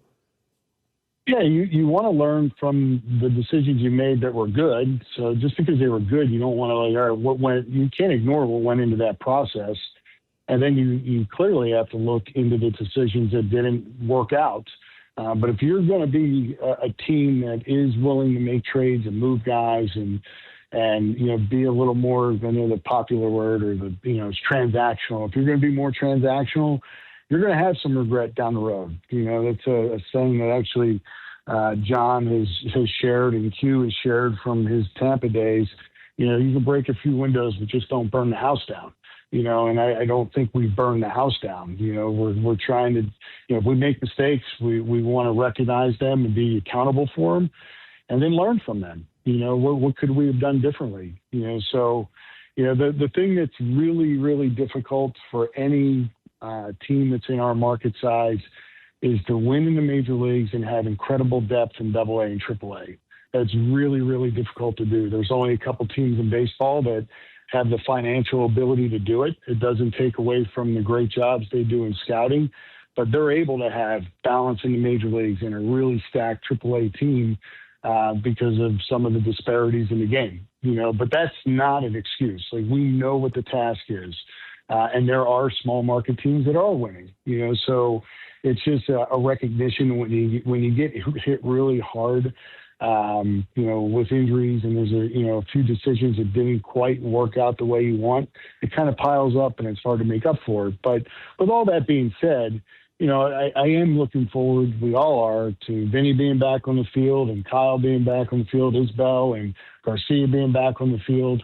We still are going to push forward. We know that we got a huge mountain to climb right now, but we are going to push forward, because when we look at the basic, core group of our team, it's pretty good, especially with Carter Jensen emerging as one of the best catchers in the American League, with Caglione doing what he's doing. Now you throw in Bobby and Michael and Vinny. You bring that core in together. That's a pretty good core, and I wouldn't trade that for anything. So now we've got to build around that, and how do we become functional? And the reason why we were able to have some success in 24 and 25 is that our pitching was really good, and that's never going to go away. You got to pitch, and you got to play defense, and you got to hit well in situations. And for us, we got to be really aggressive on the bases, and those building blocks, those beliefs are in place, and that's how we're developing guys in the minor leagues. Our draft coming up is going to be reflective of that. And the only bad philosophy is one that changes all the time. You just got to stick with your philosophy and build around it. We're just fortunate that we got some really good pieces, on high end, really, really high talented guys that will be with us for a lot of years. When you look at a guy like Jack Caglione, we've talked about it in the past. He went through like a little bit of a cold stretch at the plate. What time during someone's career do you stop worrying about the ebbs and the flows of a cold stretch, like affecting them in the long term versus, like a young player like Cags? Do you feel like you have to pay more attention to those things or make more small adjustments? I didn't know when you guys kind of turned the corner of, a 4 for 38 stretch happens in baseball all the time, we're not going to worry about it, versus a younger player where that might matter more. The only thing you worry about with a younger player is their confidence. You don't want their confidence to be shattered. If you talk to any veteran player, they'll tell you you're going to go through a 4 for 38. Like, it's happening. Yeah. It's happening to the best players in the game. But it's really the mental strength, the mental hurdle you've got to get over to really not feel the walls closing in on you if you're in a 4 for 38 as a young player. You just have to be tough enough mentally to get through it and believe in yourself. And, I don't know how many times you got to go through that. I don't know how many seasons, I've always, been taught and, have come to believe that, when a guy gets to 1,500 to 2,000 major league at bats, you have a really good idea of what that player is going to be. I would say in however many at bats, I want to say Jack's 700 to 800. He's certainly on the right track. Even with some of the, tougher stretches he's gone through.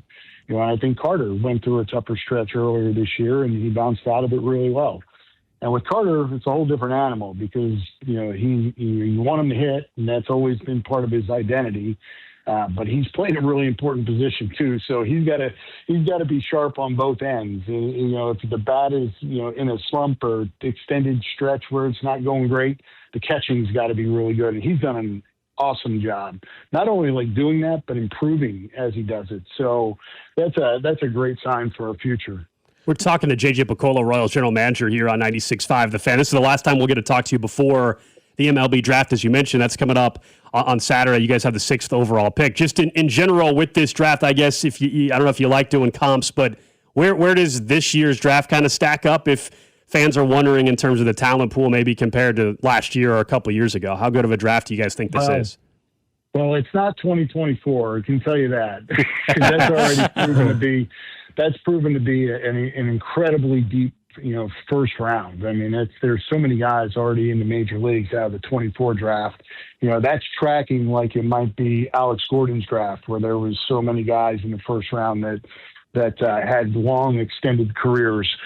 I would say this is from a high end deep draft, that it's probably one of the years where it's not as strong as it's been. It's probably my 20, I think this is my 27th draft that I've been, somehow involved with it. It's probably, in the bottom quarter, I would say, but that doesn't mean there's not going to be really good players that come out of it. They just may not be the Bobby Witt Juniors of the world or the Mike Trouts of the world. It may not be, in that vein, but our job in this draft is to find the guys that are going to have the longest career, that can contribute to the major leagues for the longest period of time. If he has some all-star years in there, that's great. But I think this is one of those where, overall, I think it's safe to say consensus, there's a definite top three. Probably half the league has a top four. But then after that, it can go in a lot of different directions. I think this is one of those drafts. I was sharing this with Mr. Sherman. This is one of those drafts that if you were able to trade picks, this could be a really, really interesting draft, because a lot like what the NFL does, they'll trade down to gain an extra pick in the future. This is one of those drafts in baseball where I think the talent is so evenly dispersed, say from the fourth or fifth pick, say fifth or sixth pick, all the way through to the end of the first round. At least that's our read on it, that, there's going to be somebody taken, in and around us that we might have more towards the back end of the first round. And then, and maybe vice versa. We may take somebody else has, 20th on their list. But that's where your philosophy and what you believe in and what your organization wants to have in its system, that's where this comes into play. When you look at a Jack Caglione, he is power. That's what you were drafting. You were drafting a guy that you believed was going to have enough power. There was going to be some swing and miss. There was going to be some chase, but there was going to be enough power that it would overcome and fit your team. So he's a little different than what we're looking at in this draft. So you're trying to find a guy, that's going to put the ball in play, that makes a lot of quality contact and has a defensive position to play. And it may not even be something where we like to go right up the middle, catcher, shortstop, center field. It might be a wing player, and that's a little different for us. But that's how we're evaluating it. I don't know about the other 29 teams, but some of the discussions that we've had with other teams, I think it's a similar view on this year's draft. So that was JJ Picollo earlier today with us, Royals general manager, at the end talking about the draft, which is coming up on Saturday. And just wanted to know where this draft stacks up. You kind of heard him say, like, this is not by any means the draft where everybody thinks there's a bunch of superstars coming out of it or anything like that. Going back to the beginning, though, I think more importantly for fans listening is just the way they are handling this year. And you heard him speak on his conversations with John Sherman. And then you asked him as well, Cody, this year, is this the toughest year it's been for you as a general manager? And he was talking about the injuries and everything. And I'll say it again, I'm not saying the injuries didn't happen. They made them worse. They obviously did happen. They're going on right now. They have a ton of them. It has led to it getting even uglier, as in maybe losing 95 or 100 games.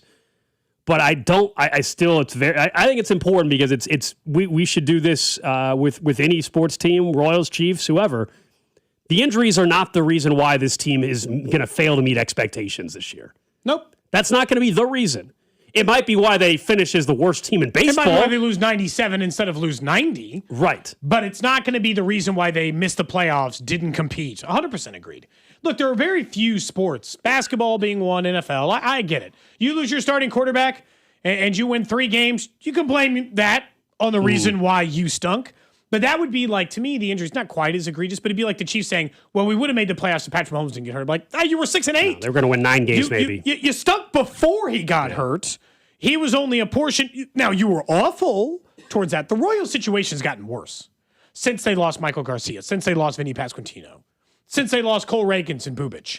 But that first month was so bad, I'm sure it's easy to convince yourself, no, we got it. The only thing that the Royals should know they're going into next season that they have to, because it is what they are invested in. And in the end, it is what I would do and any sane person who is running a baseball team would do, which is you're still okay with Carter, Jack, Michael Garcia, Bobby Wood Jr., Vinny Pasquantino. Like, you know what